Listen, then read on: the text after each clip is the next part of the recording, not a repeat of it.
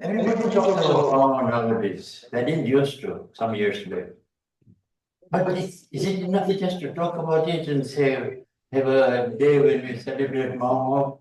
How do we celebrate Mau? Do we even go into details about what is Mau? What does it stand for?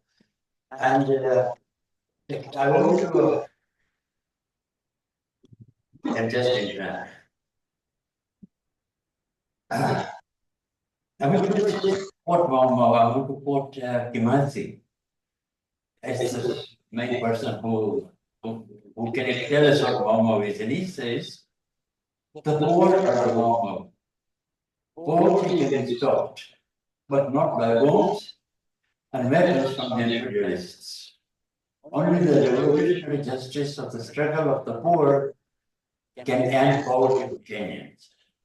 Now, there are two key points that I emphasize here, especially in connection with linking Mao with today.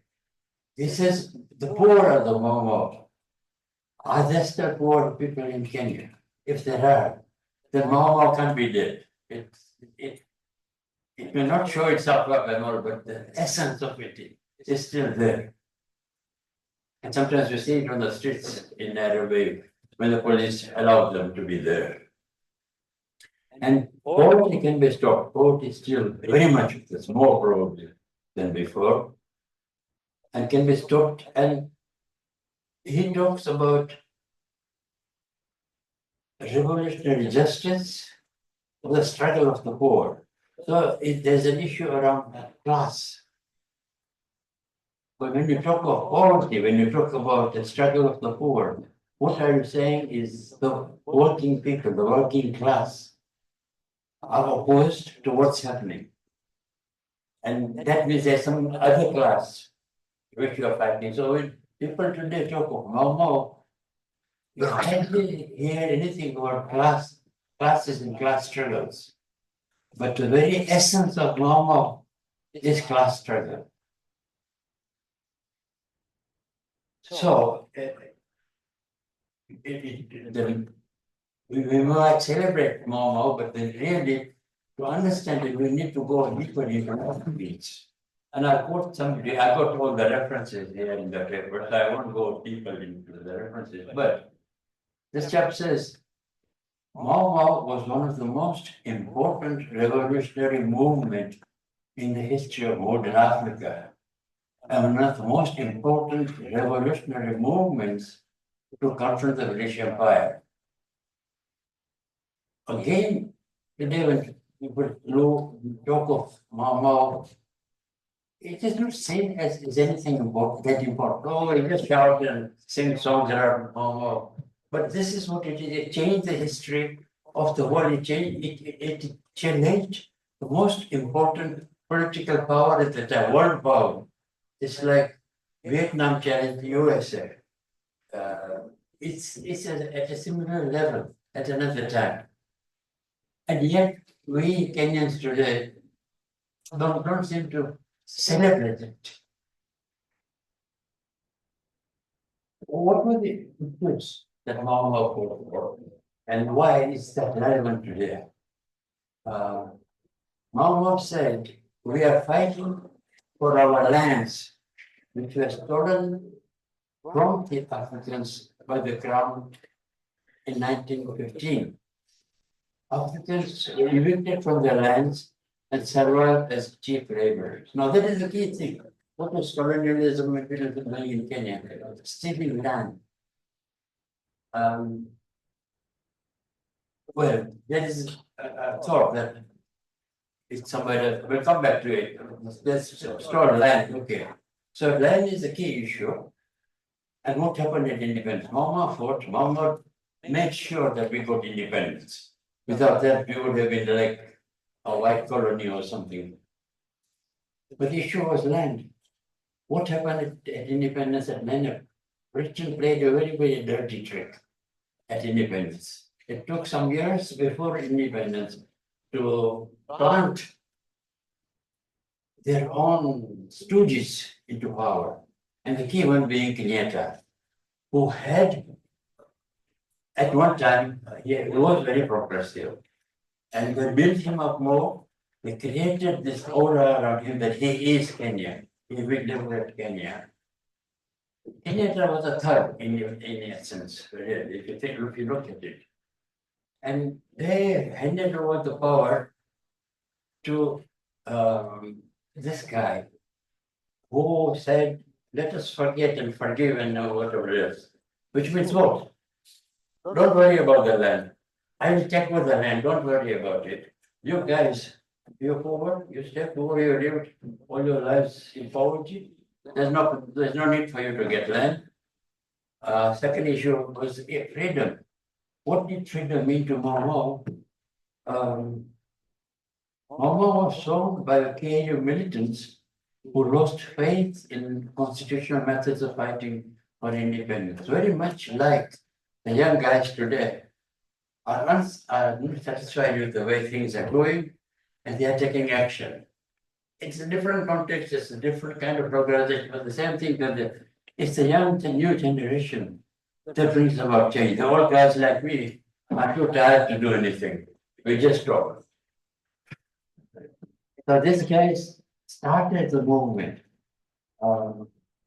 And a crucial point, again, that is often missed when people talk of Mao is what was behind Mao. There were a number of streams that came into Mao. There was a sort of a nationalist struggle which had been going on. There was a tradition of petition and pleading with the British to please go away and those kind of things. But the most important one, I think, is the trade union movement. A large number of trade unions, they were militant, they were going on strike, it had a militant leadership, and some of it is covered in this new book we launched yesterday. But read Mark and Singh's own history of trade union movements in Kenya. There are two volumes. Vita Books is reprinting volume 1, which has been out of print for decades. Then, if you want to know the history of Kenya, history of Mao or history of whatever, studying trade unions is the key issue. And it says Mao was radicalized. Mao was organizing for independence, and what was radicalized the ideology which came from the working class, from the trade union movement. Transport and Allied Workers Union, led by Fred Kubai, and Clerks and Commercial Workers Union by Bildat Kagia, was the heart of the resistance. Militant trade unionists threw themselves into the revolutionary movement and established themselves as a new radical leadership committed to overthrowing colonial rule by mass action, strikes, demonstrations, and armed struggle. So all this came together when trade unions joined with the other struggles. It gave them the ideology, it gave them the organization. Remember, trade unions are interesting because that was the only national organization. It was the only one which had working class ideology. So, and therefore organized, if there is strike in Mombasa, the news would travel by rail throughout the country, wherever the railway was going. And then within towns, people on bicycles would take the news toward the working class areas. The working class struggles, the working class history is so important that it should be the center of any history of Kenya. And Martin Singh, quoting him, he says, Kenya's trade union movement has been a part of national struggle for resisting British imperialist colonial rule for winning national independence. After winning it, and for bringing prosperity to the workers and peoples of Kenya. So the key thing is it wasn't just fighting for independence for itself. There was something after independence that the working class was fighting for. And he says, we want freedom for all workers and freedom for East African traders. So the working class perspective is important in understanding more. And I just quote a little bit from one of the way trade unions are organized under market thing. They used to have strikes, they used to take leaflets all over the town and so on. But one of the leaflets says, and look at the language, whether they were aware of class issues or not, whether they were aware of capitalism as the enemy. It says, it's a nice little box here. Our worker comrades, talking to workers when the leaflets were given out to all the areas, come forward, march ahead. If you do not march ahead today, then remember that you will be crushed under the heels of capitalists tomorrow.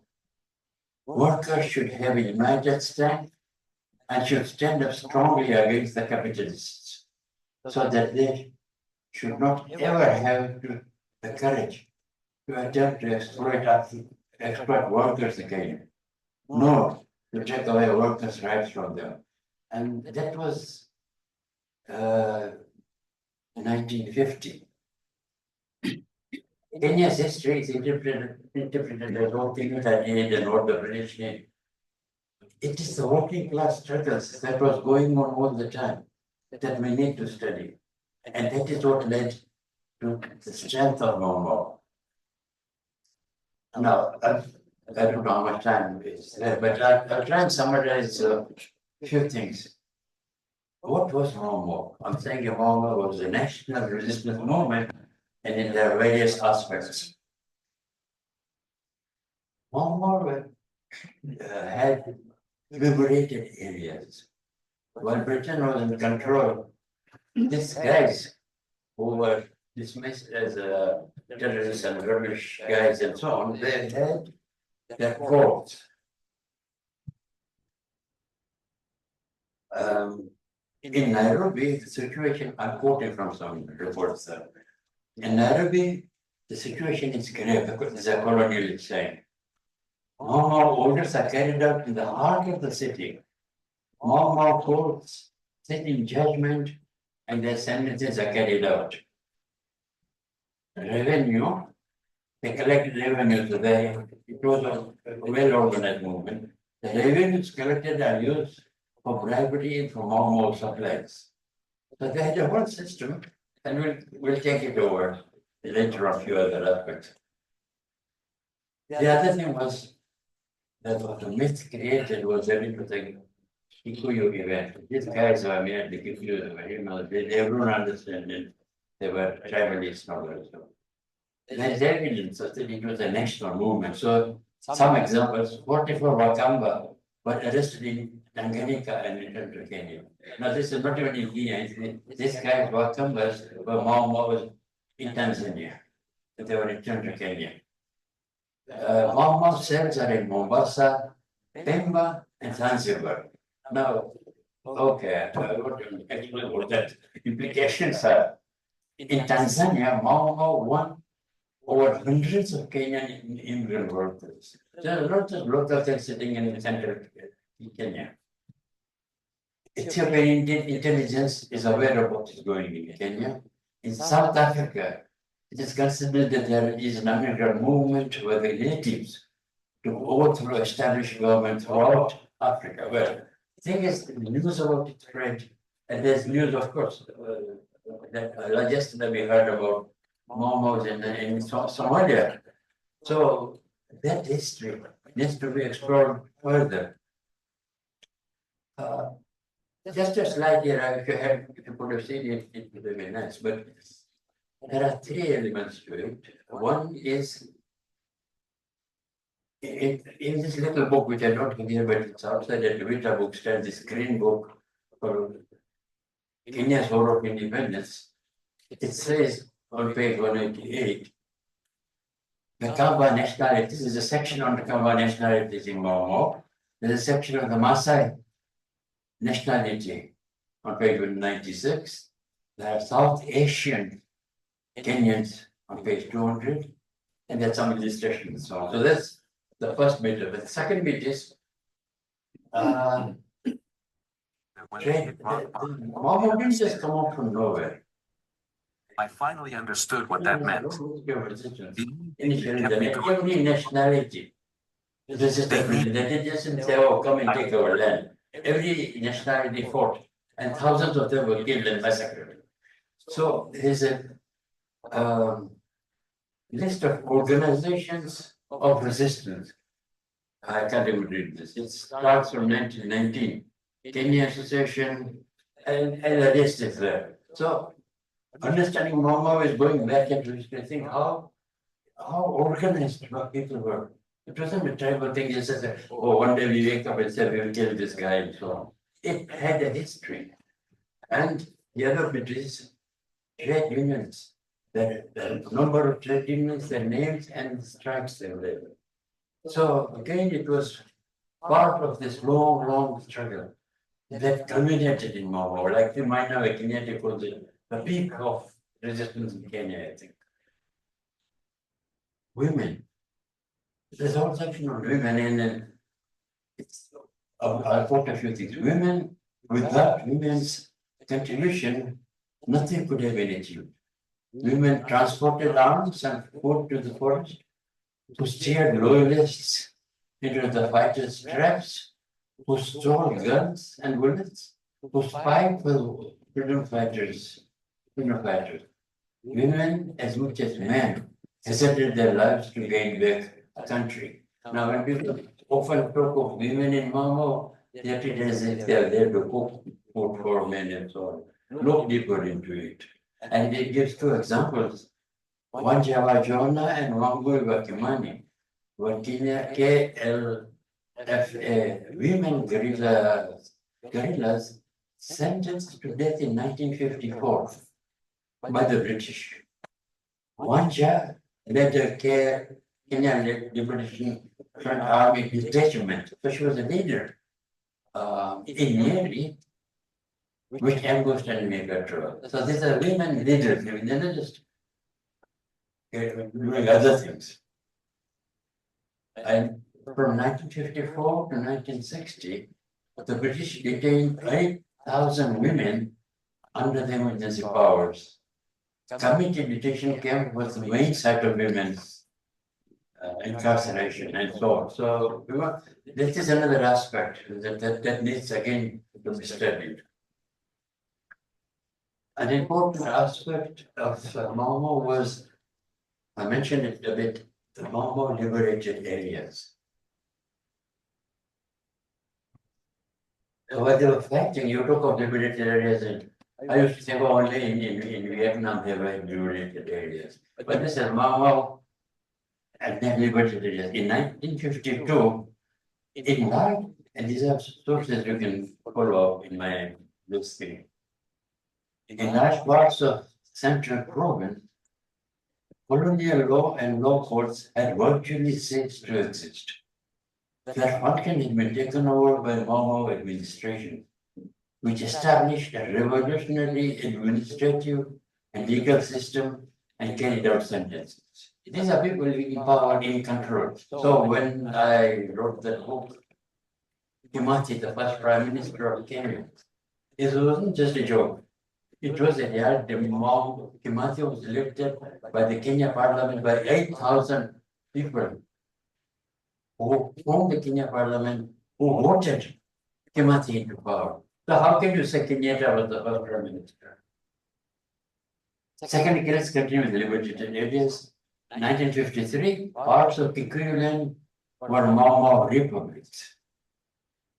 And great majority of the Kikuyu were passive supporters of Mau. Those in the forests of the Aberdares and Mount Kenya were living fairly comfortably. They were well supplied with food, clothing, arms, and ammunition. These are fighters. You can't fight without food, without all this background material. And these guys had it. So now this is again interesting. So successful that the Mau movement been that large areas of land and people had been liberated from colonial rule. This included not only the liberated forest bases in Nyandarua and Mount Kenya, and this is a quote, the forests were virtually impregnable to the British Army for about 18 months. In addition, there were semi-liberated rural areas in the settler farms and in the reserve. There were liberated and semi-liberated areas in Nairobi itself. Large parts of the city of Nairobi were under the rule of guerrilla forces. And some parts of Nairobi were controlled by the British during later. At night, the Mama would take over and do this organization and all that. Another important part about Mama, which is not known, or maybe it is known, you are historians, some of you might know, but the Mama's infrastructure. Mama wasn't just a bunch of guys with a gun in the forest. Look at the infrastructure. Reports received very large number of hideouts found in embedded forest, some considerable size, and many were skillfully constructed. One consisted of 4 huts for 80 men and with a piped water supply from a waterfall 30 yards away. These guys are being warned all the time by this largest power in the world. And here they go around organizing water for them to drink. An army officer discovered a 40-bed Mama hospital, which with complete medical kits. It was 5 miles east of Mount Kilimanjaro. Now, I mean, can you imagine a 40-bed hospital? Probably we don't even have such hospitals in Nairobi today. I don't think so. People are dying, or hospitals are closing, or whatever is happening to them. 40-bed hospital by Mama, while again the bombs are falling on them. In the outskirts of Nairobi, Kikuyu guards and men of the Kenya regiment killed 4 freedom fighters, destroyed a Mama hospital. The British are destroying like what Israel is doing to Palestine today. It's a history that goes around. Destroyed a Mama hospital, furnished with supply of medicine and food, and arrested 6 women food carriers. Another one, security forces found in the Alberta forest a deserted hospital which had been evacuated a few days before, and a council chamber with accommodation for 150. Now this guy is again out in the forest, 150 sitting there doing things.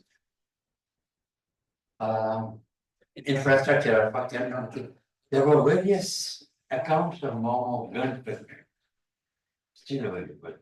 The Shauri Moyo and Bumwani bases played a key role as gun factories. Karura Forest was the main gun factory and had a major hospital. Karura Forest, it should be a national monument today if we had any. Tell my boy. Police destroyed a Mama arms factory in the Meru Forest. Police discovered a Mama gun shop and stored in Nairobi where the city's stoned sweepers lived. So the sweepers are sort of, people dismiss them as these bad guys that are cleaning the streets, but these guys are the ones who are Mama. The terrorist camps were well built. The sites were laid out with solidly constructed huts of split bamboo, with kitchens and stores, quarters for women and children, and signboards indicating the commander of the camp. From these camps, arms and ammunition, food, clothing, and valuable documents have been recovered. I've not mentioned it here, but if you read Karan Jama and Don't Violence Mama from Within, they talk about the British forces destroying Mama library. Information was so crucial. We don't know much about library as much as we should have known if Britain had not stolen those things, thrown them in the ocean, taken them and hidden them in England, and destroyed these Mama libraries. So that's where we are now. Few things about how Mama organized Martha Conference 1953. the Kenya Defense Council formed. It was the highest military and political organ of the armed struggle, with power to formulate strategy and policy, accept rules and regulations as being set in the highest judgment as well. Leadership elected Kimathi and others. Kenya Parliament, 800, this is what I mentioned, the 800 Mau representatives, which is more representative than what Kenya has ever been in a so-called democratic stage. Was head 800 Mau representatives set up the Kenya Parliament in 1954, the first legitimate African government of Kenya. 12 members were elected to the Kenya Parliament. Kimathi elected the first Prime Minister of Kenya, with aim to separate. So it was a military organization initially. Gradually, it became necessary to have a political aspect. So when Kimathi became the Prime Minister, he's one of the ideas behind it was to separate political and military aspects, making the former paramount. So politics is in command, not military. Emphasizes the national character of the movement, ensure the representatives of all Kenyan nationalities, it's no wasn't a Kenyan movement, assume political authority over liberated areas. So liberated areas were administered centrally, and so on. I'm not looking at the time, so it's okay. Now, I think I come to the sad part.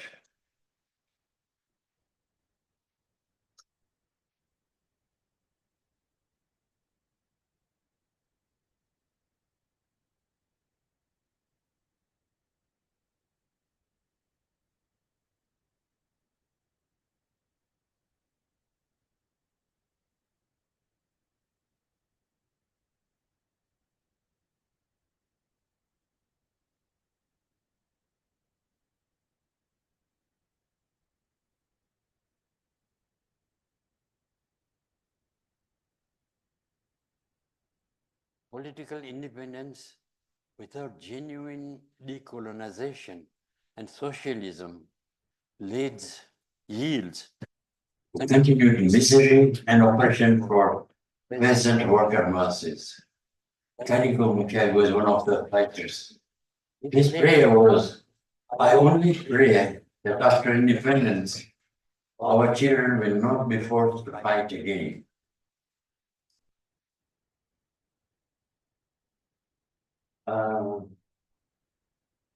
And this is Lord Barnett I'm quoting, and and so on. But Lord Barnett says he and his children will be forced to fight, and that is what is happening on the streets. It's an ongoing thing. But the work Momo started is not finished. So our children will be forced to fight again. Another quote is, I think this is from Pinto, if I remember correctly. The sacrifices of hundreds of thousands of Kenyan freedom fighters must be honored by the effective implementation for democratic African socialist state, not this capitalist thing we have, the monster, in which the people have the right to be free from economic exploitation and the right to social equality. Kenya's uhuru must not be transformed into freedom to exploit or freedom to be hungry and to live in ignorance. That's what's happening today. Uhuru must be uhuru for the masses, uhuru from exploitation, from ignorance, disease and poverty. That was the Mau stand. Incidentally, when I talked to a Mau leader some years back, and he said that Kimat, you come up into a Mafia Singh were active Mau. They were Mau. And Pinto used to bring arms and organize money and all sorts of other things. And that's why he was first detained and then killed. Mafia Singh was sidelined and beaten for hundreds of years. 15 years, or 4 years in India and 10 or 11 years in Kenya. Why was it? Why was the British Empire so scared of this little? I mean, look at this guy, it's so innocent. Why do you have to retain him for 15 years? Why are you so scared of him? You need to understand why. Somebody asked me when I was writing this, I calculated a draft or something, and they said, did Mama win? And I said, yes. They dropped colonialism. How many minutes? About 10. They drove colonialism out of the country, which was their main aim. British colonialism would not have ended without the action of Mao. Kenya would probably have become a settler-dominant, independent country like Russia. The real question is, did Britain win? Most certainly not. This was the largest, most powerful country, humiliated, although they played tricks to retain their power. But they could not control Congo. It's just the end of the story, I think. So the topic I'm talking about is lessons for today's resistance. And today's resistance, I have this booklet here. It's called From Momo to Ruto Must Go. That was a sort of campaign in Kenya. Essays on Kenya's struggle for liberation. I have some essays and interestingly some photos, some references. Chair, the House will vote on each and We are reading this is a book with some additional material. This talk will include in this book. Which Kimani is sitting there quietly to talk to him about it. But the idea was, there are some things for essays I read. 810. About present conditions of what's happening. My perception of, I'm sitting in London, so I don't know as much as you people do what in Kenya. But anyway, so as an outsider, it's my perspective. You may or may not agree with it. But the point is, before Mao, there was resistance.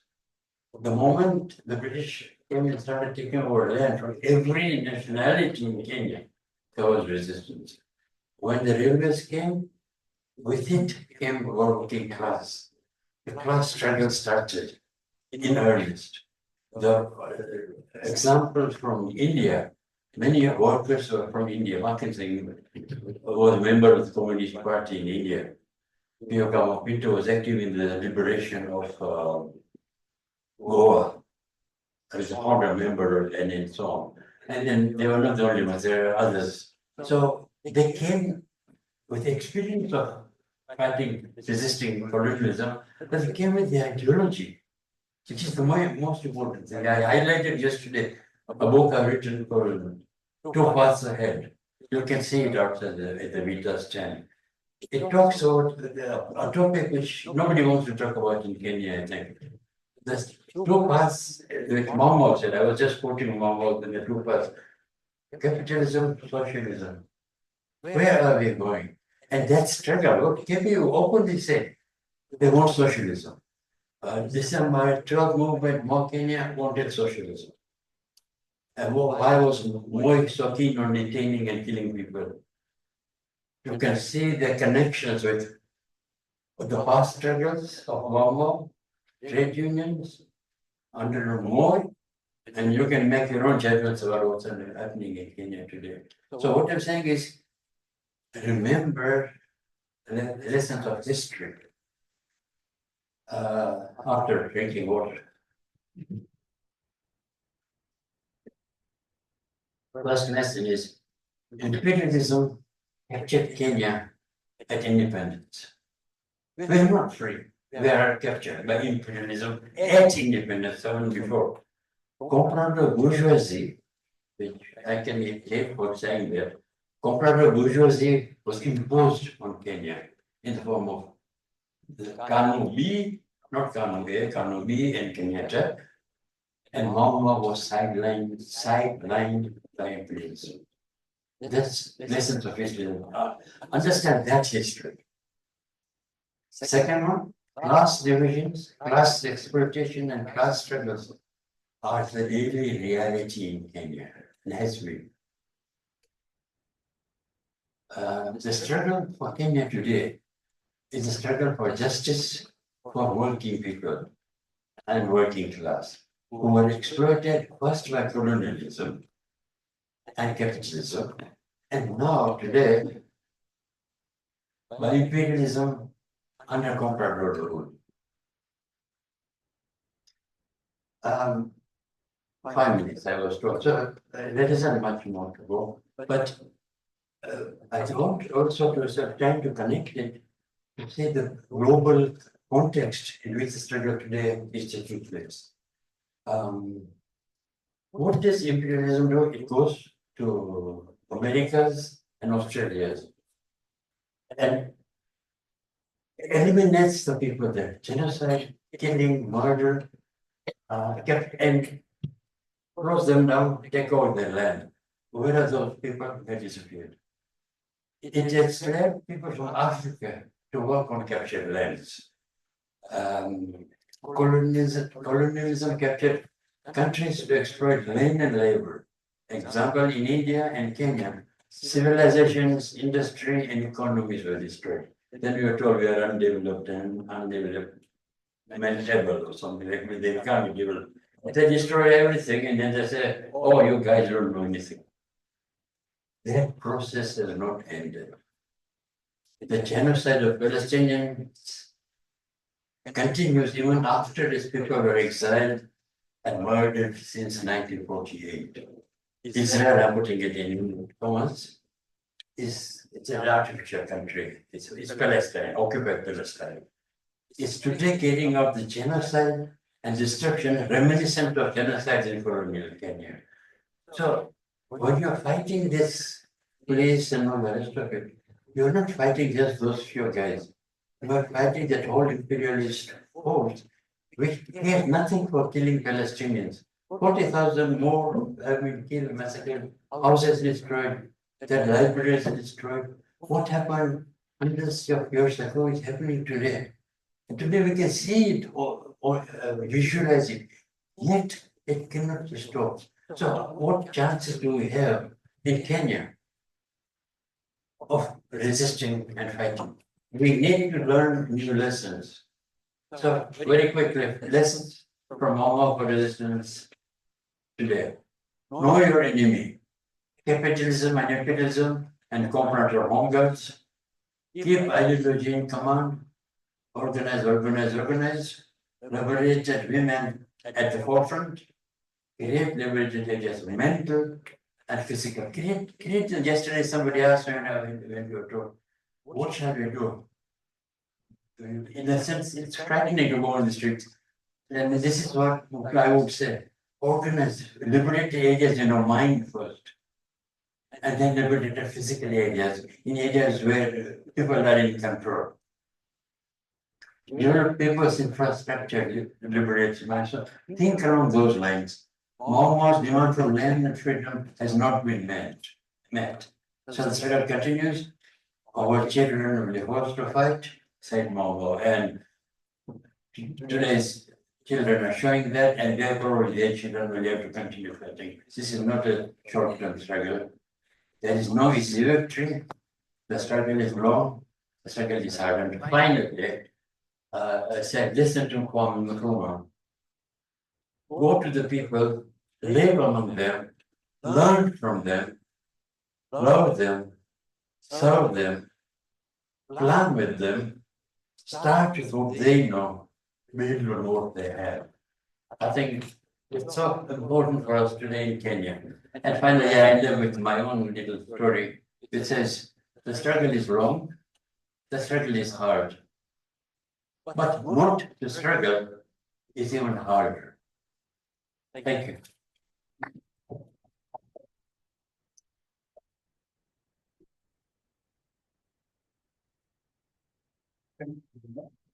Can we clap for Shiraz?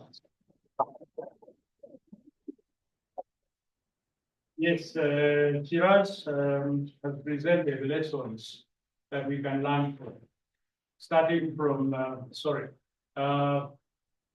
Shiraz Durrani has given us the lessons from Mau, taken us through the journey, and raised issues for today, how we can organize ourselves. And I think that is something that is quite unique. It covers part of what I'm giving in the afternoon. So I'm very happy that those issues have been raised. Thank you. I'll call upon Dr. Bona to present the critique for this particular presentation. Thank you.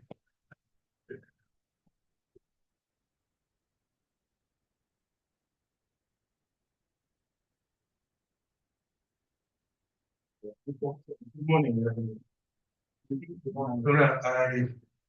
I'm a mask. I don't know if this is COVID, so I don't want to pass it on through this mic or. I just broadcast it. Yeah. I'll do my best. I'm not doing very well, but I have. This was the first time I was meeting Durrani, but I've heard so much about Durrani, and in one of my books that I wrote on Durrani's friend, the late Zarina Patel, I do mention about their work, the work in the underground. So he's basically an underground operative. Now he's operating above ground. So I understand where he's coming from. But there are a number of things that he's mentioned, and I just want to give an overview, particularly the lessons. Durrani is suggesting that if we have to learn from Mau, there are certain things that we should pick from Mau that are, by and large, we're not actually picking from, and perhaps that's why our resistances falter, they fall in the way some people fall the way of various reasons. The first thing is that we should learn that there should be the question we should ask, resistors should ask. What are we aiming at? What is the problem? And the right suggestion is that if we do not identify the enemy, then we'll just be fighting no, basically. For Durrani, the idea of class struggle is very central. If you don't identify which class you are and which class you are fighting, then you're fighting a losing battle. And that we should also ask the question, what are we fighting for? It's very clear one has to be certain about what they are fighting for. One other very critical point that Durrani was suggesting, if we were to learn from Mau, is the idea of ideology. That if you don't have a central idea around which to organize, again, at some point, you may not have much to talk about, because there's nothing that drives you. There's no central or overarching point around which you rally to actually question the system, etc. The other one is leadership. I think when and he emphasizes a radical leadership. It's not just any leadership, but radical leadership. One that turns things around, one that questions. And he mentions the radical group of the trade unions. This is an area of interest for me. Build that Kakia, Fred Kubai. And I think critical to this is the idea of linkages. There's a tendency for resistors to work, or everybody's doing their own thing, and in the end you get overwhelmed. So it's suggesting radical leadership, but making linkages. You see big idea by linking up with other nationalists, the constitutionalists, so to speak. One other important point is that I was interpreting it. I was wondering. He says we go to learn histories of resistance. We go to pick lessons from elsewhere. That revolutionary resistance is not something spontaneous. It's gradual. You take examples from other places. And then I need to mention that when it talks about radical leadership, we're saying these are leadership that we aspire, we look up to, and these are the people that we can actually get lessons from.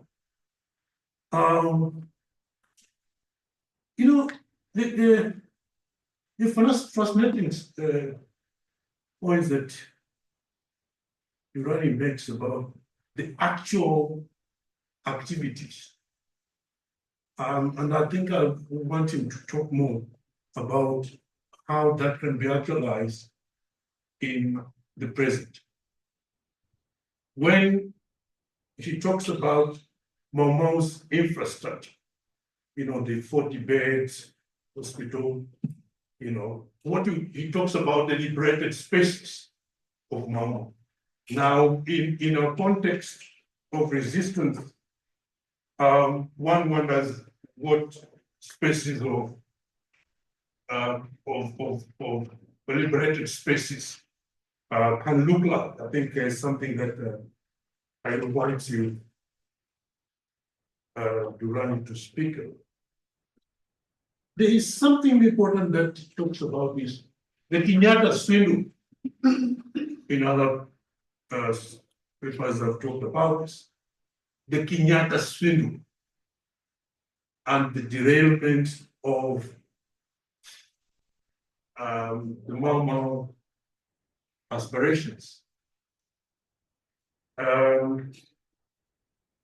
don't want to use the name that is called Kenyatta, but Durani calls things as the fact. So the point is, Kenyatta swindles the ideals of the struggle. And I think it's important to emphasize that we tend to say Kenyatta was ambivalent, was a clever man. There are many words that people use. But I think for Irani, he just swindled those ideals and allowed status quo to continue. And in his view, that is what the resistance is all about today. I think, he then summarized the lessons, but I think from what I've just said, these are the critical issues around which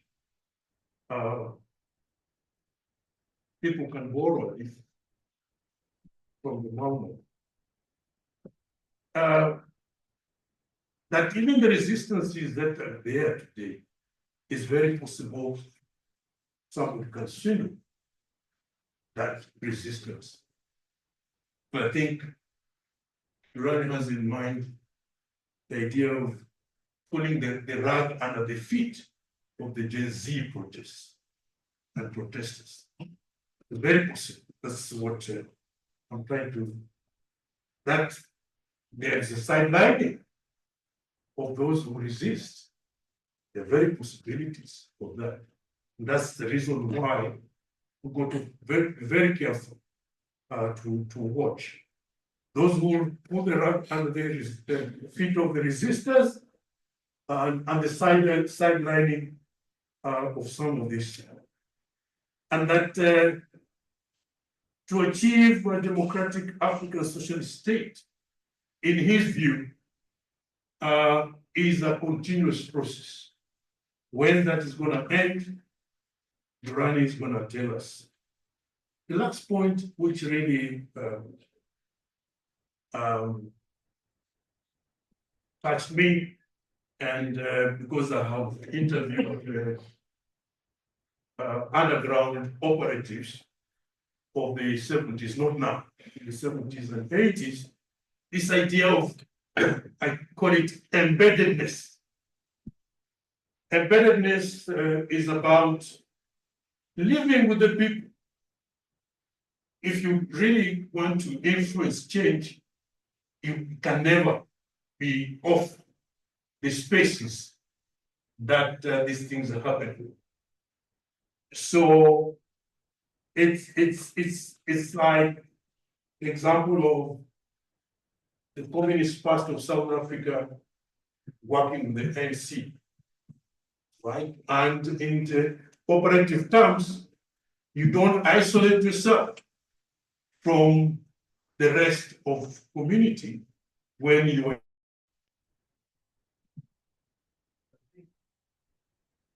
Time that becomes a problem. I want you to speak more about embeddedness. How do we live with the people to influence change? How do we? Do you live? You talked about you got to stay with the people, live with them. All right, which is that embeddedness in the Marxist thinking, if I got you right. That therefore the struggle continues. And in what ways is the struggle? Maybe you can highlight that. Thank you very much.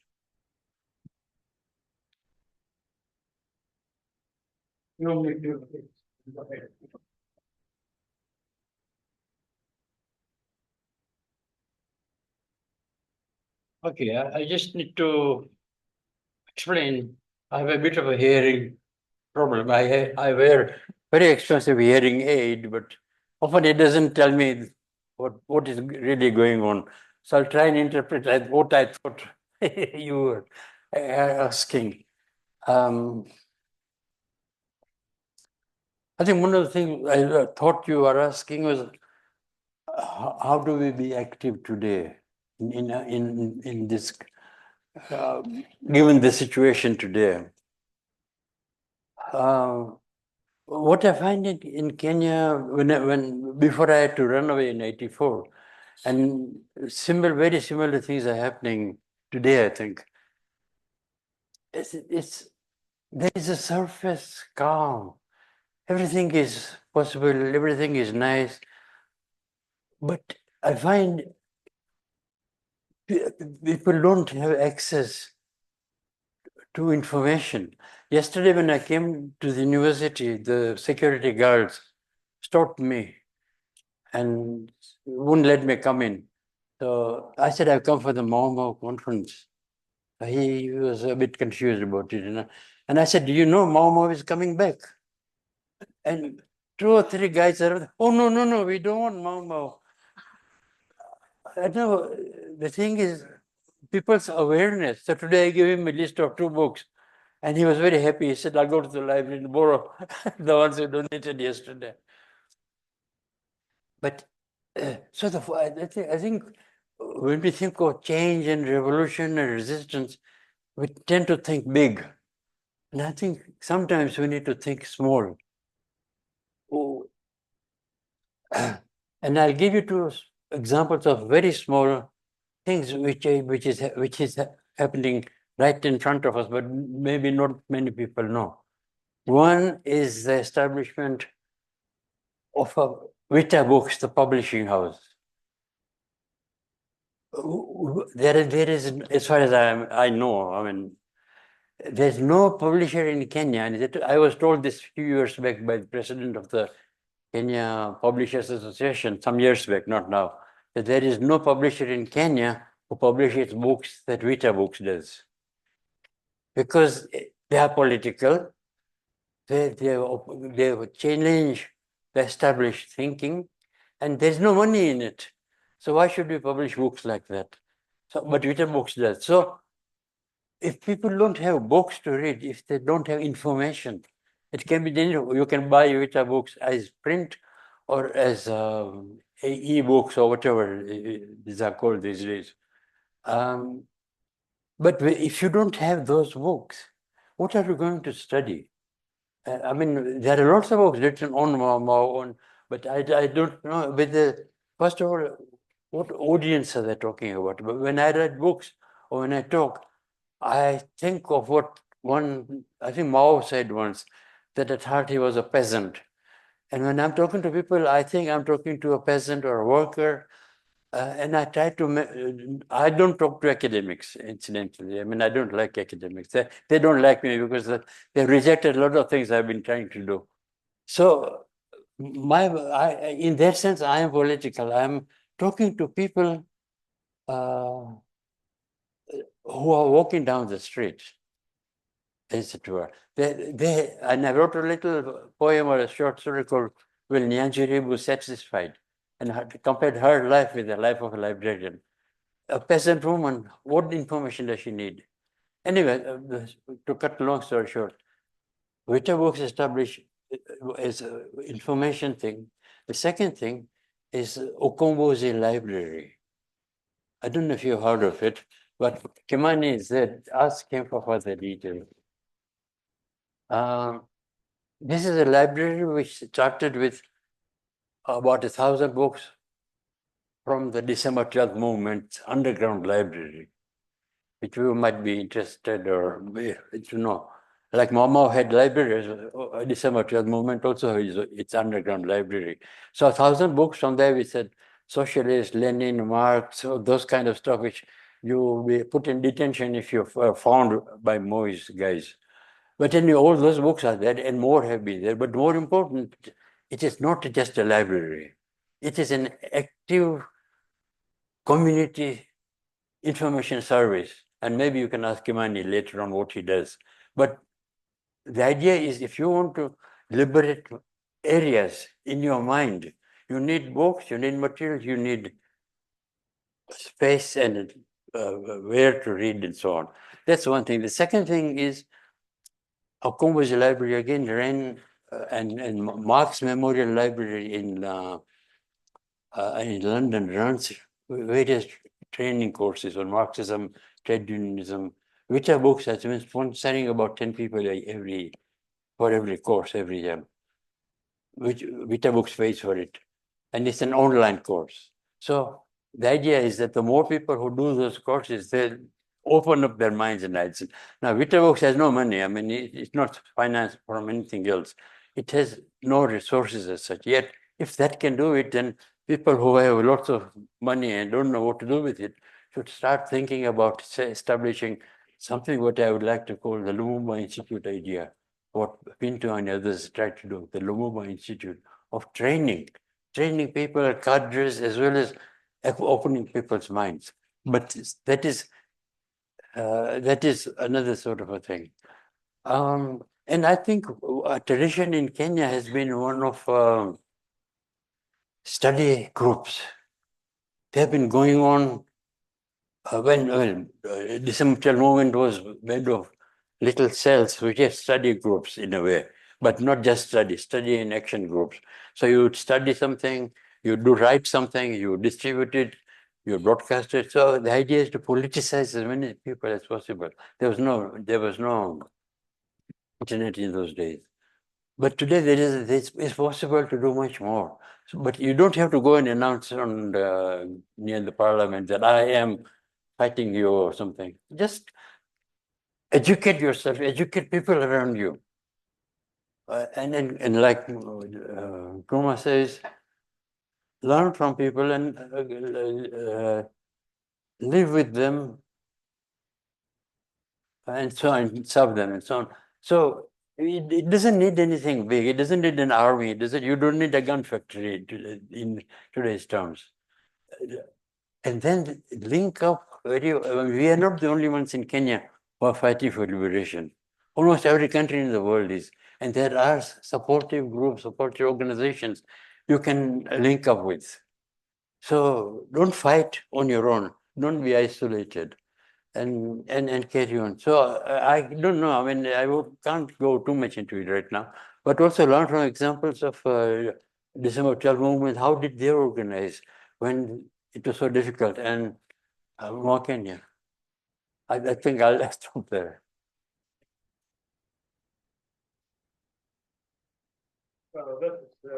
An incisive discussion.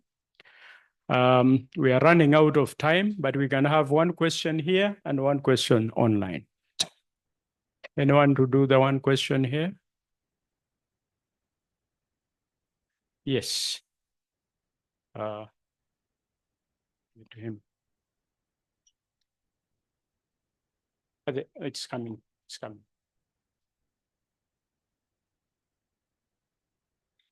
Bless you. Thank you. It's more a comment.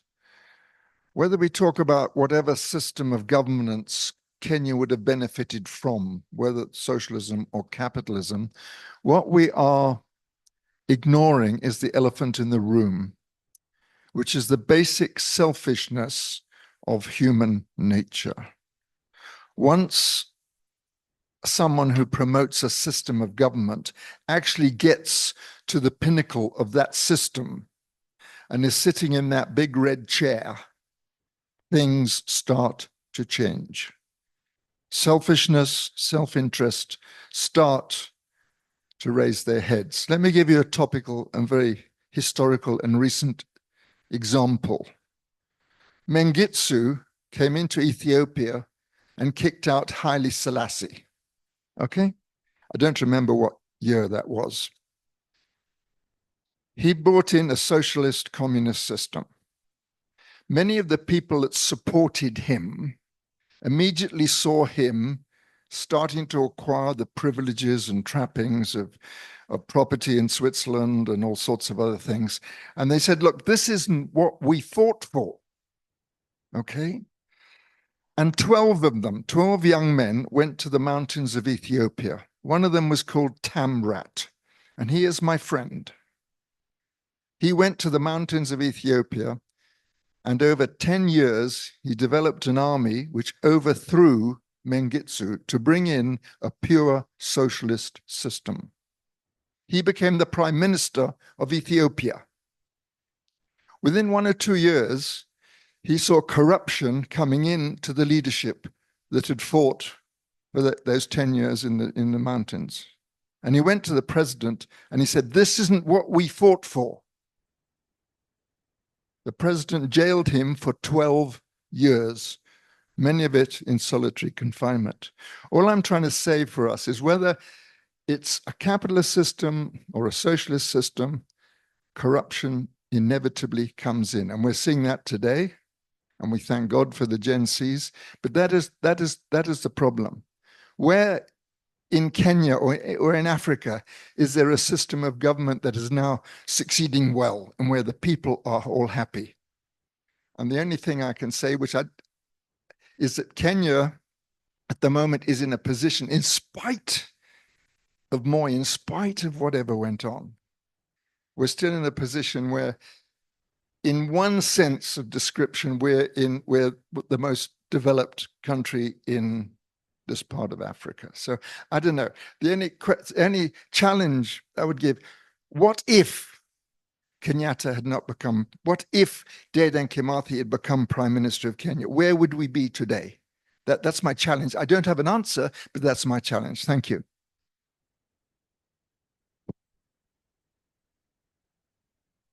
Yes,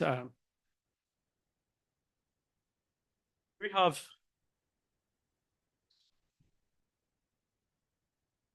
do we have a question online? Do we have?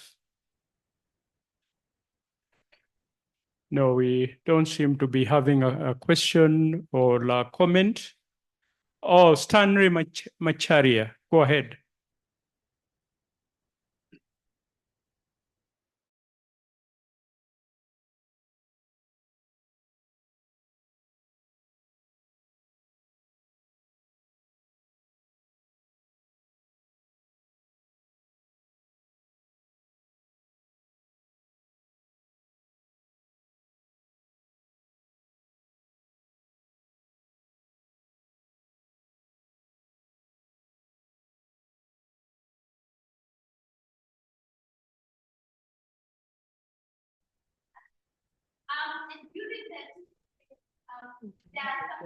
Hello, Stanley, can you go ahead?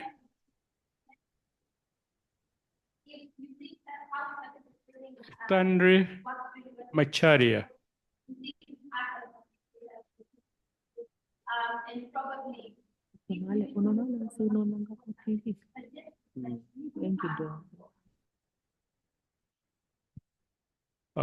It looks like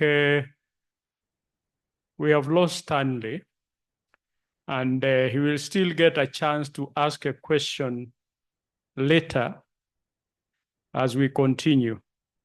So for now, we will end this particular session so that we can go to the next one. Thank you very much. Thank you, Chair.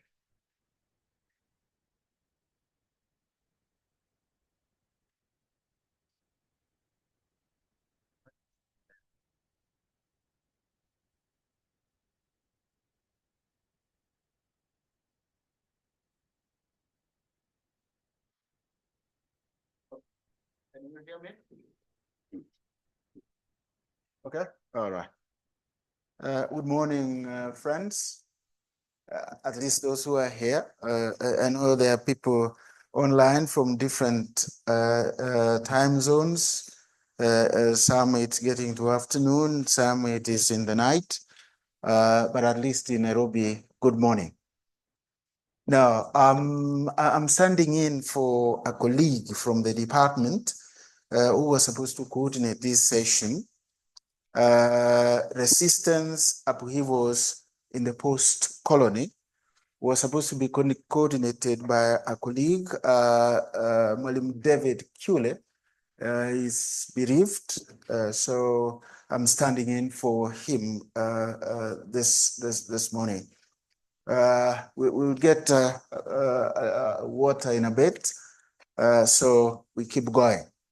Now, you realize that we readjusted a bit of time for him purposely, so that we give him slightly more time than we had allocated for fairly obvious reasons. And because we have two of our friends who are not going to be able to present, there is Sahid Rajan and also Awoken Baba. They are not going to be able to present. If you have a copy of the program, if you don't have a copy of the program, we have a QR code here. You can come scan with your phone and you will get the program. The IDs are there, the password is there. You can scan that and get the program into your phone, please, if you don't have. So we have two of our friends, as I was saying, Sahid Rajan, who was supposed to speak on Mahan Singh, revolutionary and founder of Kenya's trade union, and Awoken Baba, who was supposed to speak on the role of constitutionally designed institutions and government structures in preventing ethnic conflict in Kenya. They're not going to be able to be with us for circumstances beyond their control, and they have given their sincere apologies. So we will start, and I want to confirm that our discussants are with us. Malim Pamela Ngesa, are you here? our former Dean, Faculty of Arts, Professor Wasampa, I can see you there. And our colleague from the director of the British Institute, Dr. Kennedy Gitu. Is Kennedy Gitu here? Right, okay. I don't know whether you'll be online or something. So we have a number of presenters. We will start with Professor Sean Ireland. He's already here.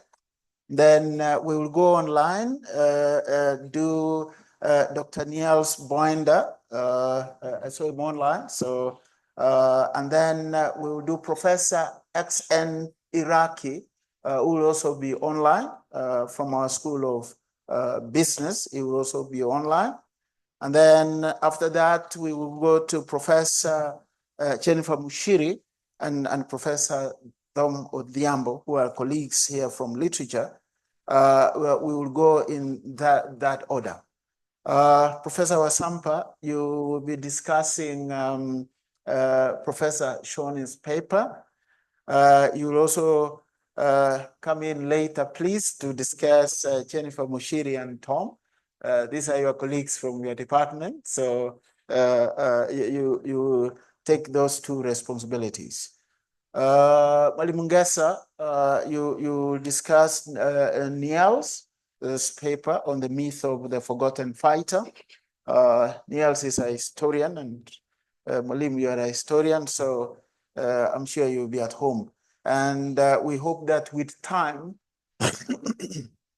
sorry, Dr. Gitu will join us to discuss Professor Iraqi's paper. So, ladies and gentlemen, I think without much ado, I just want to welcome Sean to give his paper.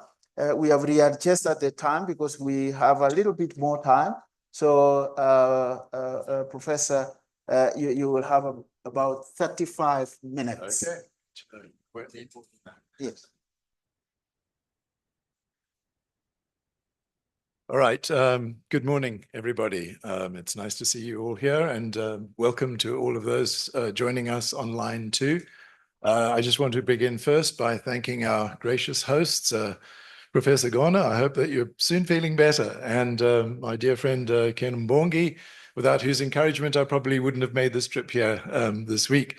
And then also, of course, to all of the technical staff and all the others in the Department of History and Archaeology. I know what an enormous task it is, putting together events like this, because I've done some myself. So I know, how much logistical planning is involved.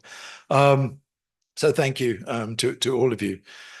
So now, today, what I want to do is talk about Ngugi wa Thiong'o's novel, A Grain of Wheat. And this is also going to be a sort of a slightly, modest defense of literature, because I know, many of you here are historians and political scientists and political analysts of the Mau Mau era. But I am heartened to see that there's, a kind of very liberal inclusion of sort of literature and literary reflections on this period in Kenyan history too. I also just want to, say, if you haven't read the novel, spoiler alert, you're going to, find out what happens. And so if you don't want me to ruin the novel for you, I suggest you leave now.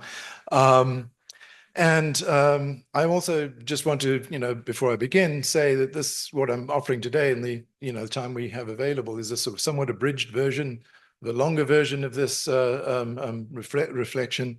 So I hope it just doesn't come across as, too cryptic, as I've had to sort of trim out stuff that was in it before. But I do want to just, say that, for me, the importance of Ngugi is that he feels to me, his work feels to me, and I think this was reflected yesterday in the reading of the trial of Dedan Kimathi too, as a kind of a continuation and a sort of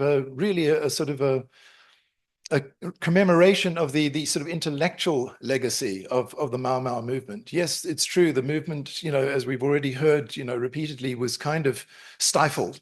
And did not, achieve some of its original aspirations. But very early on, Ngugi, shortly after independence, is sort of, alive to to the intellectual promise of what the Mau Mau movement had been about, and to the difficulty of the process of decolonization, which is also, of course, reflected in a collection of essays that he later wrote called Decolonizing the Mind. So today, the presentation, my title is Stolen Valor, Complicity, Guilt, and Reading Lessons in a Grain of Wheat. And I'm going to start with a little epigraph from the novel itself. This is one of the white colonial voices that you hear briefly in the novel, who asks himself, what is this thing called Mau Mau? So, as is well known to many of you, in South Africa, beginning soon after the inauguration of Nelson Mandela as the first African president, the nation embarked on a transformative exercise of restorative justice and redemption from the atrocities of apartheid. This was, of course, the Truth and Reconciliation Commission, led by Archbishop Desmond Tutu. Its objectives, crudely stated, were as follows. The mandate of the commission was to bear witness to, record, and in some cases grant amnesty to the perpetrators of crimes related to human rights violations, as well as offering reparation and rehabilitation to the victims. A register of reconciliation was also established so that ordinary South Africans who wished to express regret for past failures could also express their remorse. The South African Truth and Reconciliation Commission lasted for roughly 3 years, hosting weekly tribunals that were broadcast to the entire country before it was concluded in 1998. It was far from a perfect instrument of national healing and had many flaws. However, Mandela knew that it was imperative, even to achieve the transfer of power that put the nation on a path to unity and reconciliation after decades of apartheid and centuries of white minority rule. It has since become a template for almost every post-conflict national reconciliation. It has become the blueprint for similar reconciliation initiatives in over half a dozen African countries, as well as places as far afield as Canada, Honduras, Norway, Peru, and South Korea. An abiding tragedy of the great epoch of African decolonization, lasting from roughly 1955 to 1975, is that these emerging nation states, Kenya prominent among them, were not accorded the luxury of such a process of fact-finding and catharsis following decades of colonial violence and oppression. In the absence of such a reckoning and reconciliation, Kenya and its many peers in the 1960s lurched abruptly from colonial to post-colonial statehood without any examination of the traumatic and scarred past of struggle and sacrifice, complicity and betrayal that had delivered them to freedom. As Kenyan historian Kariuki Githuku comments, quote, the rectification of historical injustices and restitution of social justice is a critical matter that lies at the heart of the popular quest for statehood and nation building, unquote. And yet it is precisely this step that was in large measure neglected in the emergence of the modern post-colonial African state. The essential step in the formation of any new nation emerging from a period of civil strife, martial law, emergency measures, insurgency, and violent instability was thus abridged or overlooked altogether at considerable cost to the future nation. It is precisely this void that so many African writers and scholars attempt to fill, often at their peril, as they expose unsolved crimes and unwelcome truths and bring bitter legacies to light. In some instances, both previous accomplices of the colonial regime as well as the emergent victors of the young post-colonial state also have blood on their hands and guilt on their conscience. And the scrutiny of writers and historians answering to the higher tribunals of historical accuracy, truth, and artistic integrity is profoundly threatening and dangerous to their recently acquired wealth, power, and status. The disillusionment that set in soon after Kenya's independence as its new leaders grew wealthy, formed common cause with the colonial economic elite, and abandoned the populist hopes and aspirations pursued by the Mau Mau liberation movement is well known, as Uhuru failed to deliver the spoils of freedom to most of the nation. As early as 1964, Jomo Kenyatta was hectoring peasants demanding land reforms with the slogan Uhuru na Kazi, and asking or suggesting that the Mau Mau fighters who hadn't surrendered after independence be shot on sight. This was a statement that he made in Meru in August of 1964. So Ngugi is one writer of the post-colonial nation state, joining others like Wole Soyinka in Nigeria, Aikwe Amar in Ghana, or Kuruma in Cote d'Ivoire, whose works have persistently attempted to fill this void left by the absence of any post-colonial reckoning in their countries. One might argue that no such process was necessary in Kenya, because there were not two adversaries to be reconciled in the pursuit of national unity, such as existed in South Africa. It may be objected that in Kenya, the African majority simply displaced their colonial oppressors, and once they had done so, most of the settler community left, preempting the need for any process of national reckoning. Ngugi's long and illustrious literary career critically examining post-colonial Kenya, and of course we know that he spent some time in prison for his work in this regard, as well as the immediate aftermath of retribution and violence that followed as Kenyatta consolidated his power against former brothers in arms and allies and sought to disperse the remnants of the Mau Mau movement, would suggest otherwise. And we've heard a great deal more, or at least I have learned a great deal more precisely about that process of kind of dismantling his sort of former base in the Mau Mau movement. So this brings me to Ngugi's seminal 1967 novel, A Grain of Wheat. In 1967, this is very, very shortly after Kenya's independence. One of Ngugi's first works is a play called The Black Hermit. And this is a term he reprises to describe Mugu, his flawed protagonist in A Grain of Wheat. Mugo is a mysterious loner, a tortured paranoid figure, orphaned as a child and thoroughly alienated from the life of his village. He's a character who swings wildly between self-loathing and illusions of grandeur. Mugo awakens one auspicious morning, and it is 12th December 1963, Uhuru Day, the day of independence celebrations. He is racked with an undefined guilt expressed through every detail, and whose exact contours the novel will slowly unfold. Prior to the emergency, he had no bonds to the broader community and is largely ignored and avoided by them. This life of solitary, anonymous drudgery will be transformed by the emergency when the novel's hero, Kihika, who leads the local cell of the Mau Mau, abruptly enters Mugo's life. Seeking refuge after assassinating a notorious British district officer, Mugo's legend in the village will rest on this moment, as well as his later arrest when he intervenes for a young woman being beaten by Home Guard soldiers, and also his subsequent unyielding stoicism during long years in detention, where he persistently denies having taken the oath of unity, which in fact he never had done. As the village of Thabai prepares for the Uhuru celebrations, Mugo is hailed by an amputee, Githua, quote, "In the name of the black man's freedom, I salute you." Githua firmly grips his hand. Mugo experiences acute discomfort from this gesture, but the painful irony of his predicament has yet to emerge for us, the readers. Quote, Mugo tried to pull out his hand. Githua's handshake in these opening pages expresses the bond of brotherhood and gratitude that Mugo alone knows he doesn't deserve and cannot accept. Wherever he turns, quote, Mugo's name is whispered from ear to ear, mysterious stories about him spread.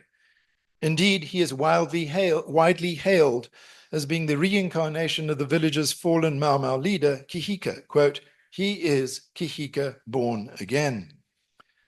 Despite his efforts to be invisible in the village, he is thrust into the spotlight and repeatedly urged to be the keynote speaker at the Uhuru Day celebrations. Ironically, his very detachment and distance from others creates an aura, a negative charisma that only burnishes and solidifies his reputation as a hero of the Mau Mau years. As the narrator notes, quote, by refusing to lead, Mugo had become a legendary hero.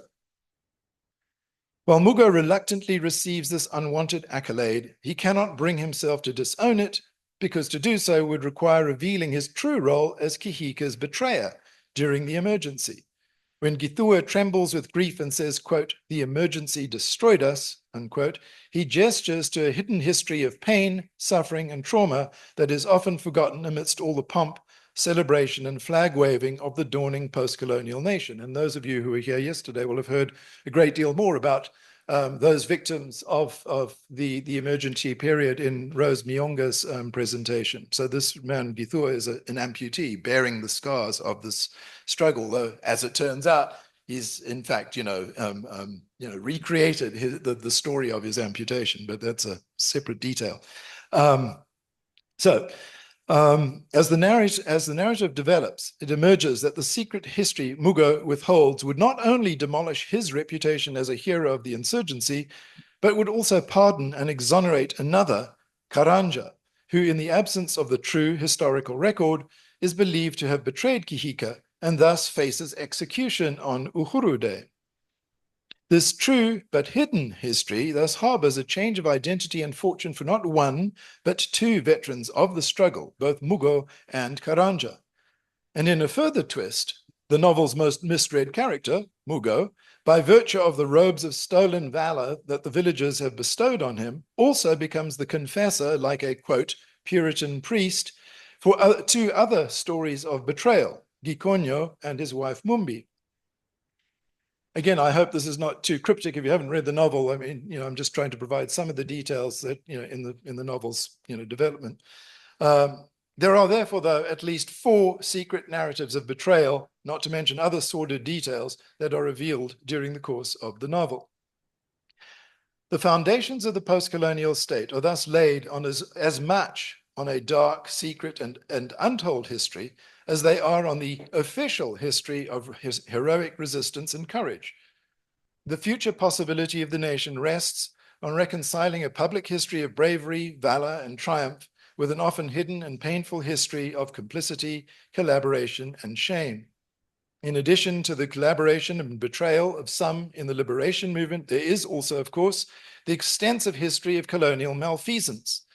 It has now been well documented that the departing British administration destroyed thousands of documents related to their conduct of the war against the Mau Mau, what Elkins has described as, quote, Britain's cleansing of the records.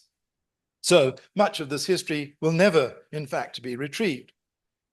But nevertheless, 2 archives must be sewn together in this synthesis of a new post-colonial identity, one that will recognize and applaud the sacrifice of figures like the fictional Kihika or the historical Dedan Kimathi, and another that acknowledges the complicity and treachery of those like Karanja, who betrayed his comrades to join the Home Guard, or traitors like Mugo, who could never find the courage to embrace the collective struggle and sentenced his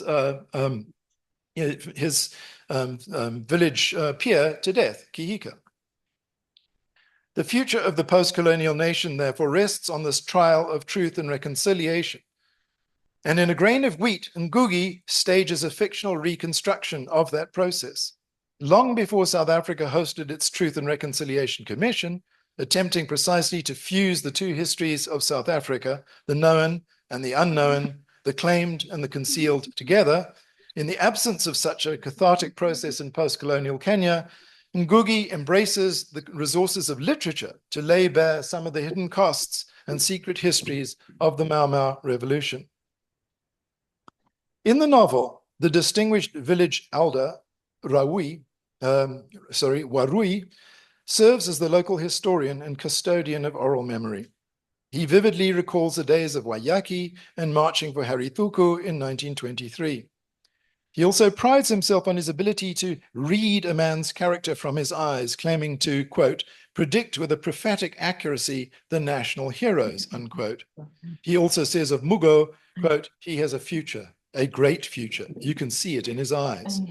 Others too embrace this semiotics of appearance on which they embellish the legend of Mugo's valor, quote, his solitary habits and eccentric behavior marked him as a chosen man. He was tall with large dark eyes, one of those people who induce hope and trust on the evidence of their looks, unquote. It is all these readings and prognostications about Mugo that must be radically revised after his final revelation. When Warui must acknowledge his error in the closing pages of the novel, his rueful reflections sound also like a verdict on the promise of independence itself. Quote, something went wrong. He adds, quote, I was deceived by those eyes, his eyes. Maybe because I am old, I am losing my sight. The hidden history of Mugo becomes a gravitational field which precipitates a collective recalibration, and reorientation for everyone in the village as they absorb its revelations and adjust to the new historical narrative that their legendary hero is in fact a traitor. The Greek philosopher Heraclitus once wrote, quote, "War is the father of all and the king of all. Some he has marked out to be gods and some to be men. Some he has made slaves and some free." As Uhuru Day dawns, all the villagers of Thabai are poised to find out who they have become following the emergency and the Mau Mau struggle for liberation. For only one villager, Mugo, that answer is already known. And so Mugo's hidden history, once revealed at the novel's close, forces a reckoning and self-examination upon the entire community. As we've noted, Uhuru Day brings acute moral anguish for Mugo, when Mugo finds himself recruited as a hero of the revolution to pay tribute to the man he betrayed, Kihika.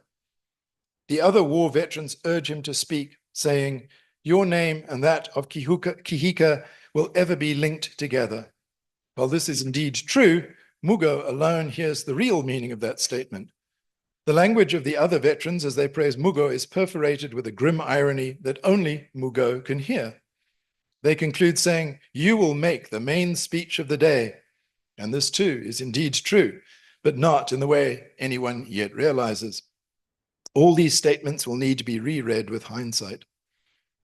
Mugo alone knows that his story belongs not in the public archive among the pantheon of revolutionary and anti-colonial heroes, but rather in the secret and shameful archive of those whose collaborations meant the martyrdom and suffering of others during the revolution, men and women like Kihika, who paid the ultimate price for freedom.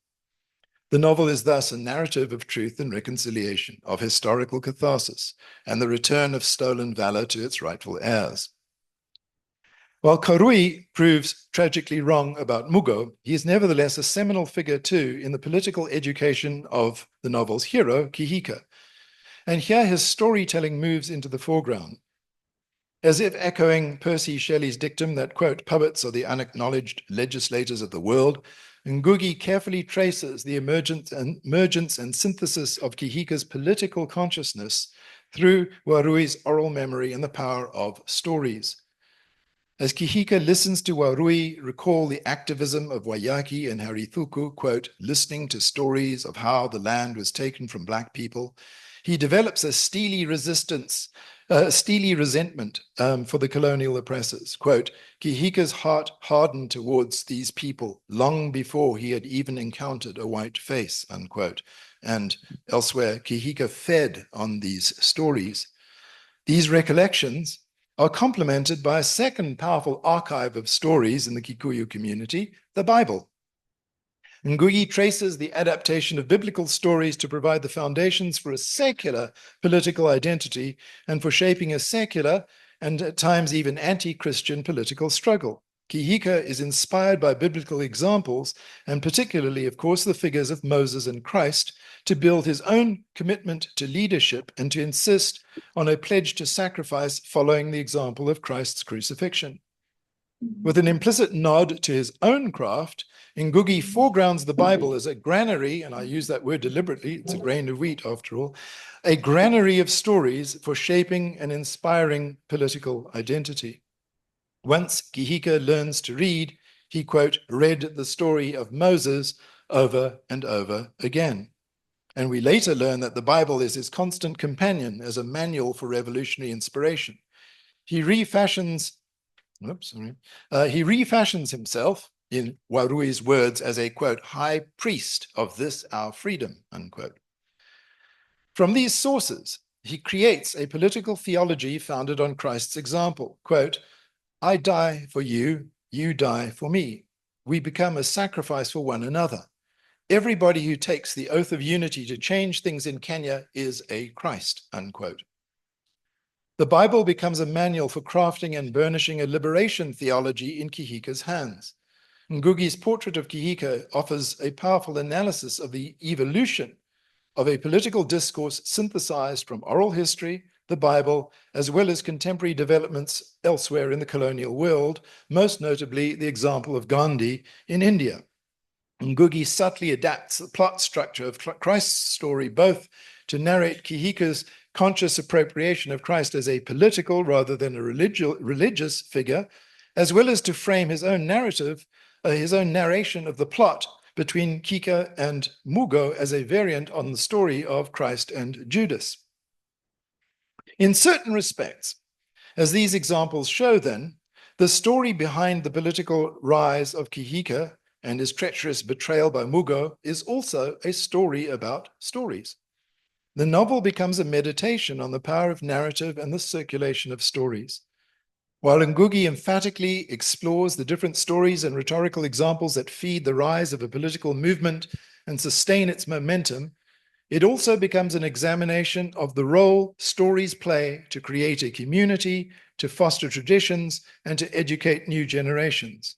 Stories are the DNA that binds the community together and crystallizes its cultural identity. As the unnamed narrator says, quote, "People loved good stories," unquote. Ngugi's novel offers a broad variety of different and competing genres of story, what the Russian critic Mikhail Bakhtin would call speech genres. Genres of story that together synthesize the discursive community of Thabai, the village in which all the action takes place. Among the aesthetic challenges the novel embraces is how to represent and distill the consciousness of an entire community from braiding together a wealth of personal and private narratives as it evolves from a pre- or proto-political existence into a unified and articulated political consciousness and solidarity. Bakhtin's concept of speech genres helps us recognize and decipher the ranges of different idiom and rhetoric that collectively braid the chorus of different voices that define a community and form this polyphonic novel. Polyphonic is another phrase that Bakhtin has promoted. This polyphonic novel, a grain of wheat. Ngugi's novel reminds us that human community and political struggle are deeply anchored in language, in the exchange of stories, and in the power of words to create history. Without the inspiring speeches of political leaders or the underground circulation of news about the injustices and oppression being suffered all across Kikuyu land, the unity of the Mau Mau movement would never have been possible. Indeed, as we know, it was an oath, a widely shared speech act, that knit the solidarity of the Mau Mau movement, that is, the oath of unity. It was this same oath that was the central target of torture and abuse in the detention camps. So the history of the struggle begins with the miracle of language and the testimony of witnesses sharing their stories. And it is the poets and scribes like Ngugi who remind us of this important lesson. We could, in fact, try and compile a short inventory of the variety of different speech genres that Ngugi explores in the novel. These would include, 1, the most public forms of speech, such as political addresses. There are several of those in the course of the novel. 2, debates and disputes between family and friends about their relationship to the Mau Mau and the emerging political consciousness. 3, anecdotes. 4, confessions shared with confidants. I mentioned these 2 long confessional chapters shared with Mugo, the traitor at the heart of the story. 5, personal journals. 6, love stories, such as the private words whispered between Gikonyo and Mumbi, or between Kihika and Wambuku, 2 love stories that are developed in the course of the novel. Through, finally, 7, and very importantly, the interior monologues of major characters like Gikonyo, Mugo, and Karanja, as they struggle with their doubt, complicity, and guilt. So you've got this broad spectrum of different kinds of speech genres, from the most sort of public forms of speech to what one can think of sort of as private speech, interior monologues and sort of self-reflections. Finally, there is 8, an entire genre of expression unique to literature that describes the silent, unspoken movements and gestures that capture the corporeality of the characters. For example, Ngugi summons the pregnant silence that cements the relationship between Mumbi and her mother-in-law as, quote, crossing the abyss of silence no words could reach, unquote. Indeed, and again, paradoxically, silent communion, that's a quotation from the book, often becomes the highest form of communication in Ngugi's inventory, a silence or hidden history that depends entirely on the novelist's evocation to make itself known and apparent to readers. And it is this power of literature, what John Keats called its negative capability, to imagine the silent, secret, and private histories of others that ultimately gives us access to an archive of the emergency years available nowhere else. I'm getting very close to the end here, so bear with me. Ngugi's novel does what no other discourse can. Through the unique and peculiar resources of literature, it makes public the private and sentimental history of empire as a, quote, empire of pain. That's a phrase used by the South African novelist J.M. Coetzee. So it's providing us with this private, by sentimental history, I mean a history of affect and emotion and feeling. What the novel records with particular vision, acuity, and clarity is the staggering emotional and psychic toll of the emergency years on individuals, a toll seldom accessible anywhere else. We are invited into an archive of the emergency rarely addressed, barely visible, and like no other in the more conventional historical, social, and political accounts and analyses of those years. As we read of the immense mental, emotional, domestic, and social toll the oppression takes on the personal lives of Mugo, Karanja, Gikonyo, Mumbi, Warui, and others in the novel, a richer archive of that era becomes conceivable, imaginable, legible. While it can surely be objected that this is just a work of fiction, Ngugi's novel offers us an account of the way stories, whether real or imagined, work. Within the parameters of the fictional world in A Grain of Wheat, the confession Mumbi shares with Mugo is true, right? And her confession finally moves Mugo to make his own, even though it is not just a confession, but also his death sentence. As he wrestles with his change of heart, he poses the question about the resources of literature that lies at the heart of the novel. Quote, how was it that Mumbi's story had cracked open his dulled inside and released imprisoned thoughts and feelings? It is precisely those imprisoned thoughts and feelings released through the story of another that can now join the National Archive. Stories, real and imagined, move real readers and ripple out across our real world, becoming part of the fabric of our own private thoughts and feelings, and sometimes shaping our own actions and behaviors. And as its own unique testimony to the Mau Mau movement, Ngugi's fiction still has repercussions in our world today, as real readers discover the lost and forgotten world he remembers and reinvents now, still 60 years later, in this archive that his novel has become. All right, thank you very much for your attention. Thank you.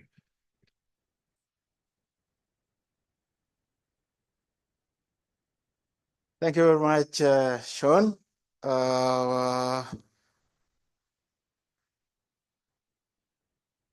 Professor Wasamba, you'll come later on. We will have another presenter online this time. I want to believe that our colleague Niels Boender from University of Edinburgh in the UK, you are ready to go. As you noticed, Dr. Niels, we readjusted the time because of one or two things on our side. So from now, you have 35 minutes to make your presentation.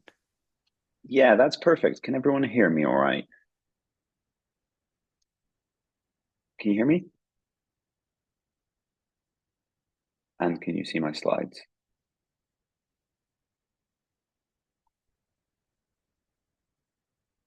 Professor Mbongi, can you just give me a thumbs up if you can hear me?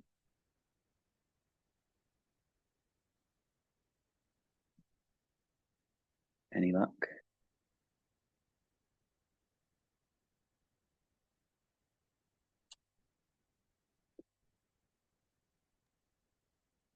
Proceed now. Proceed now. Yeah. Proceed now. Yeah, good, solid. All right, thank you very much. So, first of all, thank you very much for having me. I appreciate being able to present online. I would have loved to be there. I've just started this new position at the University of Edinburgh, so I was unable to get away.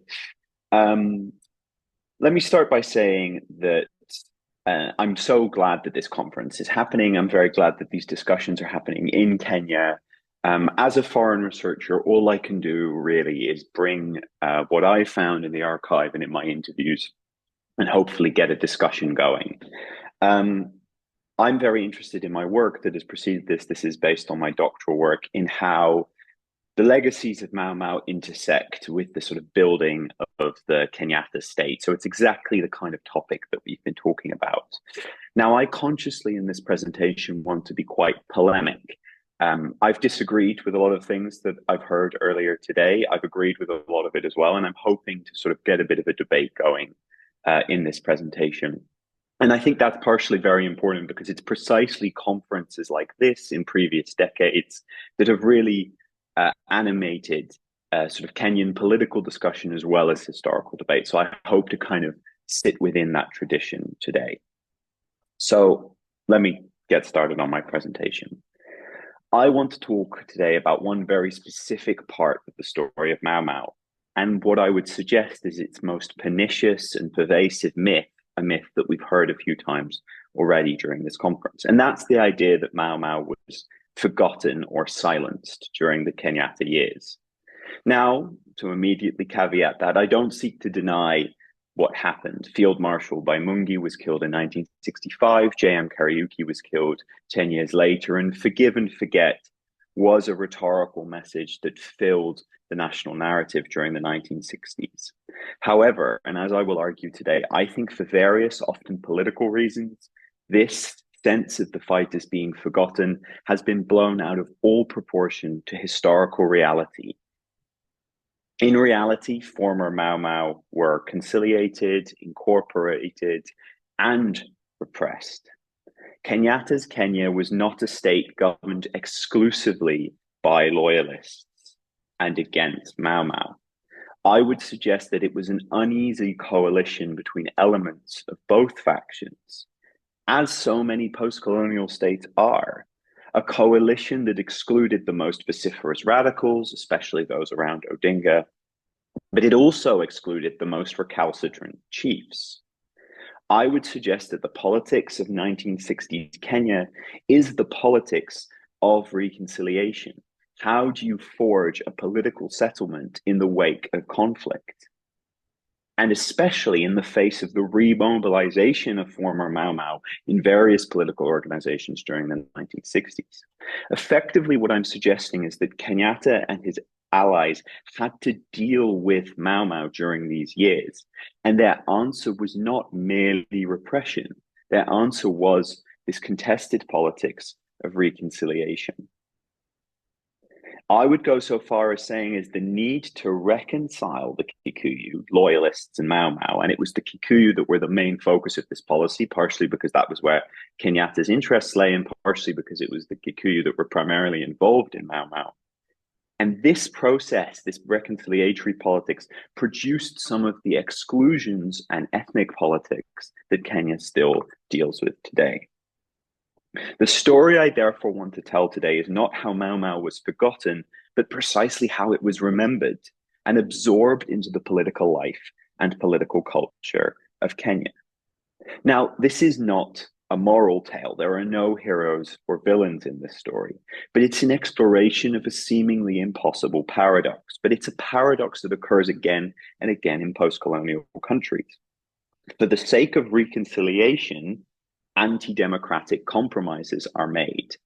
And for the sake of corrupt power politics, some people do get reparations. Now, I find, and to sort of go back to what the previous speaker was suggesting, I find the Truth and Reconciliation Commission in South Africa quite instructive for this. Because I would suggest that similar processes are happening in every post-colonial state, but without that formal public process that is only possible after the sort of developments in the human rights movement in the sort of 70s and 80s. That option of the sort of broad brush Truth and Reconciliation Commission was not available to earlier states. But that doesn't mean that there wasn't a politics of reconciliation, that there wasn't an engagement between groups on how you build a new political settlement. The central question really is, why wasn't there a second Mau Mau uprising? Why wasn't there a revolt against all the features that have been described by previous speakers. And the reason was that there was quite an effective way in which they were disarmed, demobilized, incorporated. And that is the truth that we have to face up to. And I'll come back at the end what the implications for Kenya are today. But I hope there I've sort of outlined the broad sense of my argument. Now, let's explore where this myth comes from, first of all. Now, there is an obvious reason, and the obvious reason is that Mau Mau lost.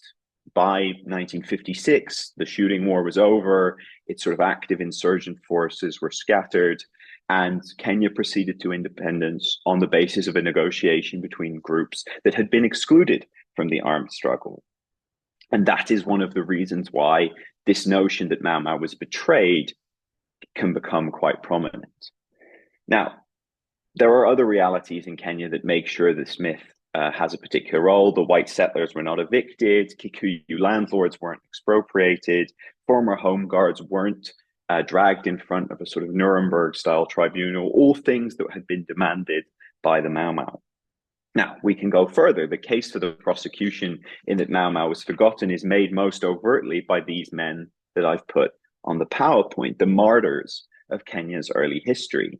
I need not remind anyone in the room who they are, but they, Mboya, Pinto, Kariuki, Field Marshal Baimungi, are important as the centerpieces of a narrative of Kenyan history that centers on betrayal.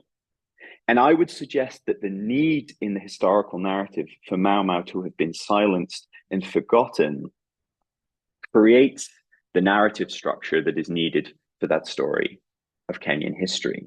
Loyalist hegemony, the idea that the former home guards became the leaders of post-colonial Kenya, makes the story of neo-colonialism in Kenya make sense. But I think that this is lazy history, because this means that we don't have to do the difficult work of understanding why political decisions were made by Kenyan actors that we might disagree with.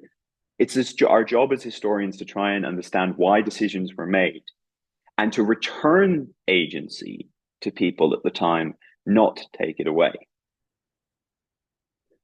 The revolt has in fact become the voice of young, vibrant political activism, something that I would not seek to discourage whatsoever.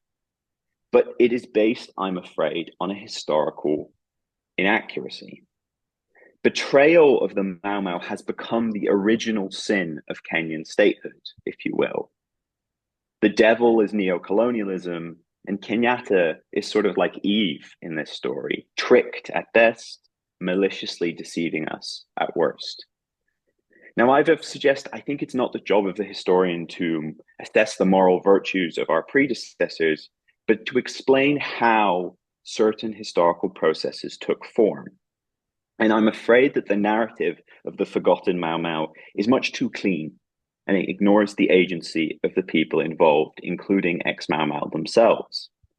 Crucially, and this is where I think it leads to a political misdiagnosis in the present, it disregards the brokered, the negotiated nature of the Kenyan post-colonial state.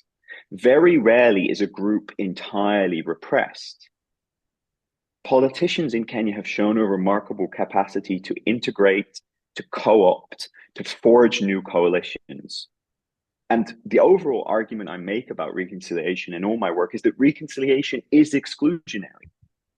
That is what all the criticism of the TRC in South Africa has taught us, is that reconciliation can be premised on injustice, that it can be premised on amnesties for people that have committed horrific crimes. It can be based on silencing particular narratives in order to foster a narrative of unity. So essentially what I'm saying is just because there was reconciliatory politics in Kenya in the 1960s doesn't mean that Kenyatta was a good man. It doesn't mean that the Mau Mau weren't fighting for justice. It just means that this politics of reconciliation was happening, and that it was happening in a way that we historians can identify. So there's one other reason why I think this idea that Mau Mau were forgotten has taken hold, and it's a very good one, and it's what happened it was what was done by the colonial government in terms of silencing, and document destruction. As we've already heard about, the thousands of files were destroyed, another several thousand files were moved to Britain, and within Kenya itself, there were also efforts to kind of prevent some of sort of processes of justice taking form. I would point out that in 1960, you had the Act of Grace, which was a way for the colonial government to sort of pardon all loyalist crimes. Now, they also pardoned all Mau Mau crimes, but the Mau Mau were then sort of returned into detention and only released slowly after the following years. But I think it's clear that the colonial government wanted to have silence. It wanted this struggle to be forgotten. And part of that, they introduced the Indemnity Ordinance of 1956, which meant that any property or crimes committed in the conduct of any property seized or crimes committed during the conduct of the emergency were not justiciable in Kenyan courts, which meant that even after independence, no one could claim back some of the land or property that had been stolen. So I don't seek to deny that the colonial government tried to impose a form of amnesia. But whether they were successful, that's where I disagree with the narrative. The reality is that that story gives the colonial government too much credit. Evidence from the migrated archive itself and from memoirs like Kariuki reveals that communities did not forget. How could they? You know, and this is where Ngugi's novel, I think, is fantastic because it shows these like local processes are continuing, even in the face of a colonial government that want these things to go away. Loyalist identity was sticky. And so was that of the freedom fighters, particularly in the heady days of the struggle for independence. Groups like the Kiamuingi, the Land Freedom Army, fought explicitly for the rectification of the injustices of the emergency period in the sort of 60 to 63 period. While the colonial government had indemnified and amnestied the loyalists, we have evidence that in the years that followed 1960, many home guard houses were burnt, their businesses were boycotted by massive actions, and politicians in the newly emerging KANU party from 1960 were making arguments about what should be done with home guards, and others were making arguments about reconciliation. You see the emergence of that politics of reconciliation in the 60 to 63 period. Now, of course, and this is why I've used the J.M. Kariuki quote, the idea that people had forgotten and were moving on from the struggle is for the birds. In fact, the politics of Mau Mau and the politics of how that might be assimilated into the Kenyan nationalist movement dominated the politics of central Kenya in the early 1960s. Now, on the story of atrocities, they were not unknown. They filled newspaper columns, British parliamentary debates, things like J.M. Kariuki's memoir, all throughout the 1950s and the 1960s. What we've actually found from the migrated archive, and having gone through most of those files, I can say this with some authority, is that there isn't a smoking gun. There aren't the answers to the great sort of mysteries of Kenyan history in the migrated archive. What we actually find there is that a generation of whistleblowers in the 1950s and generations of historians of since then have basically figured out most things there are to know about the emergency, about British. We know a great deal about British atrocities, and we know a great deal about people's resistance. So the idea that the colonial government successfully silenced anything, I think, just doesn't stay standing in light of the evidence. Now, to move to the post-colonial state, Kenyatta state, the main culprit in the story of forgetting. And we've already, over the course of yesterday and today, have started talking a bit again about Kenyatta's role. And I won't go into it into too much detail because he remains a sort of enigma that people go back and forwards on. It's evident that his regime was ethnocratic, kleptocratic, and authoritarian. But I would add that what made Kenyatta a very good politician was that he was great at forging these illiberal, undemocratic compromises. It was his desire to stabilize his own community, in John Lonsdale's words, to master the moral storms of modernity, that had really marked his career more than anything else. we should not forget that he began his career as a sort of public intellectual, writing for Mwigwithania, newspaper The Reconciler. And Facing Mount Kenya, his anthropological text, tries to present the idea of a common, unified, classless Kikuyu society. What I'm basically suggesting is that his whole career is about trying to reconcile and fix his community that he sees as being divided by colonialism. Now, of course, that attempt to unify his own community leads to an exclusion of other communities. But I would say that that reconciliatory impulse in Kenyatta's thinking is something that we need to have front and center while we study these years. And I think by focusing on that, and once again, by stressing that reconciliation can be an illiberal and autocratic philosophy, I think that provides that red thread that allows us to understand the seeming contradictions in Kenyatta's policy. I would argue that there is no contradiction. I would say there are no two Kenyatta. There's one Kenyatta. And as long as we accept that reconciliation is a liberal and authoritarian, or can be a liberal and authoritarian, then we can understand a lot of the decisions that he makes. Of course, he was not a fan of the Mau Mau uprising. Why would he be? They overthrew him in his power in Kau in 1951. Kigia and the Nairobi trade unionists overthrew him in 1951. So, of course, after he was released in 1961, he would seek to minimize their power within the movement.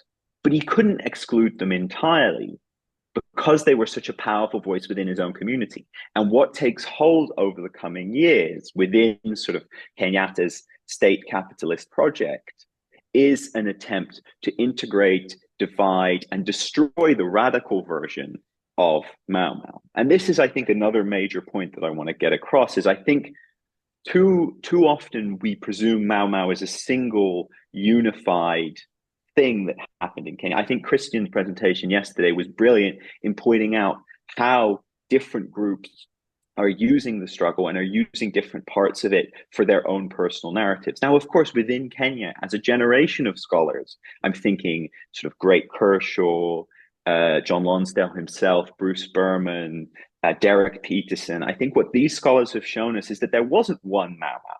It was a series of groups in different places, all with competing beliefs. Even within the forest, there were these major debates between Dedan Kimathi and Stanley Mathenge. And I think pointing out that there are these multiple Mau Maus allows us to understand why Kenyatta was successful in sort of disarming and demobilizing the movement, because he valorized one particular version of Mau Mau, a conservative, Kikuyu nationalist version of Mau Mau that was willing to become part of capitalism rather than overthrow it. Now, we can disagree whether we like that Mau Mau or not. I personally am not a great fan of it.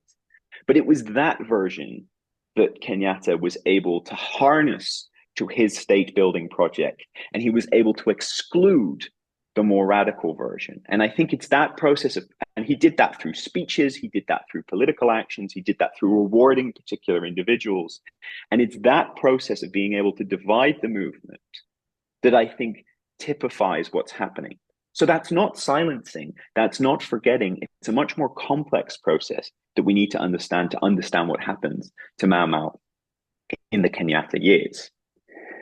Now, I feel like I need to deal with two of the very important rhetorical moments in that. And of course, that's the idea that Mau Mau was a disease and the idea that Mau Mau were hooligans. These very two prominent moments in sort of Kenyatta's speech making that are used as sort of primary evidence, and it's cited over and over again for the forgetting story. Now, to deal with the hooligans point, first of all, now the speech in which this assertion was made was in 1962 at Githunguri.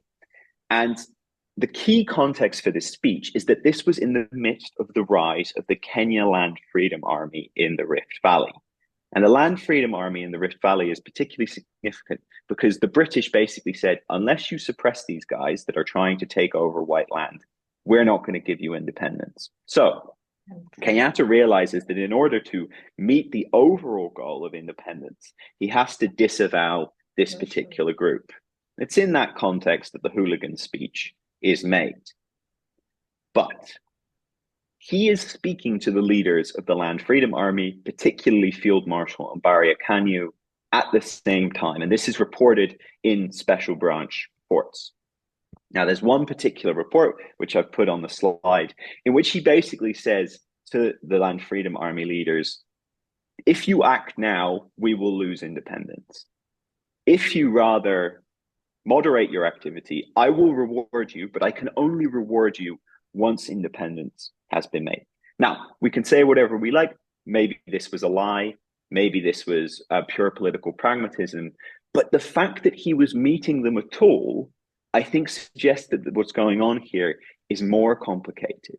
And in fact, I found in the archive in Nakuru that there is direct evidence that in 1964, Kenyatta orders the district commissioner in Nyandarua to make land allocations, allocate plots to a number of leaders of the Land Freedom Army in order to basically buy them off.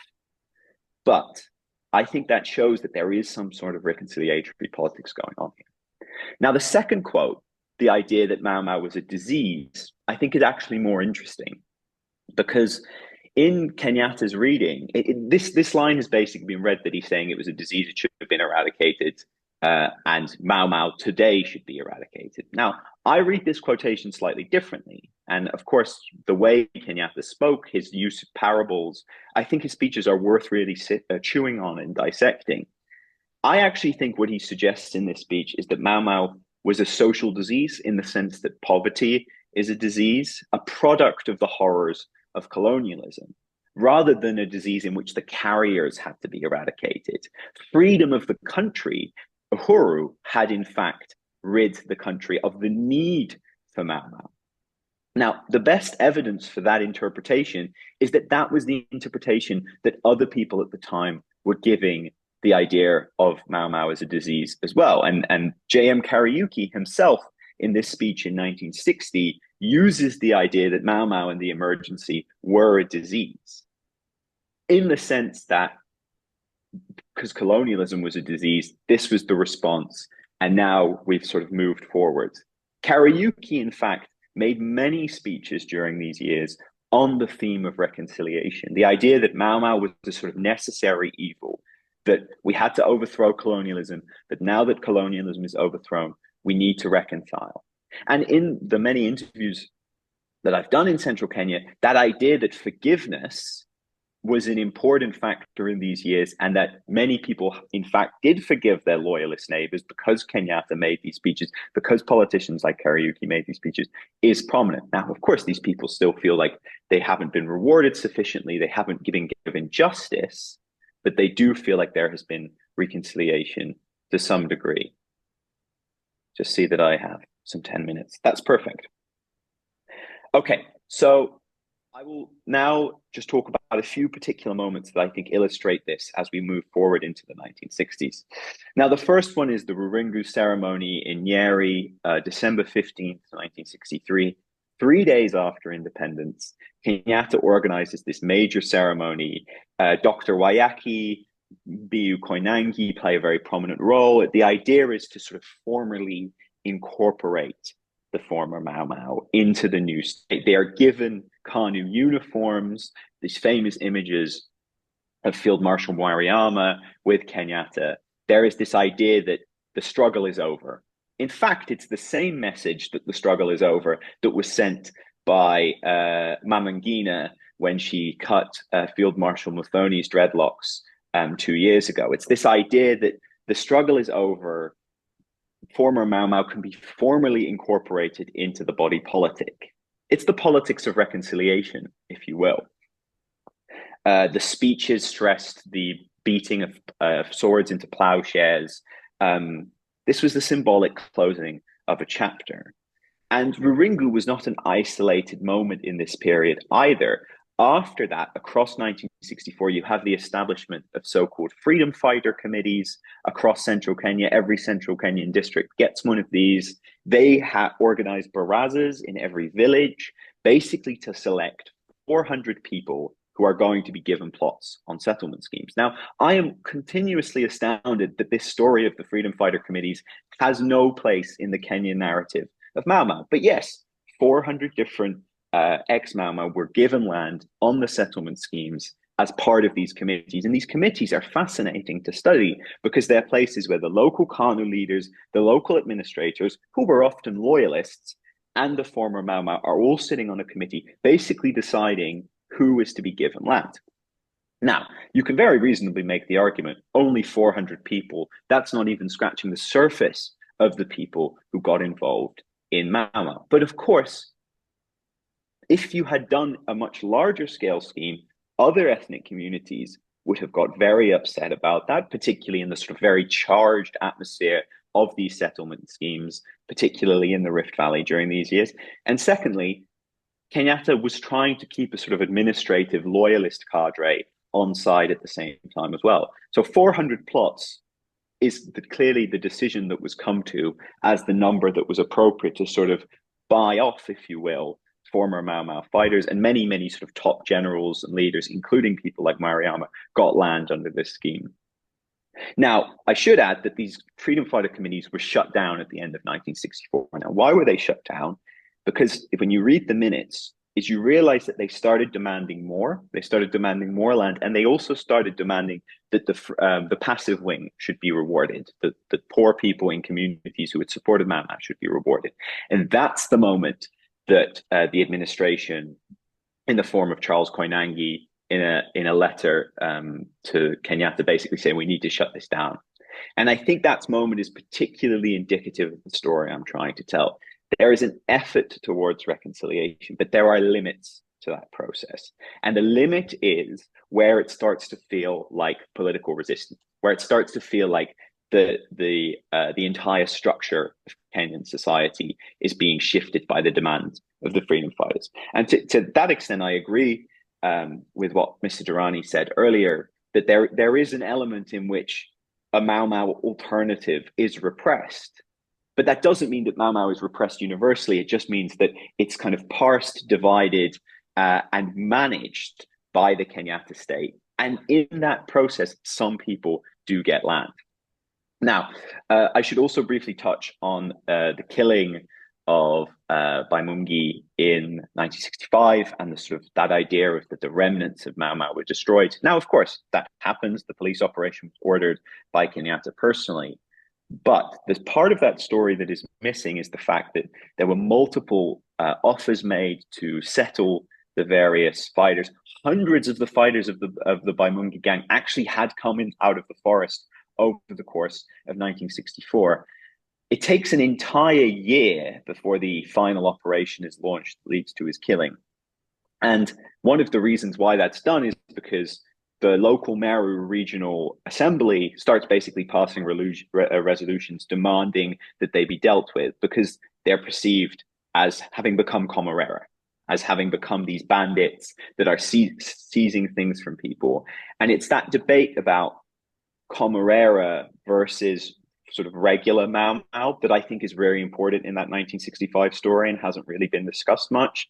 I think that there is a decision made by many people in central Kenya, not just the political elite, that they have gone beyond the pale, they have become bandits, and that they have to be repressed. Now, I'm not an expert on that, and other people might have other opinions, but I think that you've got to read that 1965 killing in that internal debate about where does Mau Mau end and banditry begin.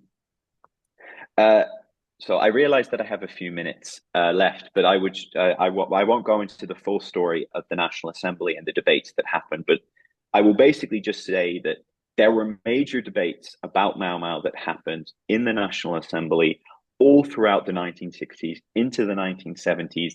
There were debates about reconciliation. There were debates about who should be rewarded for the struggle. And actually, some concessions were won. For example, I found that the government conceded that all pensions that had been lost during Mau Mau by being in detention were repaid by the government. It came to some 400,000 shillings, I think. So there is a story there that shows that this is not being repressed. This is front and center to the debates that are happening. These debates are being reported in the newspapers. There is not yet that sort of culture of censorship and repression in place, and these stories are being discussed quite widely in Kenya throughout the 1960s. Now, there are a few more stories that I could tell that I talk about in my thesis and hopefully soon in a publication. But the few points that I'll make in this regard are, first of all, that the idea that the entire administration was filled by ex-loyalists after 1963 is untrue. A large number of chiefs, basically all chiefs over 50, were retired in 1964 when Odinga was Minister for Home Affairs, and they were replaced by this electoral/administrative process. So people in local communities would vote, but then the local district commissioner had to basically decide who would become the chief. And in fact, that meant a number of ex-Mau Mau became chiefs. I have evidence of a man called General Ndungu, who became chief in Kieni, and actually Field Marshal Mariama himself became a sub-chief in Meru. So there's a story there as well about incorporation. And crucially, though, you know, to become a chief in the administration, you had to accept administration policy. And if you didn't, for example, by arming the Kanu youth wing or resisting demands to be a sort of reconciliatory figure, you were sacked. And that's essentially the policy that I'm talking about, is that resistance was not tolerated. But that doesn't mean that former Mau Mau didn't become part of the political settlement. The other obvious example of this is on the right, which is Arthur Wanyoike Thungu, who becomes leader of the Ichaweri Guard, Kenyatta's personal bodyguard, which was filled with ex-Mau Mau. And he kind of becomes, my evidence suggests, a kind of conduit, the man through which Kenyatta speaks to the former Mau Mau. For example, in the Nakuru district ex-freedom fighters organization, this land buying company in central Kenya, in the Rift Valley rather, that is filled with former Mau Mau, that is kind of directly supported by the regime. There's also the story of Kigia and the KPU, and the point that I would make in that regard is that we tell the story of Kigia and the KPU as he is the kind of voice for the ex-Mau Mau who's been repressed by a loyalist government. But it is Mau Mau generals who are being paraded at Kanu rallies to oppose Kigia, right? So Kenyatta understands that Mau Mau has a massive appeal in local communities in central Kenya. And the only way that he can target Kigia is by using the discourse of Mau Mau, by using the generals, by using a conservative Kikuyu nationalist version of Mau Mau. That's what the "what have you done for yourself" speech is all about. It's a kind of sort of conservative vision. But that's the reason why he's talking about Kubai and Ngei in that speech, because he realizes that the idea of Mau Mau and the idea of the freedom struggle is so powerful that that is the only tool that can be used to repress Kigia and the socialist threat. Now, there are more stories to be told. I'm very cognizant that I'm out of time, so I'm going to come to a conclusion. In the 1970s, the same policy was broadly maintained. Mau Mau was regularly valorized in speeches. Kimati Technical University was inaugurated in 1972. So the idea that Kimati was kind of airbrushed out of the public space, you know, there's a whole university being named after him in 1972. Now, of course, this was becoming an increasingly ethnicized polity. The murder of J.M. Kariuki is, of course, highly significant. But let's not forget that two of the people who are very likely responsible for the murder, Arthur Wanyoike Thungu and General China, were Mau Mau leaders themselves. Right? So I think that the Kariuki murder is extremely complex. We can talk about that actually in the Q&A, but I would suggest that it's not a battle between loyalists and Mau Mau. It's a much more complex sort of Kiambu versus Nyeri presidential succession story, rather than a story of the sort of universal repression of the Mau Mau alternative. And the one final myth that I want to bust today is that idea that Mau Mau was banned before 2002. Of course, the formal Mau Mau organization from 1952 was banned. But in fact, many, many organizations re-emerged over those years that spoke for freedom fighters. Some of those were tolerated by the government, some of them were repressed. It's only in 2002 where I think the incoming Kibaki government uses the unbanning as a tool, as a political tool itself. So, to conclude, what I've suggested is that Mau Mau was not forgotten. It became part and parcel of the political life of Kenya. And this is an important conclusion for today. We should get rid of the idea that there was this mythological elite that repressed a mythological, unified people. Kenyan politics has always been more complex than that. Kenya is a country of shifting political alliances, populist discourses, and illiberal compromises, not uniquely repressive or neo-colonial. And with this, there is an extensive role for historians like ourselves in unearthing the way in which these systems and institutions have developed. Thank you very much.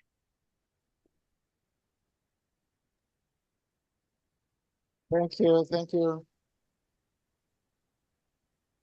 Thank you very much, Dr. Niels, for those very thought-provoking ideas that you have given us. Friends, just some housekeeping. I'm being reminded that we didn't say where the washroom conveniences are for those of us who are on site. You walk out here to the foyer at the extreme end. You see there are conveniences there. There are one for staff and students. I could prefer you use the ones for staff. And then we have one next to us here as you come out of the door, just in front of you. As you go out, you will find them there. I hope that we have also gotten our small bottle of water to keep us going. Lunch is just about. Friends, I know Professor Iraki, welcome. Sorry for the traffic. We'll give you a few moments to relax before we call you up front here. Now, I want us to discuss the two papers, Sean's and Niels, and then we can move to the next two before we go for lunch. So, Professor Wasamba, kindly come up front, and then my teacher, Mwalimu Ngesa, be ready. After Professor Wasamba, you will discuss Niels' paper. And then we will go to the question and answer session for the two papers. Then we will listen to Professor Iraki and Professor Mushiri and Tom Odhiambo in that order later on.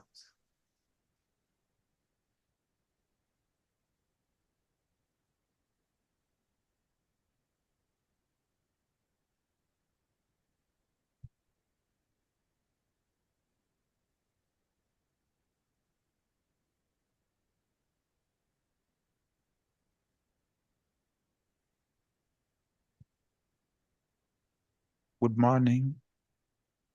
As you've been told, I'm Wasamba. I teach literature. And I have the honor of responding to, okay.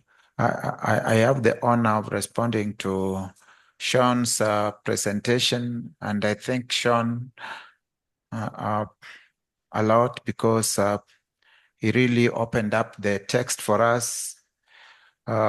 In my assessment, I could be wrong.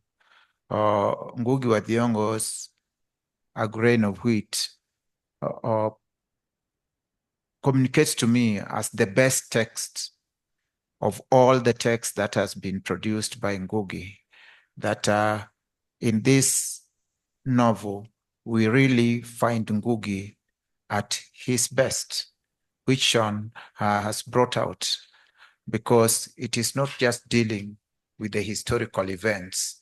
These ones act as a superstructure upon which he deals with many issues, especially or philosophical questions that challenge us to look at struggle for freedom in a broader dimension, and also to look at the macro aspects of a struggle for freedom and how the macro affects the micro, especially how the larger struggle is reflected in individual lives of those who live through the struggle.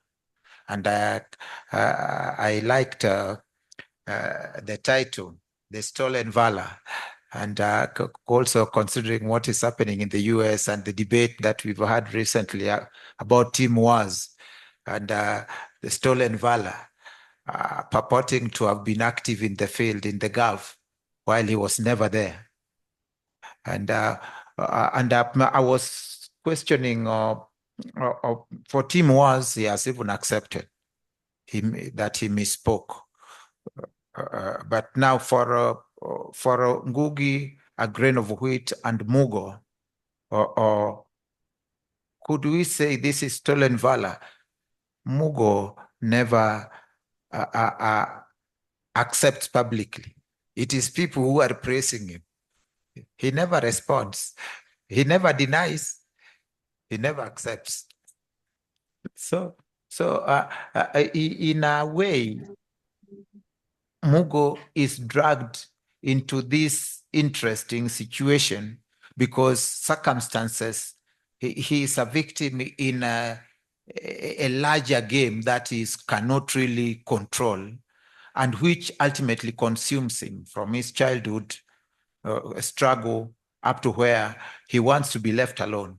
But again, Ngugi tells us that in a society, you cannot be left alone when society needs you and you are part of that society. So, Kopma, I think that the presentation invites us again to revisit some of the issues that Ngugi wants us to look at: the question of complicity, the question of guilt, and the question of redemption in the novel. That or we may be in a struggle, we may see people as we may want to see them, but we may not be seeing people as they are. What we see and what is, especially in the thick, or what Alex Lagoma would call in the fog of the struggle, there is always lack of clarity of things. And we have many cases of misjudgments where we create heroes who are not heroes. And we condemn or traitors who may not actually be that bad. But I like the presentation because it makes me reflect back on ethical dilemmas that a struggle brings. And I think Ngugi really persuades us to not to rush to judgment for actions that people do, but to understand forces behind those decisions, erratic or otherwise, that characters make, from Kihika, Mumbi, Karanja, or Mugo. I think there is always something, especially those who stand condemned. Ngugi gives us some pathway to redeem these people and empathetically understand what motivated them to make the decisions that they make. And I think that in doing that, Ngugi invites us to look at or the psychology of the characters and how the inner struggles they engage in shape or the final decisions that they make. Because it could have been easier for Mugo to accept. Everyone wants him to accept. But then ultimately, he takes what people may call or cowardly position, but it is in owning up that he redeems himself. And therefore, I think, unlike others like Karanja who are non-repentant, or we find that Mugo finds some kind of corner in our hearts that he had the courage to let go of this false glory that had been created for him and accept that he fell short of that glory and did not deserve it. And therefore, mine is just to thank Sean and also the participants for giving us opportunity to revisit Ngugi's or one of the best texts. Thank you. Thank you very much, Prof. Can hang on, there are questions coming for you and Sean. Let's have Mwalimu Ngesa, please. Look at Neil's thoughts.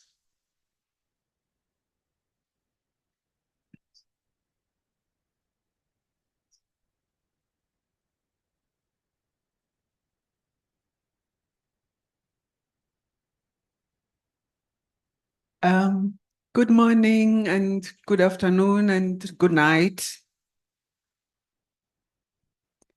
Yeah, I'm Pamela Ngesa. I teach history. I'm in the Department of History and Archaeology here in the University of Nairobi. We call it the university. Thank you very much, my department, for asking me to do this. And I want to pass my very special thanks to Niels for that very, very good presentation.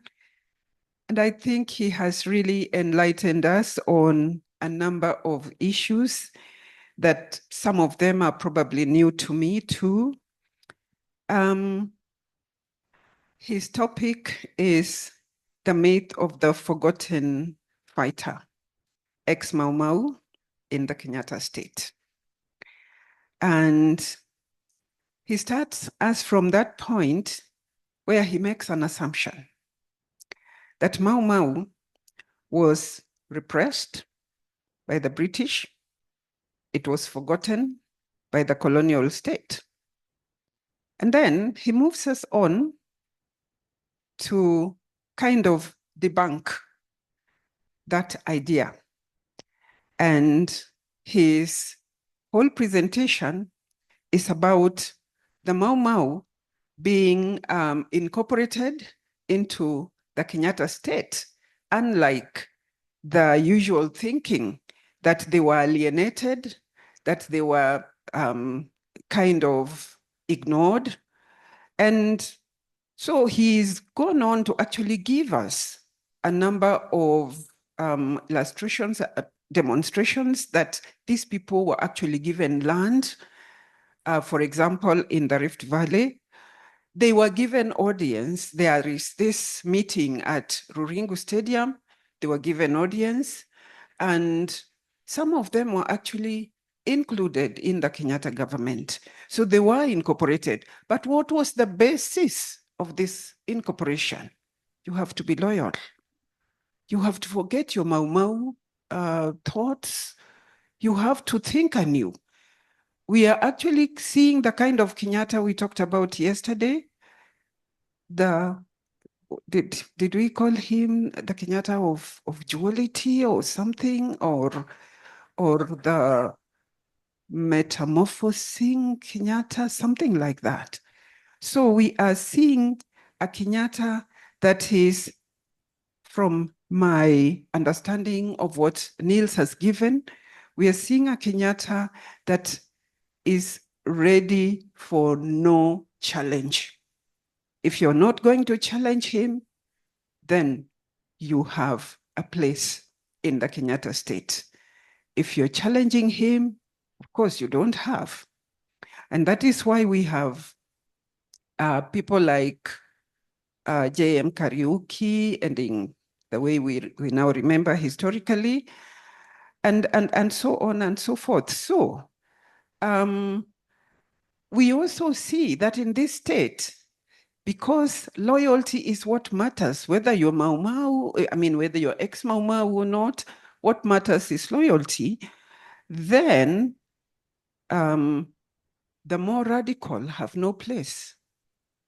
Kenyatta is dealing with those who are ready to follow his cue.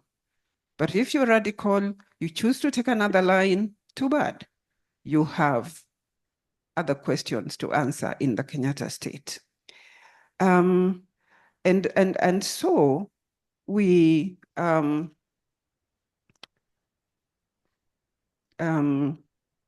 I just have this comment to make, which Niels might respond to or not. Would we say then that the Kenyatta state was a state of the carrot and stick? And what does he have to say? He mentioned something about KPU. What, Dr. Niels, would you tell us about the separation between Kenyatta and Odinga, so that Odinga actually ends up writing a book entitled Not Yet Uhuru? Those are my comments. And thank you very much for listening to me.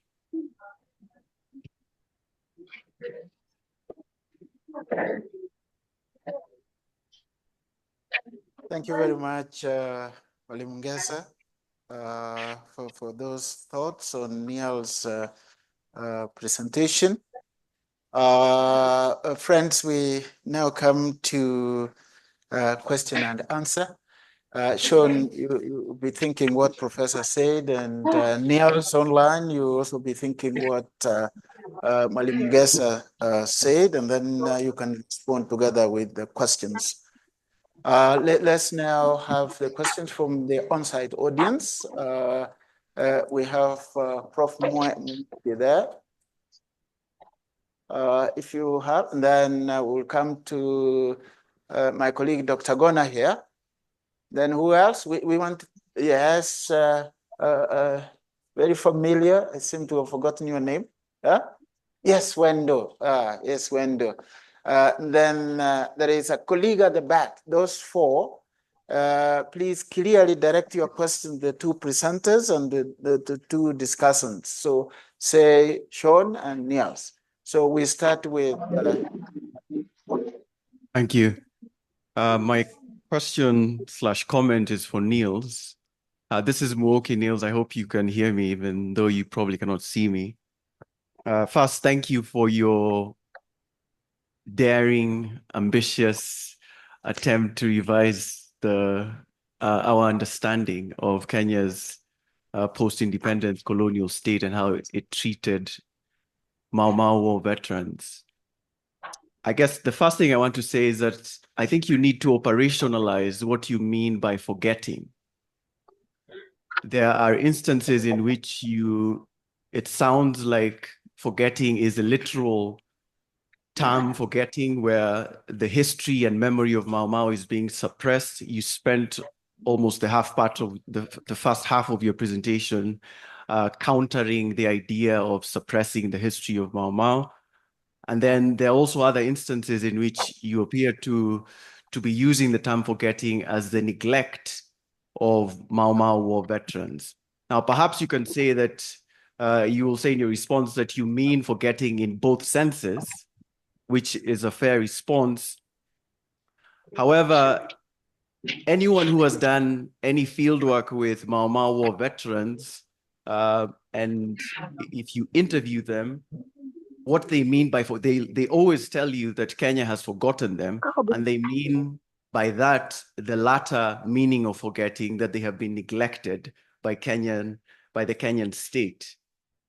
I have done interviews with war veterans who came bare feet because they cannot afford to own shoes. They have wounds that are 60 years old. Bullets that are still stuck in their limbs that have never been removed because they do not have adequate health care. So they mean forgetting in the sense of neglect. Obviously, they have never received land, and land is the most pressing issue for them. Now, towards the end, you gave us the evidence of about 400 fighters. You yourself called it barely scratching the surface. 400 fighters receiving compensation is merely 2% of the former freedom fighter we know that there were about 15,000 fighters in the Aberdare range and about 5,000, at least 15 and at least 5,000 on Mount Kenya. So we're talking about estimates of at least 20,000 Mau Mau fighters. So 400 fighters receiving land is barely 2%.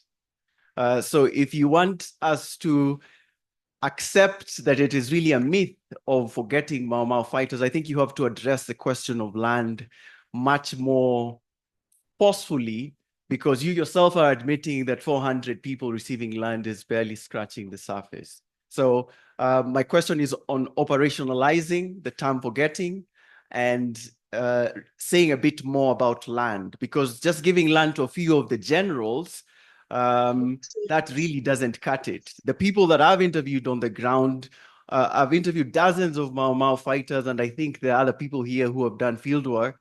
And the vast majority, I have never met any Mau Mau fighter who's told me that they received land. And I think that might probably be the experience of other people who have done field work. So I think you need to respond to the question of land and relate it to the matter of forgetting. Thank you. Yes, we have Mendes. Thank you. I hope you can hear me, Dr. Niels. Yeah, put the mic closer to your mouth. Yes, that way. Yeah, thank you. Your presentation was very thought-provoking. For me, I think your presentation was anchored on reconciliation, and it appeared to be more towards the optics of reconciliation, not the actual act of it. And when you look at the discourse surrounding President Kenyatta, there's a lot of infantilization that comes with him. Professor Gona brought it up, and we usually term Kenyatta's actions as ambivalent, or he was strict, that kind of thing. But when you trace back his history, with the Kapenguria 6, we can see instances in Bildad Kagia's autobiography where he states that he did clock that Kenyatta had very anti-Mau Mau sentiments. He had loyalist sentiments. Even in the book Mau Mau Detainee by Joseph Mude, we can also be able to see that Kenyatta's son himself was a guard in Manyani. He was a loyalist. So Kenyatta was tied to loyalist tenets. When it comes to offering land to Mau Mau, I think we need to remember that Kenyatta didn't really have the heart of Ithaka and Wiathi. He wanted to give land as a way to gain loyalty. And not only to Mau Mau, we can see Kenyatta offered land to other people such as Bruce Mackenzie, Fitz D'Souza, who, yes, was not Mau Mau, but he also did fight for independence. And these were ways for Kenyatta to gain loyalty. I think one other thing that I would like to point out is when we talk about Mau Mau and loyalists, we usually term it during the pre-independence time. So that's why when you mentioned Chief Warohio was not Chief Warohio, sorry, there's a Mau Mau leader that you mentioned who was involved in JM's assassination. We need to remember that even post-independence, we can still say that someone was Mau Mau, yes, during the independence time, but after independence, they did become loyalists. And I think that's one of the things that need to be put in position when we're terming this optics of reconciliation. Thank you. Thank you, Wendell. Yes, Dr. Gona. Niels, thanks for your presentation.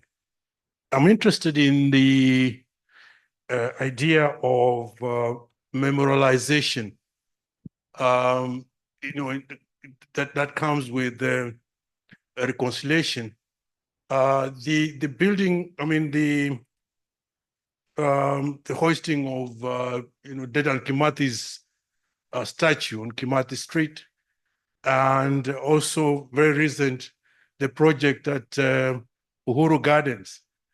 To what extent is Kimathi's statue a true reconciliation gesture in terms of memorializing Mau Mau? And in the same spirit, to what extent is the Uhuru Gardens project a project of reconciliation? Thank you. That's a good one, Niels. Let's have a colleague at the back. Please take the microphone there.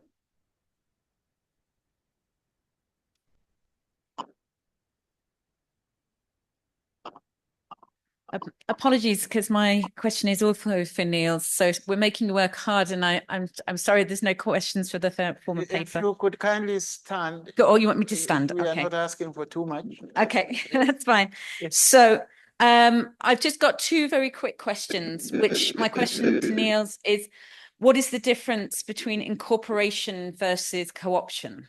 So I think that's one of the, so are they being incorporated or are they being co-opted into Kenyatta's kind of view? And I think that distinction is probably quite important.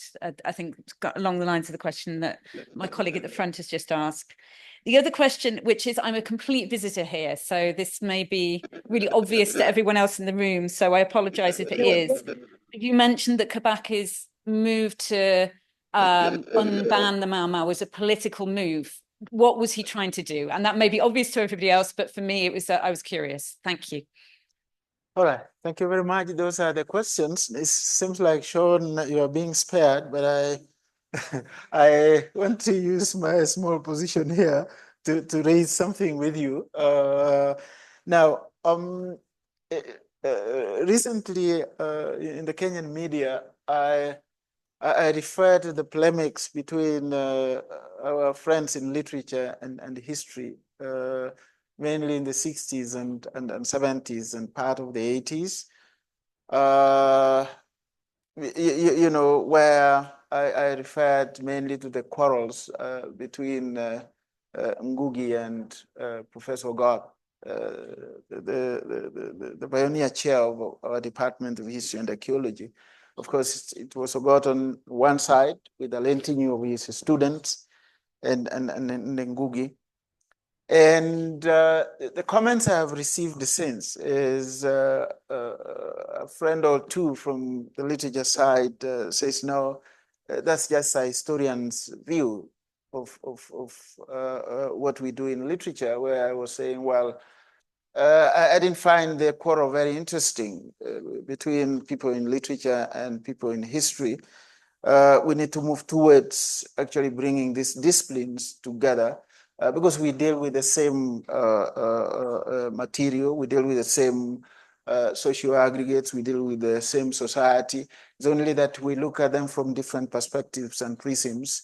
And the cumulative effect of that is we get things much more clear when historians and people from literature are involved.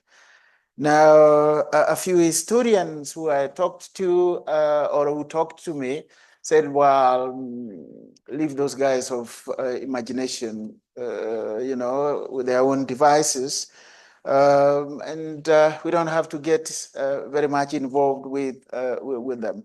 So the question, Shoni, is, because it seems to me that what we have not been able to do is to find a way of methodologically juxtaposing fictional portrayal and historical accounts in ways which enhance prospects of accuracy or what we loosely call in historical discourse, historical objectivity. Do you want to help us? You know, so we will have a response from you first, since you are here, and then we will go to Niels online. Yes. Well, you can please to be clearer to the online audience, if you.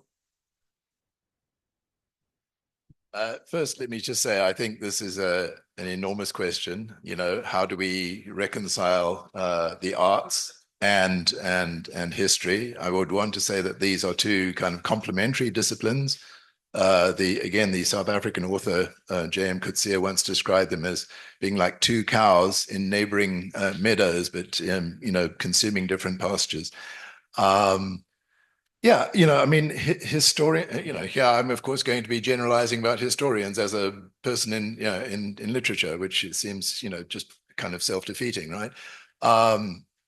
But, you know, I mean, historians, I think, are bound by a kind of you know, a sort of a duty to empirical research, to archives, to you know, as far as possible, achieving some sort of objectivity in their reflections on the past. And you know, creative artists, I'm not talking about literary critics like myself, who's also engaged in responding to whatever the empirical resources of the literary text are, but creative artists allow themselves to synthesize and explore the breadth of human experience, whatever, experiences of birth, mortality, death, existential dread, dreams, hopes, aspirations, disappointments, obviously not necessarily in an empirical way.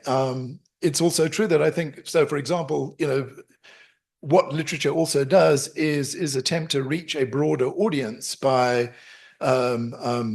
engaging in a kind of a more sort of dramatic and maybe sometimes palatable sort of synthesis of historical events. So because not everybody wants to sit and read a history book, but they will sit and read a novel, and they want to be told a story, and they want to be entertained. And a historian doesn't have an obligation to entertain in perhaps the same way that writers do. So, there's just sort of a wealth of, possibilities to think about this. What I also think is that artists articulate for us elements of our own experience that we are unable to articulate ourselves, because they're just better with words and better at translating our sentiments and emotions and anxieties into words, and what we appreciate and enjoy in poetry, in theater, in novels, and what we can identify with is those moments where we say, wow, I can recognize myself in those words, in those actions, in those decisions. Now, so, as I say, this is a conversation to be sustained, I think, over a dinner or something. There's so much in your question to respond to, but those are just my kind of, off the cuff improvised thoughts about this. I just also want to thank my colleague, I think Peter Wasamba, is that correct? Where are you? Is he still in the room? Just for articulating so much better the sort of the heartbeat of a grain of wheat than I was managing to do in the half an hour that I had. It's above all, yes, a novel about a certain kind of politics of reconciliation.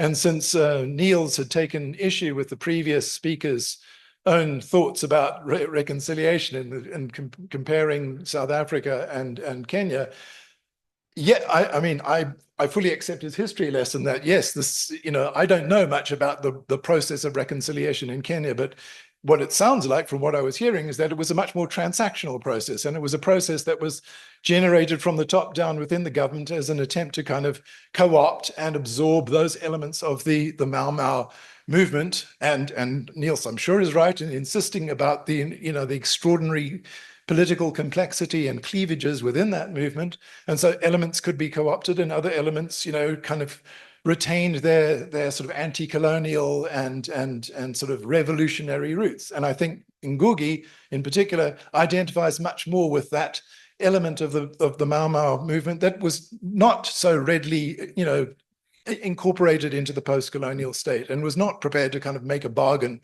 with the government. And the other distinction I would make between the South African, so sure, maybe the South African example wasn't a possibility in the 1960s. And one has to ask oneself, why couldn't it have been? But the important point is that the reconciliation process in South Africa was, deliberately separate from the state itself. It was run by Archbishop Desmond Tutu, leader of the Anglican Church, the Archbishop. And so it was deliberately meant to be separated off from any kind of, corruption, really, by kind of, political interests and the, kind of state interests. And so there were times when the ANC in particular were bitterly disappointed by some of the findings that emerged about their own malfeasance during the struggle for liberation in South Africa. The other thing is that the real impetus, at least the aspiration of the Truth and Reconciliation Commission, was precisely to give those who had been most disenfranchised an opportunity to be heard. People who'd really, really been victims at the sort of the very bottom of apartheid society, and had really, really been sort of atrociously handled by particularly this, the apartheid state and the security police and the secret services and so forth. So it was much more an effort to bring voices out of the out of the darkness and make them heard, give them a public stage to allow their own narratives to be recognized publicly and be sort of entered into the public record. And then the second point is precisely that it was very, very public. I mean, why is it that we don't know anything about, why is it that somebody like Niels has to do this research to kind of reconstruct the reconciliation process in Kenya? Is because it's so hard to kind of track it down. It was sort of this transactional process that seemed to be happening behind closed doors. So that's just my very gentle pushback to Niels, rather taking issue with my own, contrast of what was happening, what happened in South Africa, and what didn't happen in some of the post-colonial transitions of the 60s. But yeah, I think I'll leave it at that. Thank you. Yeah, thank you very much.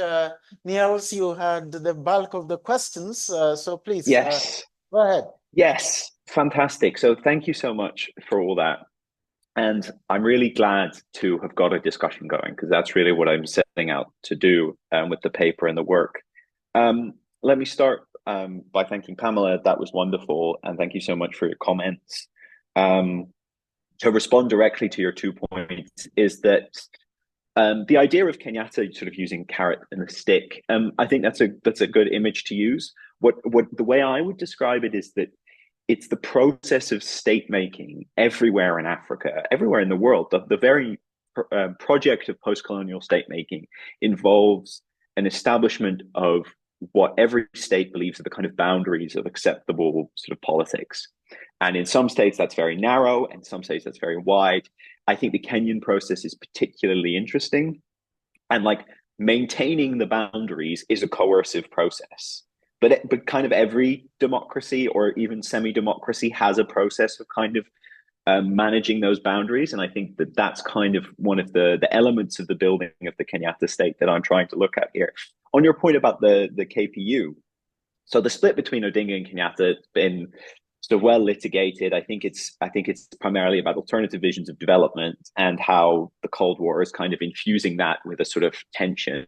But where the story of the KPU is very interesting, I didn't really have time to go into this, is that I think the KPU gets, certain historians have sort of put it as part of a genealogy that kind of goes Harry Thuku in the 1920s, Kikuyu Central Association, Kikuyu African Union, Mau Mau, KANU, then the KANU dissidents form the KPU, and then that goes forward to sort of Makenya and things like that. I think that is too clean a story. And that one of the ways in which it's too clean is that there were people who were constantly being, taken out of one camp, sort of changing their visions, tensions within certain camps. I think that narrative is too simple.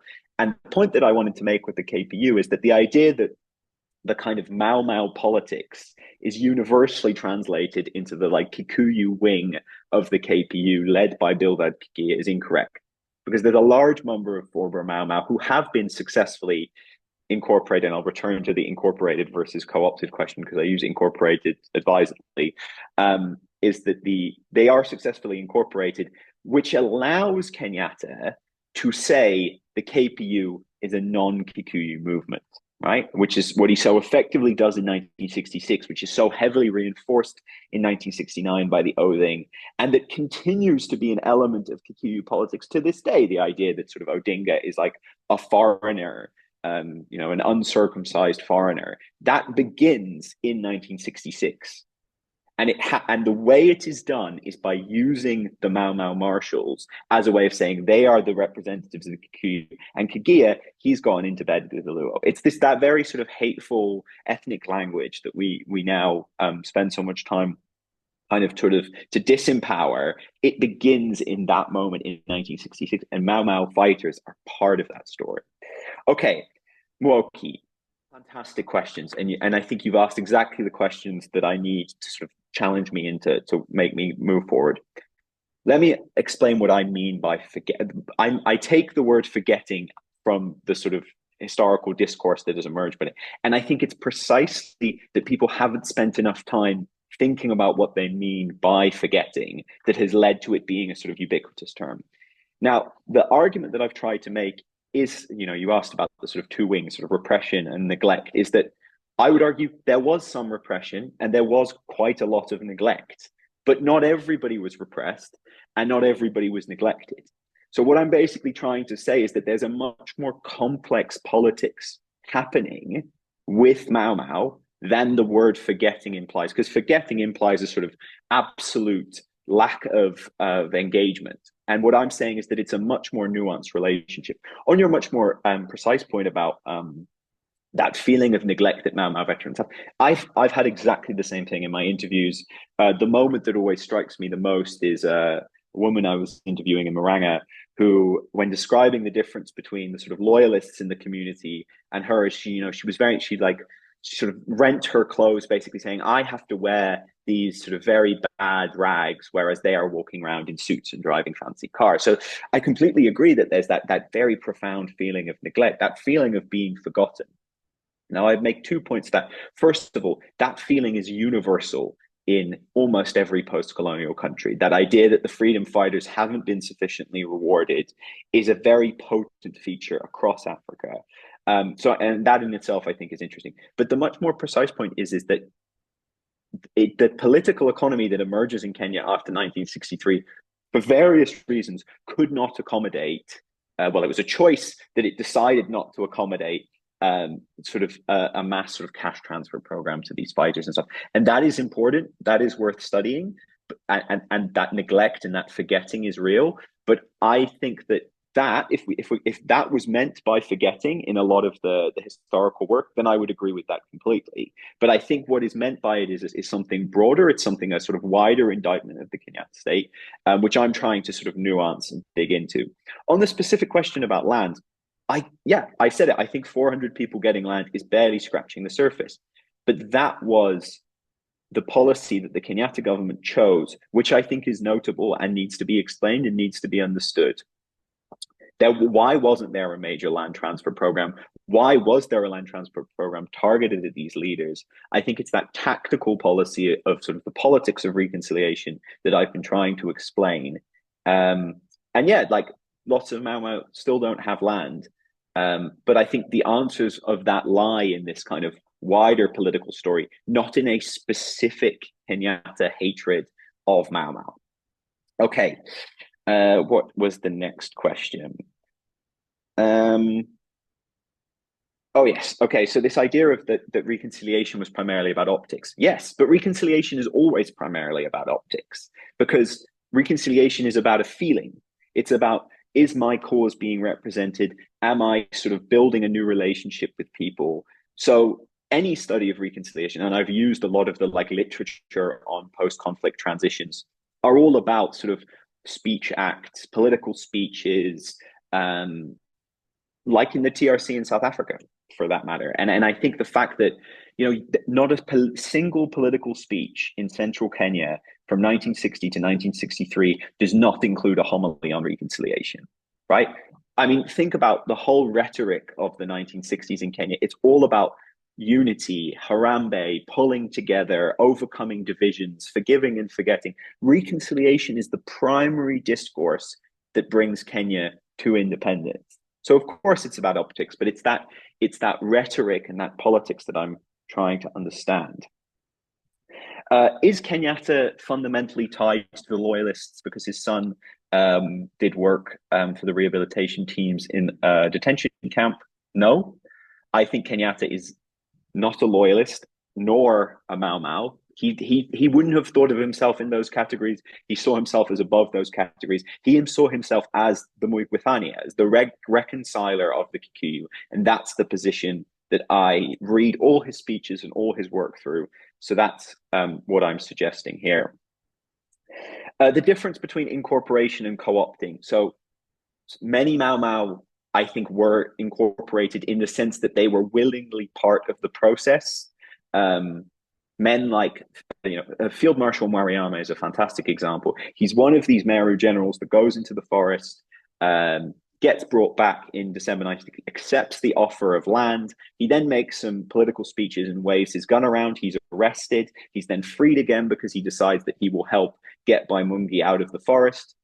He fails in that, but he is nevertheless rewarded with a house, with land, and he eventually becomes a sub-chief in Meru.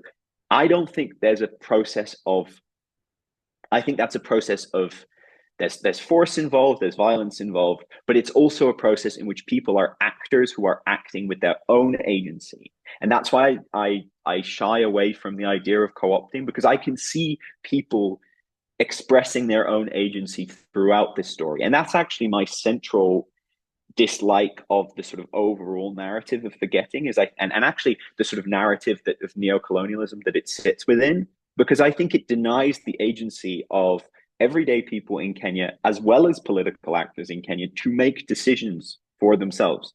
Like Tanzania, very different, has a very different political economy, very different post-colonial politics.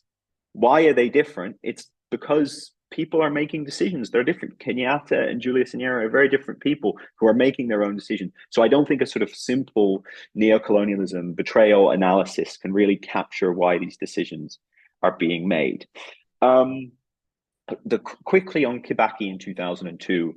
So the argument that I make with that is you'll see this cited everywhere when you read about Mau Mau, that it wasn't until 2002 that Mau Mau was unbanned.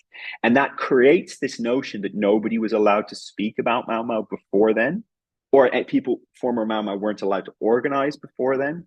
And that, just simply speaking, isn't true. It was true in the sort of latter Moi years, and that's, I think, where the story comes from, is that the latter Moi years are kind of held for the entire post-colonial period. But even Moi had sort of public rallies where he had ex-Mau Mau on stage. Kariuki Chotara, a Land Freedom Army leader, was at Kapenguria, is Moi's primary proxy in central Kenya, right? So like, even for President Moi, who we might say is the most kind of anti-Mau Mau Kenyan president, there was an element in which there was this politics happening in which he was using the idea of Mau Mau as a way to bolster his own political credit. Why does Kibaki unban it in 2002?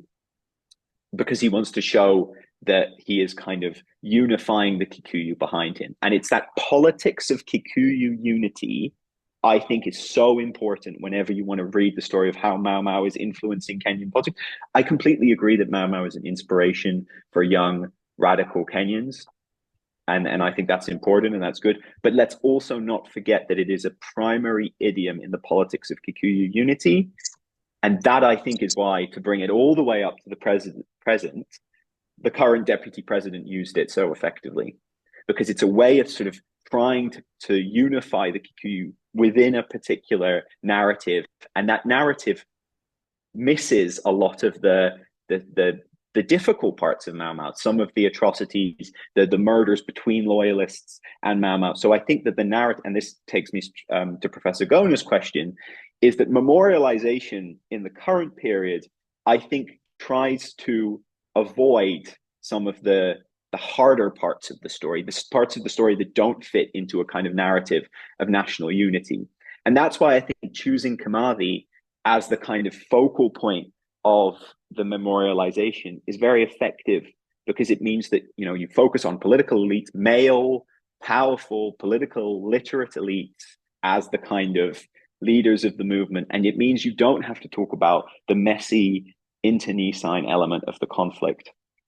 And then a final point on that sort of memorialization, I think the focus on British atrocities in Kenya in the kind of post-1990s human rights discourses have allowed the story of Mau Mau to be more of a unifier. I think this very conference is evidence of the fact that, like, Mau Mau has moved on from the way in which it was being talked about in the 60s and 70s. It's being seen more and more as a kind of Kenyan struggle for independence in which Kenyans suffered at the hands of the British, and not a story of sort of Kikuyu civil war. And I think that it's to Kenyans to tell the story that you want to tell.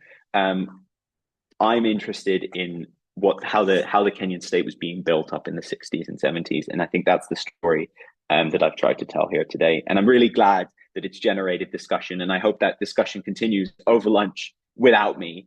But I just hope I've sparked some interesting thoughts. Thoughts. Maybe there is a question that Dr. Gona asked you that was much more direct about memorializing the building of the Uhuru Gardens Memorial Museum. Yes. Public park. and also putting the statue of Death and Kimathi in the streets of Nairobi. And I was wondering whether that constitutes the requisite healing. Maybe when we come the next round, you can respond directly to that. And some of us were involved in writing the narrative of the Uhuru Gardens Museum, and some of my colleagues are here. Malim Chudi, Wangari, and Dr. Masike and Ondigi, and Dr. Misigo. We were involved in writing that narrative that was used at the Uhuru Gardens Museum. So maybe Niels, you could maybe refer to that when we come to the second round of questions. And I wanted to hear the views of Professor Wasamba on the question that I raised. This beef between historians and yourselves, and how we come closer in ways that promote multidisciplinary. Maybe when we come to the second round of questions, you can have a chance to comment on that. Let's go to our online audience for just 2 questions, because time is really running out. If there is somebody who has a question to Professor Sean and Dr. Niels, please, you can unmute yourself and go ahead.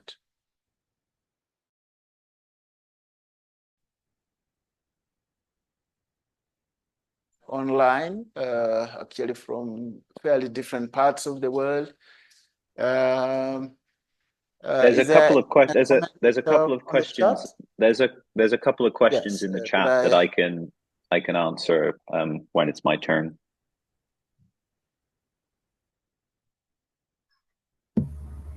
Hello, good morning. I'm just taking the opportunity because I could unmute myself. Niels, Dr. this one Mbongi? is for you. Just a question for Niels. Many thanks, Niels, for busting the myths of the forgotten Mau Mau. Who, in your estimation, has been the producers and propagators of these myths? What types of claims and entitlements do the myths sustain? What type of struggles do the myths animate? This is from Akoko. And then another one for Niels again. Very interesting analysis, especially juxtaposing past, present Mau Mau subjects, and how this is still impacting on the ongoing political discourse in terms of insisting that the Mau Mau question remains the centerpiece of today's lives. That's a comment. So you can take note of that. Anybody from online? If there's nobody, then we start with a comment from Professor Wasamba here on that question that I raised. And then we go online, we hear how Niels will respond to Akoko's question. Thank you.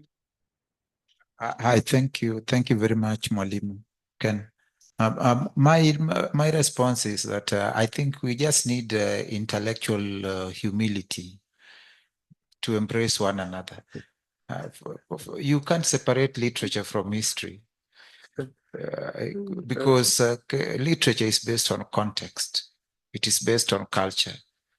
And we are inspired by what historians record. And we add life to it and some joy to it. So I think what would be misleading is to argue like these disciplines are completely detached from one another. And also one is more serious than the other. I think we are beyond that kind of argument. We all disciplines, and not just literature and history.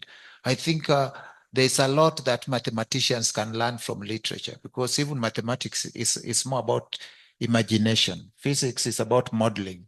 And therefore, I think all knowledge is coming back together to where knowledge was. Thank you, Ken. Thank you very much. Yes, we go online to Niels now. Niels, please very quickly respond to Akoko's question, and then we can move on to the next session. Yes, first in response to you and Professor Gona's specific point, I mean, I haven't seen the new text, but I can speak to the memorial in Uhuru Gardens, and it kind of relates to the point that I was making, is that I think that the narrative that has emerged since 2002 around Mau Mau in Kenya, I think is a narrative that has the impulse of reconciliation. The idea of like a collective Kenyan people struggling with a collective British state without emphasizing the internal divisions is also a narrative of reconciliation. And in a way, Kenyatta has come full circle. You know, Kenyatta's line about "we all fought for independence" was at the time seen as a way of marginalizing Mau Mau and sort of bringing the whole nation in resistance as the kind of symptom. I think that the Kimathi statue, the British paid for memorial, are all part of a new narrative that is emerging in Kenya, which I think, you know, many people in the room are part of creating, and it's not an incorrect narrative, but it is a new narrative, which is that idea of a sort of Kenyan people collectively suffering and fighting at the hands of the British, which I think is a reconciliatory narrative and will probably serve quite well in sort of binding some of the wounds of the nation.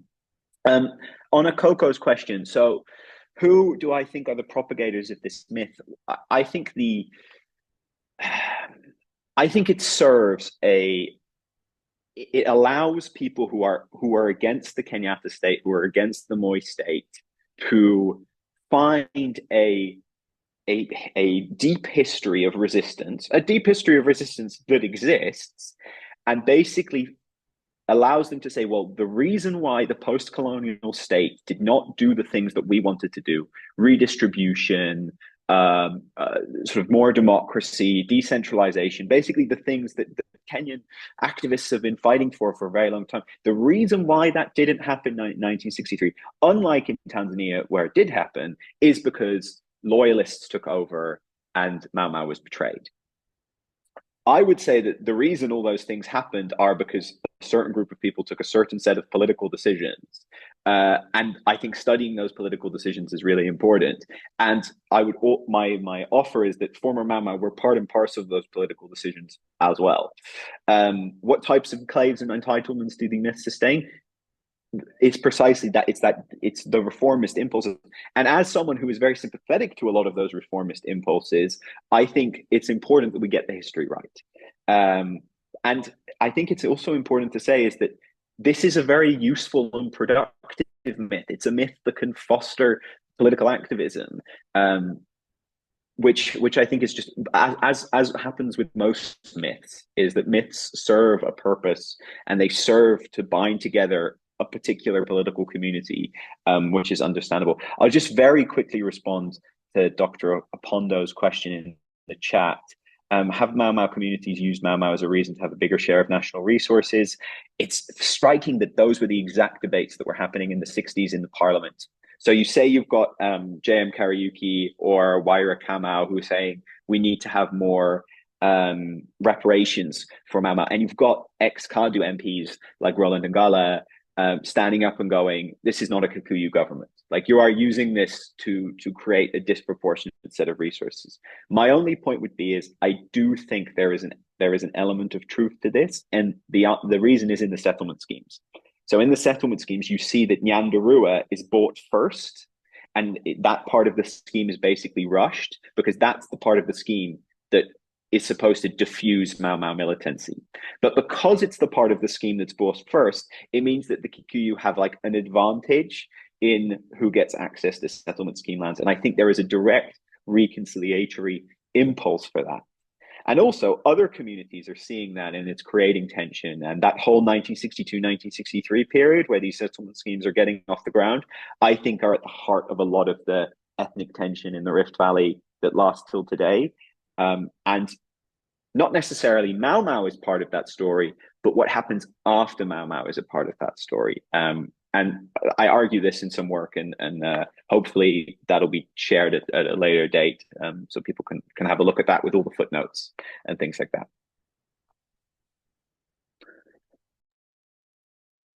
can continue with that conversation over lunch. Unfortunately, you'll not be with us, but I'm sure you'll be with us in spirit.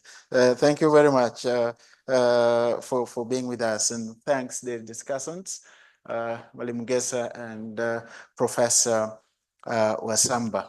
Now, I want to invite Professor Iraki to come closer, and also Professor Thiambo to also come closer, because Professor Thiambo, you are going to present a paper by Jennifer Mushiri, Professor Jennifer Mushiri and Tom Odhiambo, who are colleagues here. I now have the pleasure to welcome Professor Iraki. Professor Iraki is from the Faculty of Business and Management Science of the University of Nairobi. And colleagues, this is a very multidisciplinary conference. It's not just historians and people from literature. Professor Iraki has a very interesting approach to this, and he's going to talk to us on Mau Mau, dreams, uhuru, and political reality. Before he takes the podium, just a few housekeeping things, friends. Those who have just joined us, those who came in, if you need a copy of our program that we are running, please, you can scan it here. We have the QR code there. The password is there. You can scan and have it on your phone. It's easier that way. Just look for a moment, come in front here and scan it. I don't know whether there is another one at the back, but this is the one I can see. Number two, for those who joined us today, we have a exhibitors in the foyer outside this conference. Let me especially mention the Rotley and Joseph Darrand, the Afterlives of Colonial Incarceration in Africa project that is hosted at the University of Newcastle in the UK, funded by the Leverhulme Trust UK out here and go there. And then we have the people from Vita Books Library, they are also there. We have our own University of Nairobi bookshop there. And then, of course, the University of Nairobi Library and our partners, the British Institute in Africa, they are also exhibiting. We want to acknowledge and appreciate in absentia our very good friend, Mr. Zahid Ranjan, Zand Publishers and Awards Magazine, who was meant to be here, but for reasons beyond his control, he is not going to be here as an exhibitor and as a presenter also. So please take note of that. Allow me a moment also to recognize those who donated books to us, to our library, beginning with Mr. Shirashi Durani of Vita Books and the Combo Library. We have Dr. Parita Shah, our own colleague who donated the upwards of 150 copies of books that she has collected from her Visha Oshual community. But Dr. here in the university, she works with the Department of Geography and Environmental Studies. We also have our patriarch, Professor Robert Maxson from Syracuse University in the US, who also donated copies of our latest books. Then we also have Professor Martin Sunguria from Syracuse also, who donated one book of his own and another book that he has edited with Professor Palola from the US also. Professor Mary Getui donated the copies of our latest book, 5 of them, from the Catholic University, a book on culture in the 21st century. We all appreciate them. Our key sponsors, allow me to mention, of course, our division for research, innovation and enterprise of the University of Nairobi, who have supported us very well. Number two, we have Dr. Bima Kantaria of Elgon, Kenya, and the United Asian Network, who is one of our key sponsors. Professor Brita Kawanja, the president of Africa Policy Institute. We also have Mr. John Kamanga, the CEO of Soraro. And finally, we have Mrs. Yogini Prabhu of a large restaurant, Skyward Mall, High Reach, our caterer, the lady who is feeding us over lunch. We appreciate all of them for the support. So, Prof, you are welcome, and you have 30 minutes to do your thing. Yes, please. Yeah. Good afternoon. I have been very keen sitting over there listening to the two previous presenters. The first thing that made me very happy was to discover that he talked about my former member of parliament, J.M. Kariuki. So that was a very good connection. And we are going to discuss more. So this is my presentation about Mau Mau dreams, Uhuru, and political reality. You can go to the next slide. I have to do that because I don't have control over that. Technology. Let me start by looking at the head of the old order. Why was Mau Mau such a big issue? If you talk to contemporary citizens, they will tell you it was because of colonial abuse. People felt that they were mistreated. But I want to go beyond the physical abuse, like whipping or being overworked, to more interesting types of abuse. One of them was the head of the two-party system. Now, it might surprise you that if you grew up in central Kenya, you knew they had a two-party system, very close to Democrats and Republicans if you're American. So after about 30 or 40 years, and if you read Facing Mount Kenya, you'll find that one generation of readers took over. It was peacefully. And they had to take over the leadership. That came to an end because of colonialism and made people very annoyed. Their independence was interfered with. And of course, remember, people from central Kenya were never colonized. If you look at the Kenyan people from the coast, they had the Arabs, they had the Portuguese. But the people from central Kenya had never been subjugated. So that's why they were so annoyed when Britons came. And that planted the seeds of Mau Mau. They had the best land, even up to this day. So you can imagine you have the best land, somebody comes and takes it over. And there was a lot of injustice. Now, if you go to the next slide, there is a very nice house here that was my primary school, my kindergarten. And I talked to two people who used to work for the Briton who used to live in this house. And when I asked them what was the name of the British settler, nobody knew the name. They knew him as Bwana. When I asked them what was the name of his wife, I was told the name was Mem Sahib. So even simple names, just go back. Simple things like knowing somebody's name was never possible. Now the indignity. Why were workers in our homes being called kitchen? Why were they being called Toto? You are married, you have children, you are called Toto. Another form of indignity. And of course, colonialism brought to an end a lot of traditions, the marriage system, the power sharing, religion, and our way of life was interrupted. So this made a lot of people very bitter. But then, given that they were very bitter and they wanted their independence, they want their way of life back, what happened? Next. By the way, I met the owner of this house somewhere else. So what are the key issues in Mau Mau?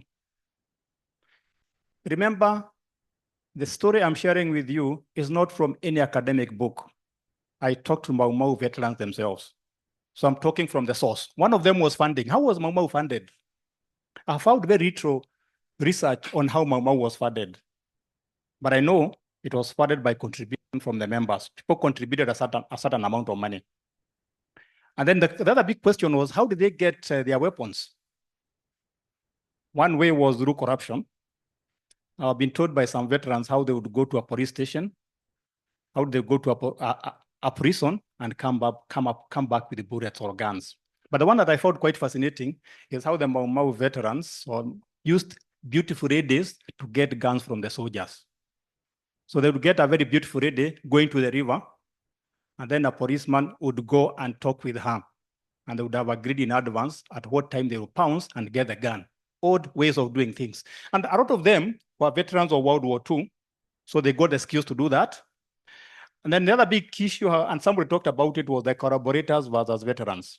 Some of the people who were fighting for the Mau Mau had a counterpart, the people who collaborated with the Britons and the government and so on. And there's still a big blot in the country today. And the other big issue was concentration camps. I think I would have been written about concentration camps. Caroline Eskin talked about the gulags. I went to Mount Kenya the other day looking for those camps. None of them remains, but they were real. And you may remember that the use of concentration camps was borrowed from Maraya, from General Kempra. He learned how to come up with the concentration camps. So already before Mau Mau was being fought here, somebody had done some rehearsal. I've talked about that.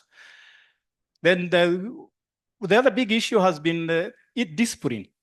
I found from all Mau Mau veterans that they were very disciplined people. For example, there was a house that they killed a white man somewhere in Nyandarua. And I talked to one of the guys who knew a lot about that. And he told me, although they found a lot of alcohol there, you could not take any alcohol as a Mau Mau veteran. So that discipline has not been discussed enough. And of course, we have other issues, which is the legacy of Mau Mau. I think if you look at other countries, South Africa, UK, US, they talk a lot about their history's legacy. But what about Mau Mau legacy? 3 months ago, I went to Mageta Island, which was a concentration camp. And I can assure you there's no evidence of any concentration camp. If you go to Hora today, if you go to Manyani today, there's nothing about Mau Mau. So there's a big issue about the legacy of Mau Mau. And the second big issue, the last big issue before I go to the next slide is, who writes about Mau Mau? Who writes about our own story?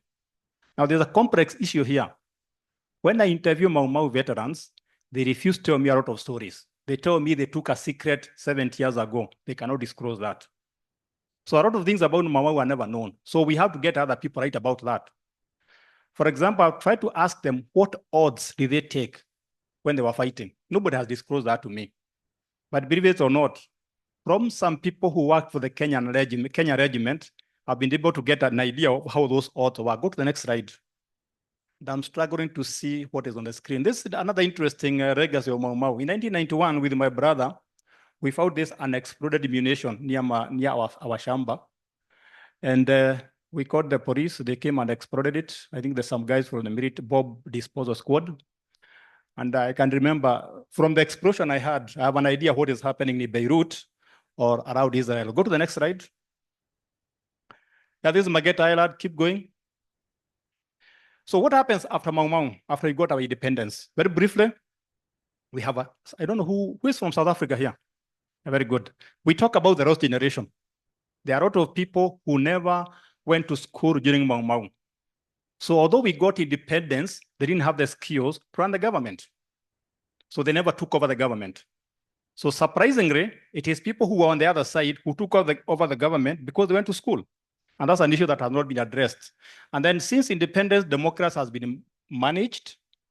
There was a time you would be chased away from the political rally in Kenya, and an adult would start crying because that marked the end of your political career. So because democracy has been managed in Kenya until recently, it was very easy to start drawing people, including Mau Mau veterans. But one big issue after independence, and somebody alluded to that, is land. I grew up in the White Highlands, and we got land because my parents belonged to Mau Mau. But there was a problem that nobody has addressed. When people got land, that was not enough. They wanted land, but they realized that land will not always be the most important asset. So most of them have missed in the industrialization. Most of them have missed in going to school because they were so satisfied, they were so settled. The government did not remind them that after getting land, you have to think about the next phase. All countries went through agrarian revolution to the postmodernism. A lot of Mau Mau veterans were left there. And if you go to the next slide, you can see that big house there. It is still there in the White Highlands. Go to the next slide. You can see now how the White Highlands look like. Very small houses. So people have land, but they have not moved to the next level. And that's an issue we have not addressed. Go back to the next slide. I wish I had control over my slides. And then the other big issue was after the independence, we had the question, the issue of boards that were broken. Go to the next slide. Keep going. Yeah, this is a small donation released in 1961. And you can see everybody was giving 1 shilling to celebrate Madaraka Day. So those people are very close to one another. But then came a few years ago when we had Mau Mau be compensated. I met one of the lawyers who was working on that case, and I put him to task and asked him, can you prove to me that the people who were given that money were Mau Mau? He also could not. A lot of fake people got money because the boards were broken. So those people came together, they fought together, they won, although people still are contesting whether Mau Mau war was won or not, but the boards have been broken. Some by politicians, some by other issues. Go back. I'm still wondering if I had, keep going. I wish I had control over my side. Keep going forward. Now you are going backwards instead of forward. Eh?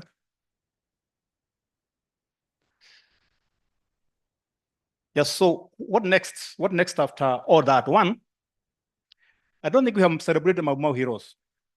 If you go to an elementary school in Kenya, everybody knows about Vasco da Gama. And Vasco da Gama was a colonialist just like the Britons. So why don't we talk about the British settlers the same way we talk about Vasco da Gama? I think Mau Mau veterans have not been celebrated beyond Kimathi. What happened to the others? What happened to those who died? Have we celebrated them? So I think the other big issue we should be thinking about now is that Mau Mau has been a very good reason why the people in central Kenya have been demanding to be in the national leadership. Because they've been arguing that we fought in Mau Mau. So we should have a cake, the national cake. We should be part of the national leadership, to put it more correctly. And one of the big concerns is, will that reason be muted? So if we don't talk about Mau Mau, then the people from central Kenya have no reason to say they should lead us. Because they've been saying, we are the Mau Mau, we are the people who fought for independence. So if somebody can mute that and put it on the back burner, would they demand leadership? And a simple question here, I'm not a politician, is what would it mean when a son of Mau Mau is impeached? This is for Kenyans. You can think about that later on. My conclusion, if we celebrated Mau Mau as our national war, not as a central Kenya war, I think that would make a very big difference. I think Kenyans would be more patriotic, would get more pride. And I think that would mute a lot of our bad manners like tribalism, regionalism, sectionalism, and so on, including petty jealousy. And they believe that if somebody gets, somebody must lose it. The same way Britons celebrate 1066 AD. The same way Americans celebrate Pearl Harbor, another great nations. They have their celebrations. So my thesis is we should see Mau Mau as a Kenya liberation war. And I can guarantee you it will generate out of pride. And at the end of the day, we are going to feel like a united nation. The next one. Yeah, let me spare some tribute to some of the people I talked to. There was Mukami Kimathi, you know her. There was General Kanye, General Bahati, Washira Ngedha, Rainas Mwaura. I also talked to my mom, Penny Hargreave, Gary Harrows, and the last guy here, Zachary Dongo Mwikonyi. He's a very interesting man because he's one of the few people I know who was a veteran of World War II, and he was also a veteran of Mau Mau. And after independence, he was offered a job to join the army. He refused. And when I asked him why, he told me, I cannot betray my cause. Next slide.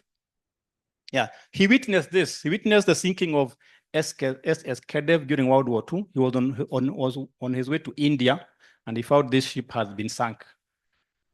I have a list of the people who were in this ship. Some of them are Kenyans. I've been trying to look for their relatives. I've not succeeded. And that is Zachary during his funeral. Go to the last slide. Yeah, let me give you a disclaimer that I'm not a historian. I'm an economist or a physicist. But I've discovered that whether you study literature, physics, economics, or history, the system is the same. You're looking for patterns and trends. And with those few remarks, I can say thank you, asante sana. Now we can talk.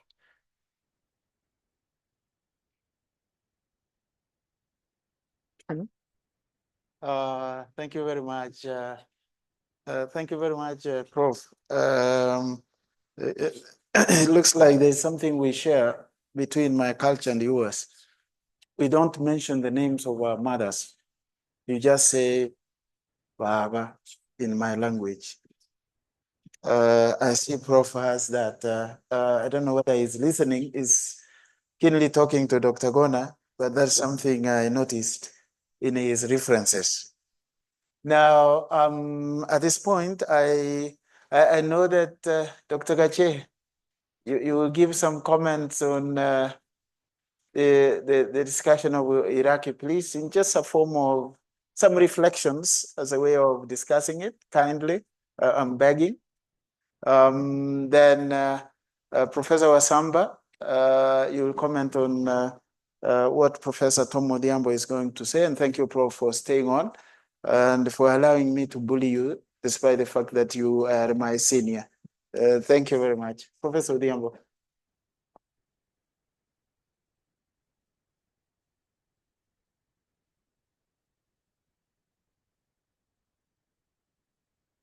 Very much. Good afternoon. Good afternoon again. I know it's lunchtime and the sugar levels have dipped.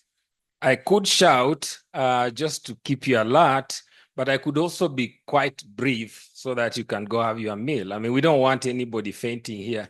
I just realized that there's a conference here, but Ken didn't order an ambulance. The regulations say if there's a conference here, there must be an ambulance down here.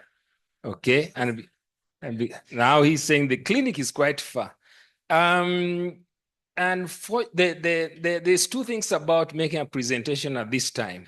Is that one, you are repeating a lot of things, okay? But two, that then you have that excuse, right? To say you already heard about this, and I don't want to repeat, etc., etc.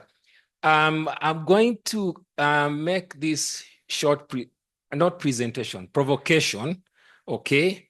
And I'll use a lot of examples that came early in the presentations that I was seated at the back, I was listening to.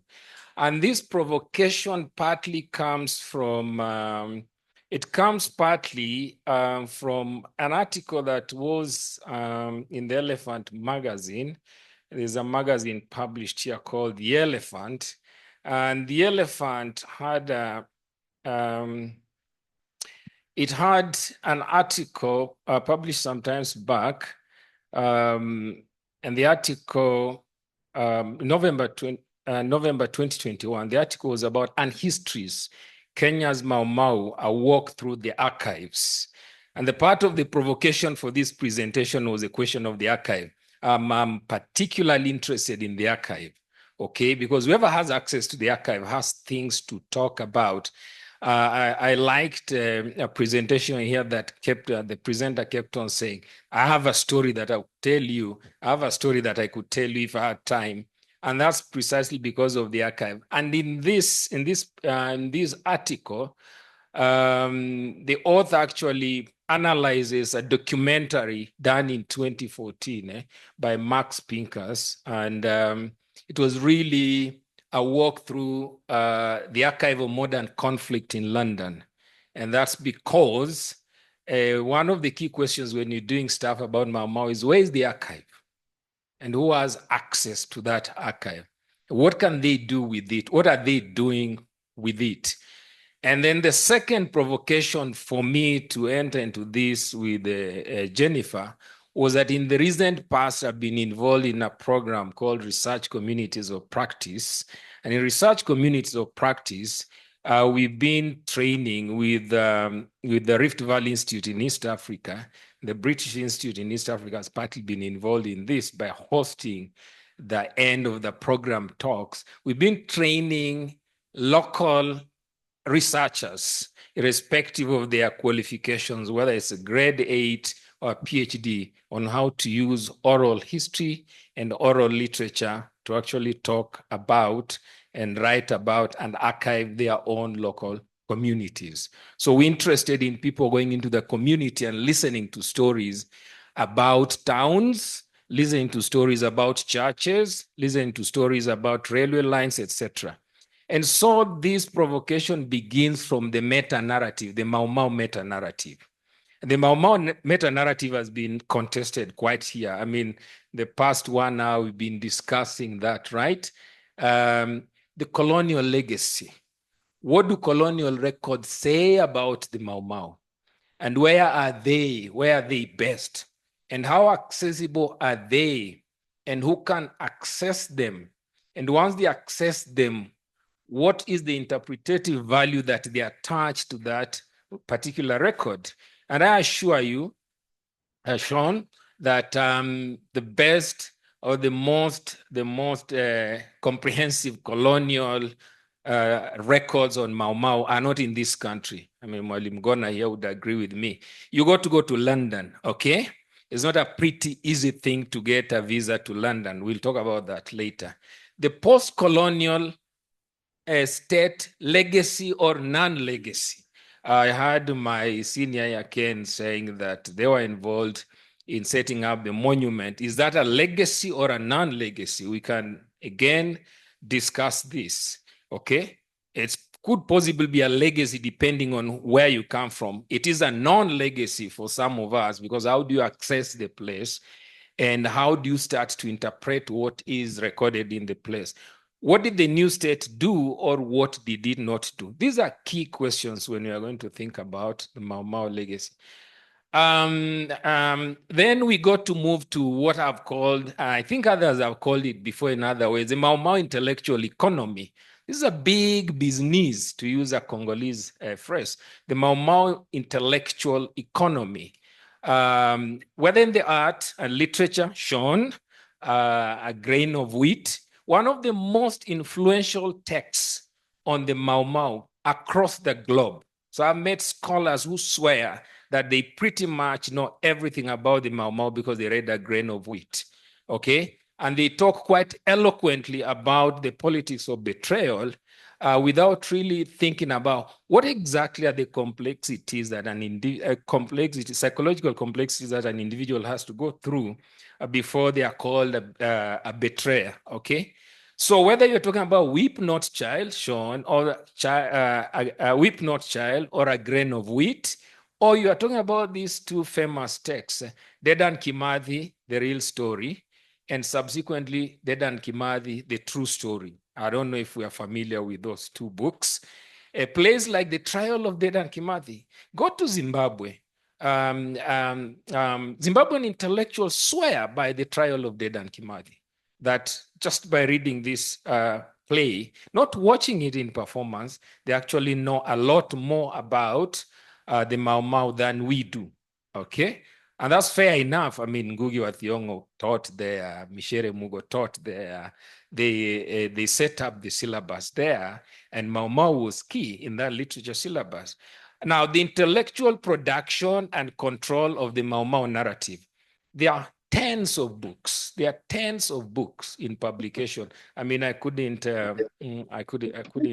show them here, but if you just go online and you just Google books on Mau Mau, you probably are going to get 30 just at a go, okay? And these books are an industry of itself. I mean, Tabitha Kanogo's book was famous. You had to read this as I think, student of third year, student of literature at Moi University. You had to read Tabitha Kanogo, and then you had to read Bruce Berman, and you couldn't get these books sometimes in Moi University, and you were told they're only available at the University of Nairobi. I mean, thanks to the internet, you can actually get these books for free.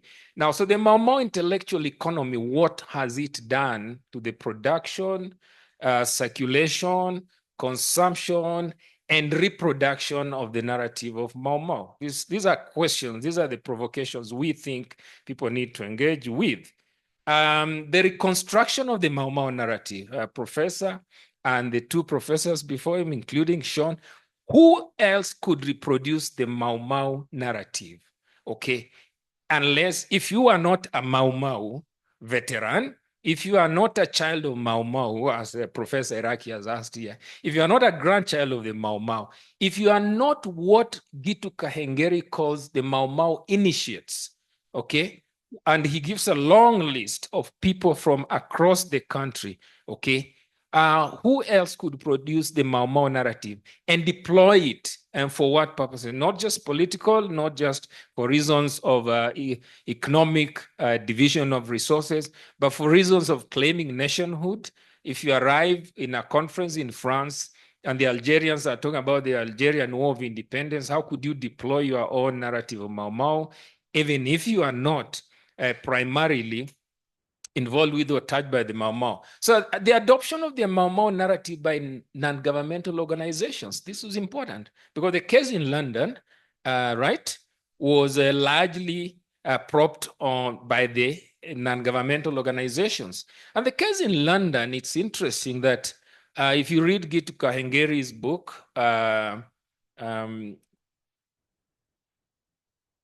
the betrayal of the Mau Mau freedom fighters, Gitu Kahengeri actually mentions two people as important to the case in London. That's Raila Odinga and Moses Wetangula.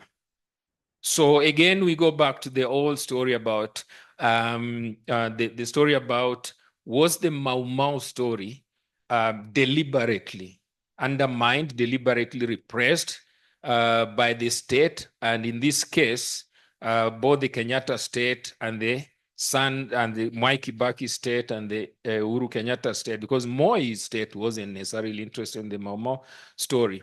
So when the non-governmental organizations adopt the Mau Mau narrative, they're basically indulging in what I'm calling the Mau Mau economy, because the universities, research institutes had been retailing in this for years on end. And that's exactly why we were provoked by these two texts, that if the universities and research institutes and NGOs were actually profiting from the Mau Mau narrative, then how comes that all these efforts were not necessarily interested in propping up individual stories?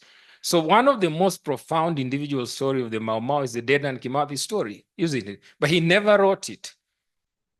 I'm yet to see a book that claims that these are Dedan Kimathi's memoirs. But Dedan Kimathi apparently was very good at writing things down, right? So if you read both the Mau Mau, if you read Dedan Kimathi, the real story, and Dedan Kimathi, the true story, the author actually suggests that a lot of the reconstruction of Dedan Kimathi's life comes from the records that he kept, okay?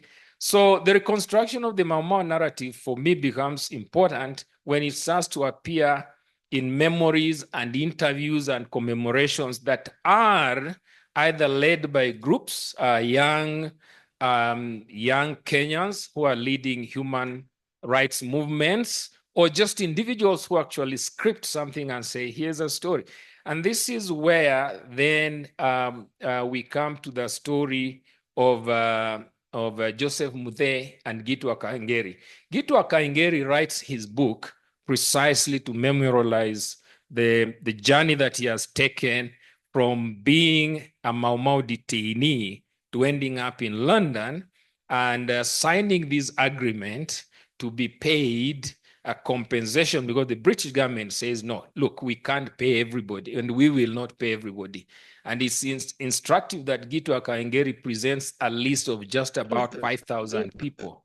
But he defends himself and says, we put out a call. This is a very interesting comment by him. We put out a call for all the former Mau Mau detainees, victims, their children, their grandchildren, their relatives to sign up with us.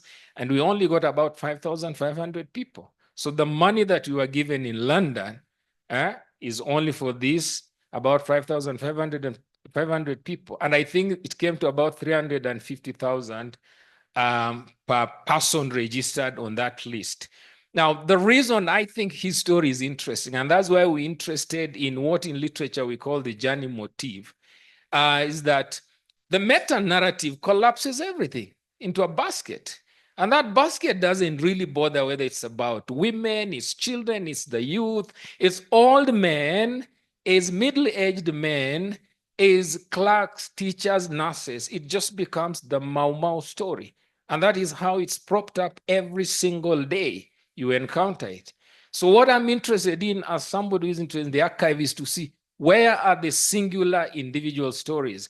And if you read Mau Mau Detainee by Joseph Muthee, which actually retails just out here, both in English and in Kiswahili, and you would be surprised that Mau Mau Detainee, which I mean, which reminds you of James Kariuki's book, isn't it? Mau Mau Detainee, that was published in 1963. That Mau Mau Detainee by Joseph Muthee was first published in 2006 in Kiswahili as Kizuizini. That's a horrible title. It's just called Kizuizini. It doesn't really sell, but I understand why Kwani actually just released that title that way, because it was at a moment when the country was really grappling with how do you memorialize the Mau Mau. And this book barely sold. Very many Kenyans don't know that it exists. A few Kenyans who now know that it exists in its present form, Mau Mau Detainee, which is the English translation, which was launched here, right? About a month and a half ago. These two texts are the ones we are interested in. Why am I and Mwalimu Mshiri interested in it? When Mwalimu Miraki spoke here, he mentioned Mageta Island. For all the time, there was a dispute between Kenya and Uganda on Migingo Island. I never heard anybody mention that Mageta Island was an important part of the national struggle. Why? Because yes, although the Mau Mau were detained there, and Joseph Muthee was detained there, and he nearly drowned there, okay? And nobody mentioned this. And I'm saying this, that although Uganda was claiming Migingo Island, it really surprised me that Kenya was not talking about defending its islands in Lake Victoria.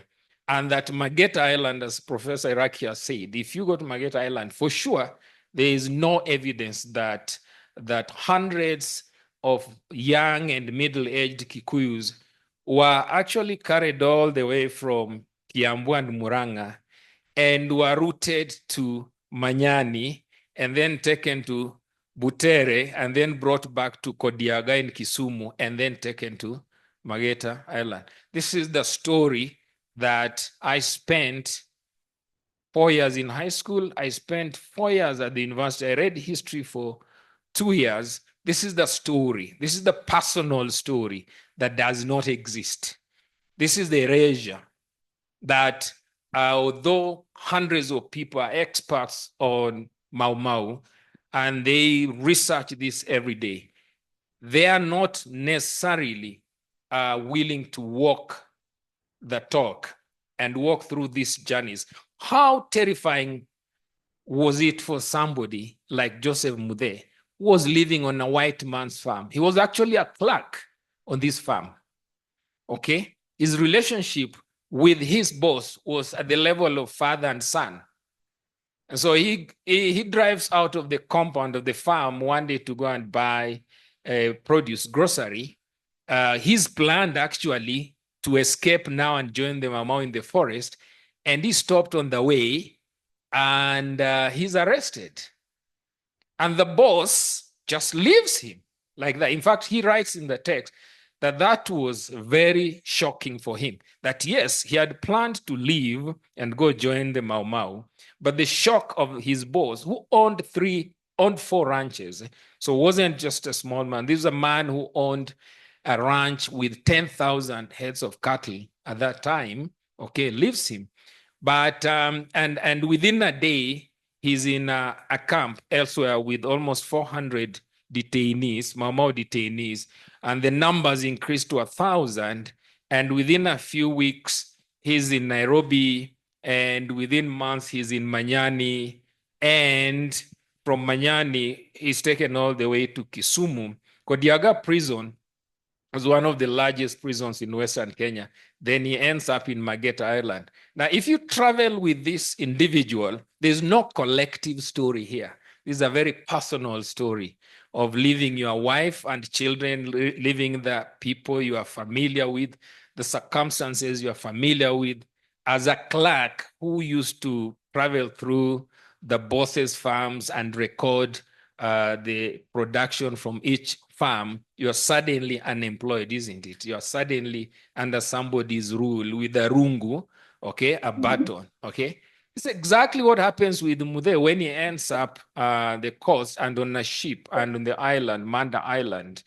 What are the tragedies? So when I hear a Mau Mau researchers say, I did interviews, I want to see the interviews. I want to read the interviews for the little tragedies. I mean, the moments of horror of in the morning, you are a clerk, a senior clerk on a white man's farm. In the evening, you are sharing food that's meant for 100 people with 300 other people. And the following day, you are, and Joseph Mude is very clear that one of the interesting stories about the Mau Mau is that they were not necessarily being punished because they were Mau Mau. They were simply removed from the rest of the population as a psychological torture because they were never charged. Hundreds of them were never charged in any court of law. Okay, they're just removed. You're just removed from your space of familiarity. So the provocation is at this time when Kaengeri, Mude is 96. Kaengeri, I think, is possibly 100 plus. Yes. At this time when the population, and I hear people say, I've been interviewing veterans, I've been interviewing victims, etc. At this time when the population is declining because they die, right? Where are these personal stories? How comes? I heard you talk about 20,000, right? Potential veterans. I'm interested in the archives and what the archive is recording as personalized memories. So what we're interested in these two texts about from a literary point of view is that these texts as memoirs start to contest the authority of history, start to contest the claims, for example, that hundreds of Mau Mau were given land. We know why they were given land where they were given, so that they are removed from the more fertile Kiambu, Muranga, Nyeri land.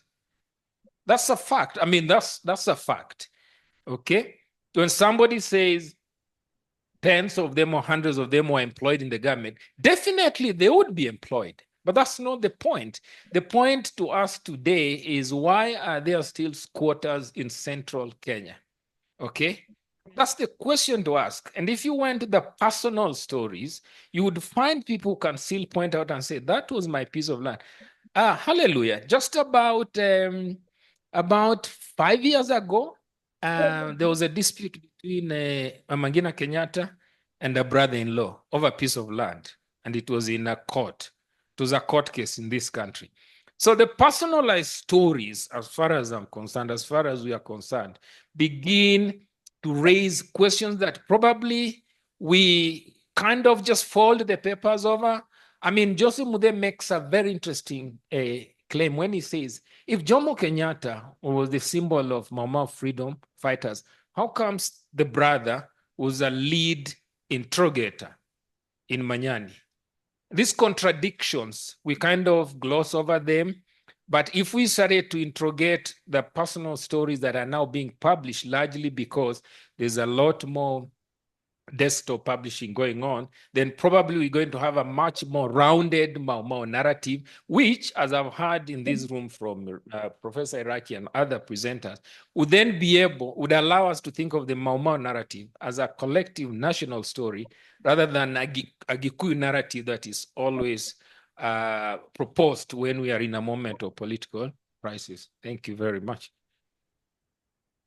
Give a clap for Professor. Thank you, Prof. You can sit near here because your discussants are coming up to say a few things. You talk about Mageta Highland. I finished university after 12 years. First degree, 2 masters and a PhD.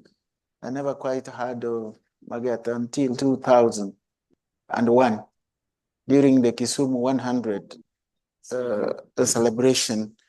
And I was working on a project with the British Institute in Eastern Africa to prepare the exhibition at the Kenya National Archives Documentation Center in Kisumu. That's when I visited the island, and there was nothing to show that it was a Mau Mau detainee camp. We just visited it with a friend of mine, just as part of getting away from Kisumu city at the time. Yeah.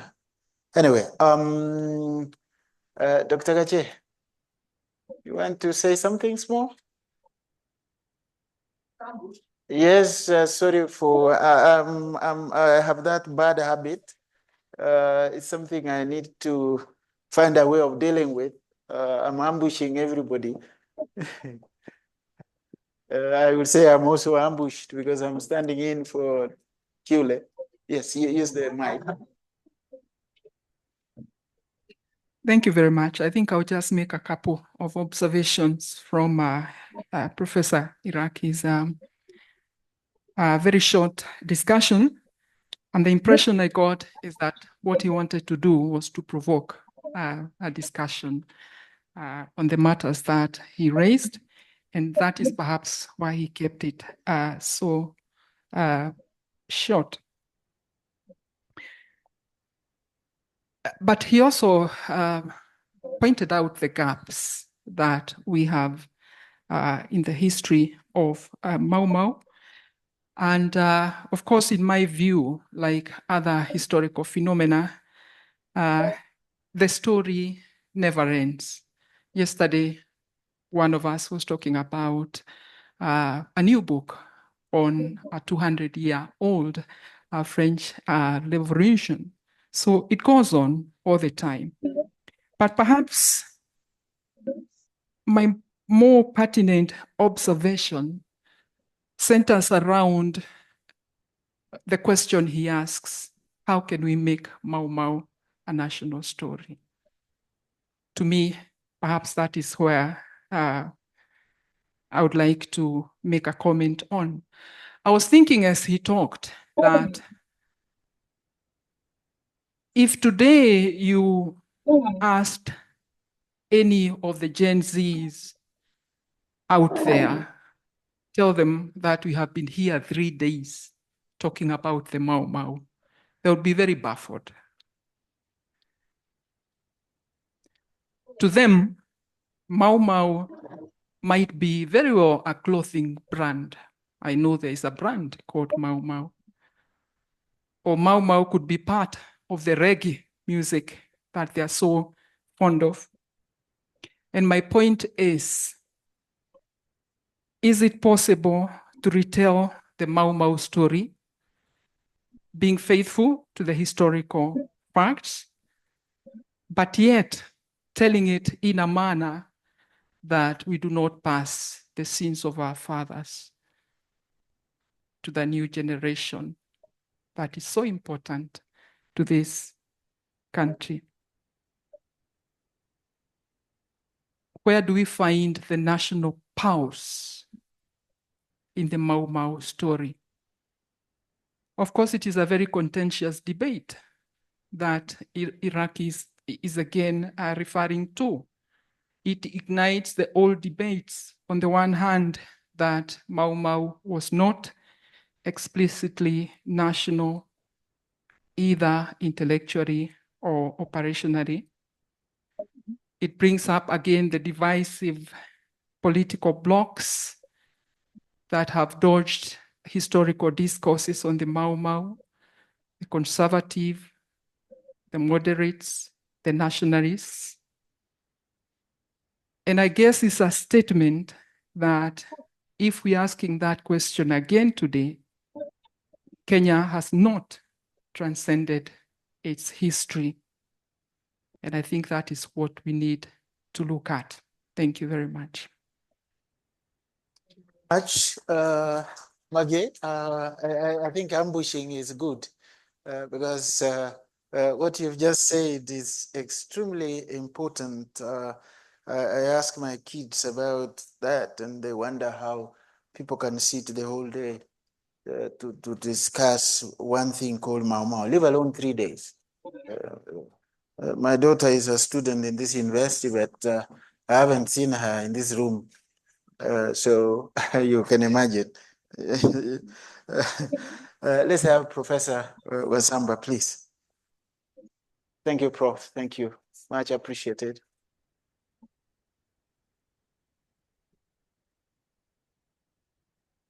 Very much. Ken keeps on calling me boss, but he's the boss. And that is the nature of life. I thank Tom and Jennifer for their presentation. And I think the presentation also tries to speak to what we were discussing earlier on, the relationship between literature and history.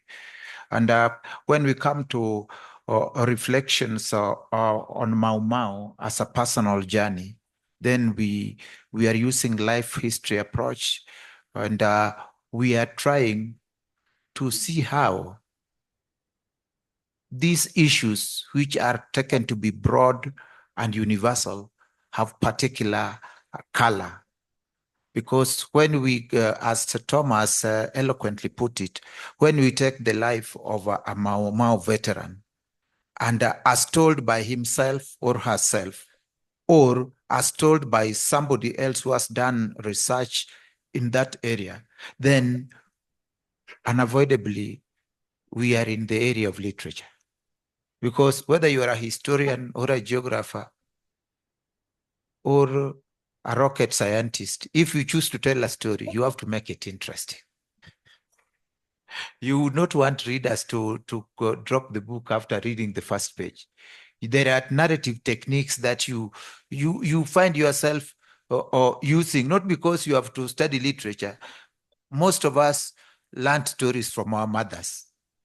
Even if we chose engineering later, we still remember how our mothers told us stories, and we can still tell stories. So there is a way in which approaching Mau Mau struggle as a personal journey or brings in authenticity in terms of events, in terms of experiences that these people went through, because you give a human face to these abstract ideas that some people cannot relate to.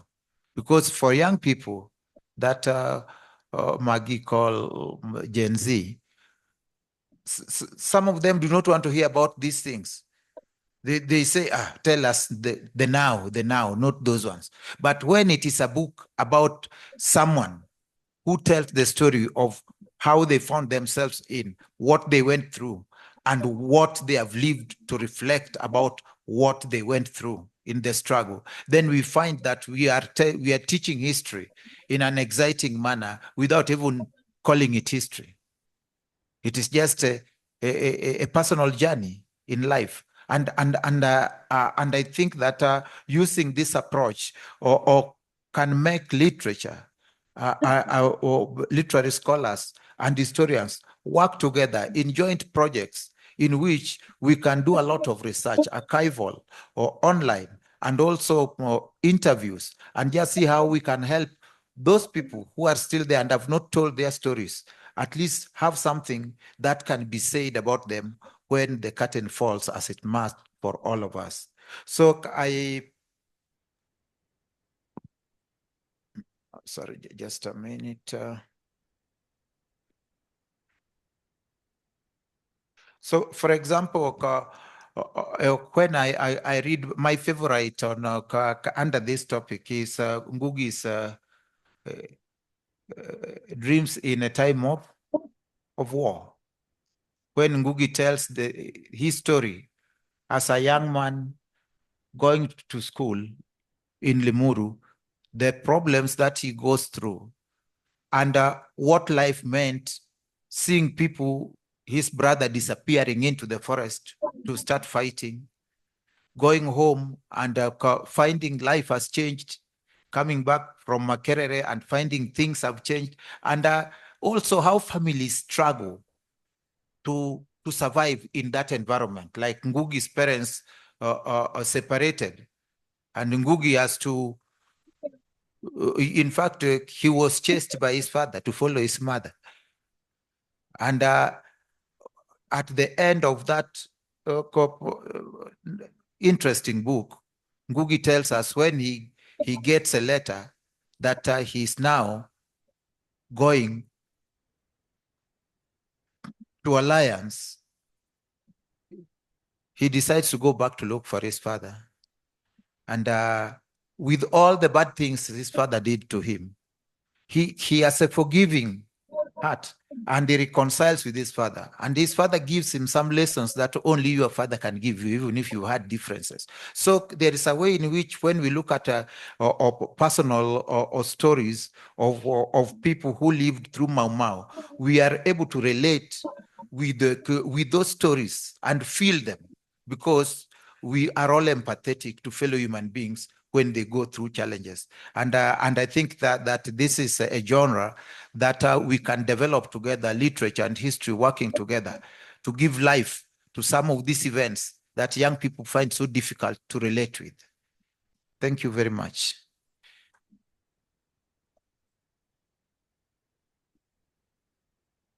Thank you, Prof. Thank you so much. Yeah. Okay. Okay. Thank you so much for that. We have actually less than 10 minutes.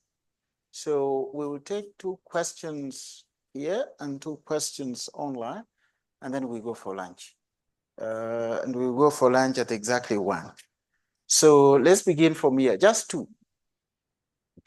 In Kenya here, we have something called the burning questions. So I don't know, Professor Sean, whether you know what that is. So we only need those burning ones only. If you feel like it is almost burning your fingers, please bring it forth. Yes, there's a burning one there from our colleague Tapitan and Ndogoto. Yes, Walib. Thank you, Professor Iraki, for this presentation. And I really like it, the passion you have to learn more about the history of your people, especially coming from the School of Business. Mine is just but a very simple question, because I'm coming from the area of archaeology. And when you have displayed an ammunition in the year 1991 that you were able to rescue from your region with your brother, my question is, apart from taking it to the police, was this ammunition probably rescued to be taken to the museum so that it can be displayed for students to be able to learn more from it? Again, you have displayed the homes in the White Highlands. My question is again, have these houses been earmarked by probably the county government, if they are in Nyeri, or probably in Nyandarua, and as cultural heritage sites, so that they can be preserved for our history? Thank you. Thank you, Malim. That's a heritage archaeologist from our department. Any other? Okay, there's the second one over there.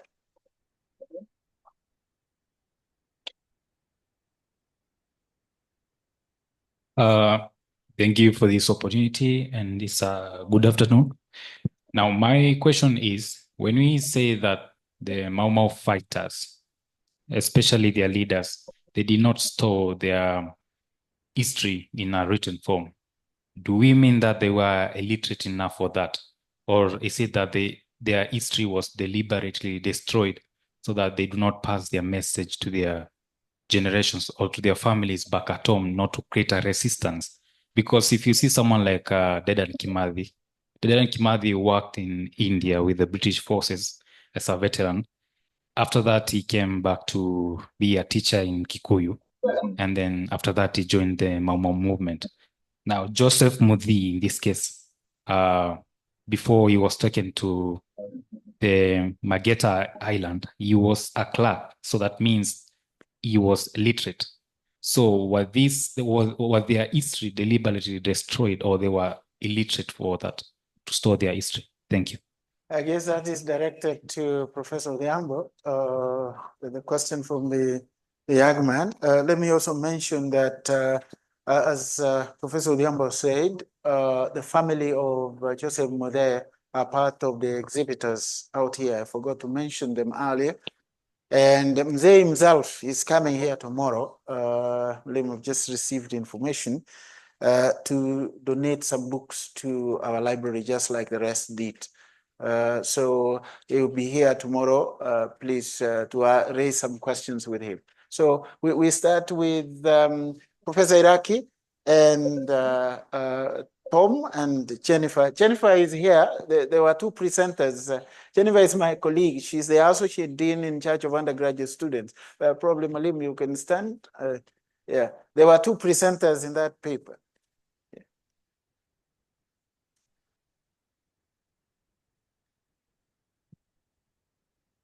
Thank you, Prof. Since I teach at the university, I'm not used to being asked questions. I'm used to asking questions, but I'll respond to your questions. I think that was a very interesting question you asked, because I'll tell you more. We got that munition. It was not the first one. Even up to this day, if you are around Aberdares, Mount Kenya, farmers are still unearthing those old bombs. In fact, there was one that was unearthed in Japan, I think, last month. So it's not unusual. But I don't remember it being taken to museum, because people sometimes don't see the value of that. In fact, when I was in primary school, we were flattening our soccer field. I remember finding old coins, spent cartridges. I have one. But I don't remember anybody talking about the museum, because one problem we have in this country is we don't value artifacts. Let me tell you how bad it is. 2 years ago, I wrote in the Daily Nation asking for people to give me artifacts, old documents, old coins. Believe me or not, there is this guy who sent me his grandfather's original discharge certificate from World War II. And he told me he doesn't know what to do with it. So I think the time we started appreciating those small things, I agree with you. Nowadays, museums are at the counties, and counties need to take initiative of that. In the same region, I showed you that photo. 2016, we went up there, Aberdares, and found a wreckage of a World War II bomber. And it had 3 South African pilots who we were able to identify, but we didn't find the bodies. But we found buttons. We found a lasted machine gun. I don't know how my mouse never got it, but it was there. And I guess it's still there. If you go up there, Aberdares, you'll find it. You find the fuselage, you'll find the engines, it is still there. And in the same place, around the same region, we found a grave of an African. That's why I'm talking to you, African.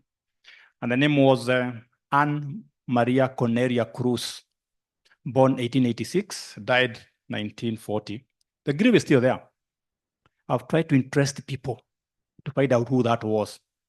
Nobody's interested. So I think I agree with you that the National Museum, the regional museums have enough artifacts they can keep and immortalize some of those interesting history. But to do that, you need money.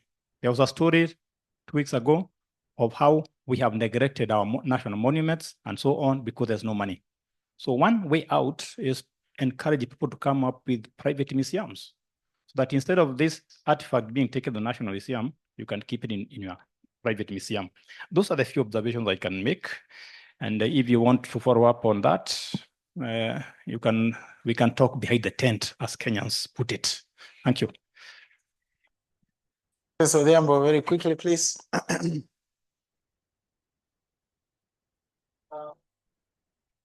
Mude will be here tomorrow, yes?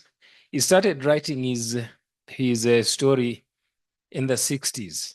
It only got published in the 2000s. And I think Dr. Mutiso from here, who's in history, was in his history. Was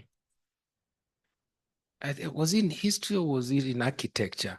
Actually, he says in the book, if you check the book, that at some point Dr. Mutiso went to his place and helped him to rewrite the story or correct the story and discarded some material, etc.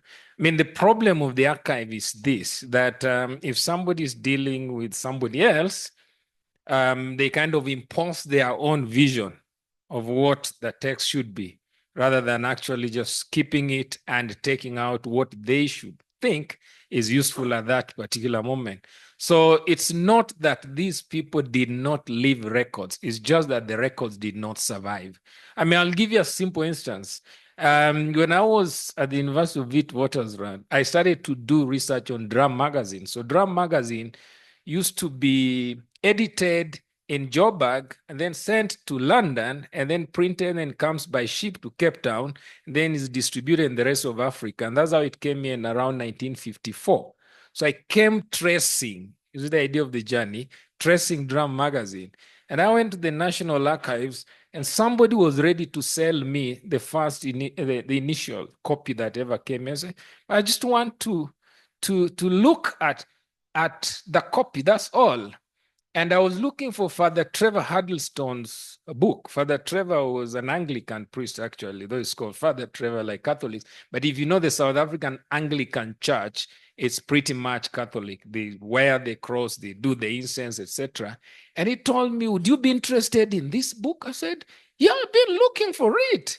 And he said, how much would you be willing to pay? I said, no, I don't want to buy. So you would be surprised that some of these records actually exist in private collections. There's no way Dedan Kimathi didn't leave some records, but remember, he was in the forest. Joseph Muthe was writing his thoughts. He'll be here. He speaks. You can talk to him. But that tragedy that he started writing the book way back in the 60s and only saw the light of day 2006. And it's because Kwani agreed to publish it in Kiswahili, though. Okay.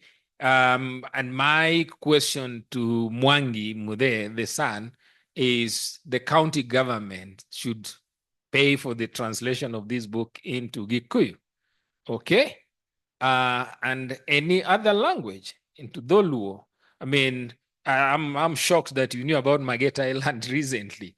And that's just the fact that many Kenyans now don't know where Manyani is unless you are keen to check that the prison is still there, right? But the monkeys, which is the meaning of Manyani, the monkeys are no longer there, the baboons, because the trailers that used to stop there that were carrying grains to South Sudan no longer stop there.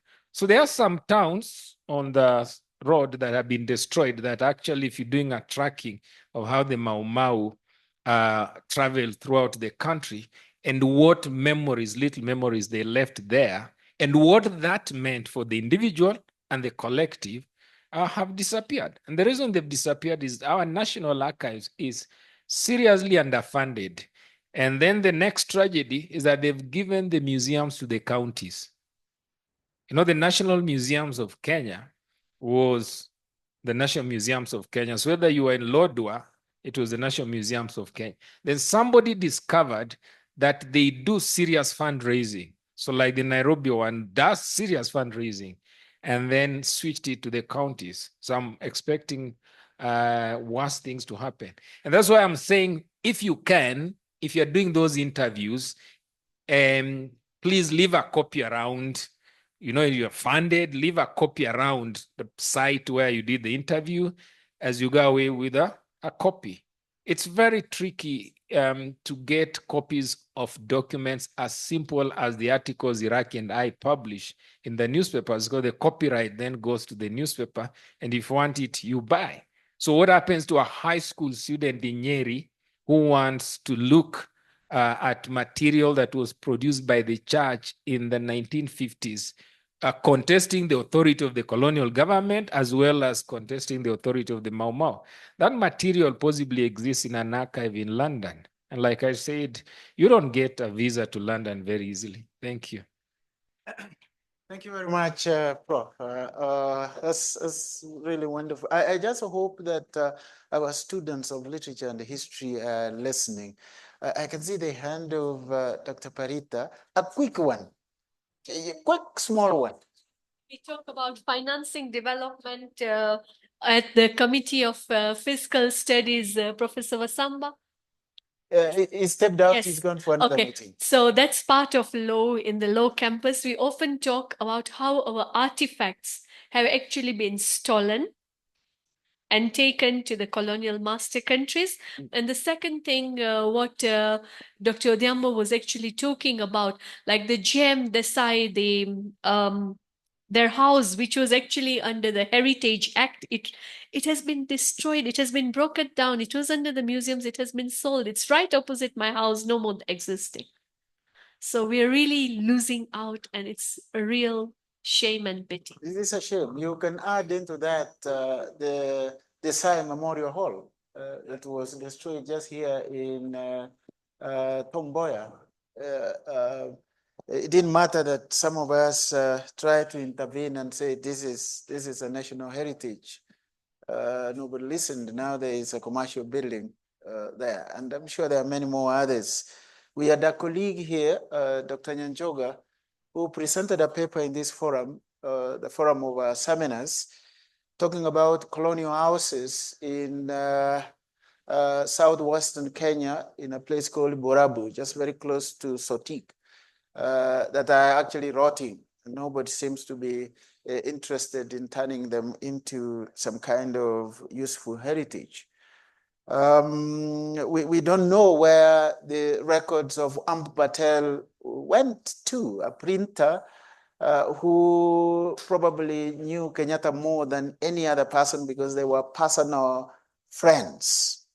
For your information, Amp Patel was the one who was printing Muitania, the Kikuyu language pamphlet that they were doing. Then all of a sudden, his records, nobody seems to know where they went to because of the fear that gripped the family and the community after the death of Piogama Pinto. Because Ambu and Piogama Pinto were very close. So nobody knows. We have been looking for them. Some people suspect that they were either banned or transported to India. I've been to India several times. I've not had any trace of them. So anyway, let's go for lunch. We can talk forever. But I was saying, I hope our history students are here. In this presentation, I've had many topics that you can work on for your MA project, for your PhD project. Those who are listening to me online, please, if you come to me asking which topic is viable, I'll send you away because you didn't come here, you could have picked many. So friends, we now go for lunch. Dr. Ondigi Onyango, please rise up. That is the guy in charge of our lunch. Our lunch is served on the 6th floor of this building. For those of us who were here yesterday, please, let's go there once more very quickly. We want to come back here at exactly 2. Yeah, let's go up for lunch. Don't go anywhere. Lunch is now for all of us. Let's go up. 6th floor. And Dr. Ondigi will lead you there.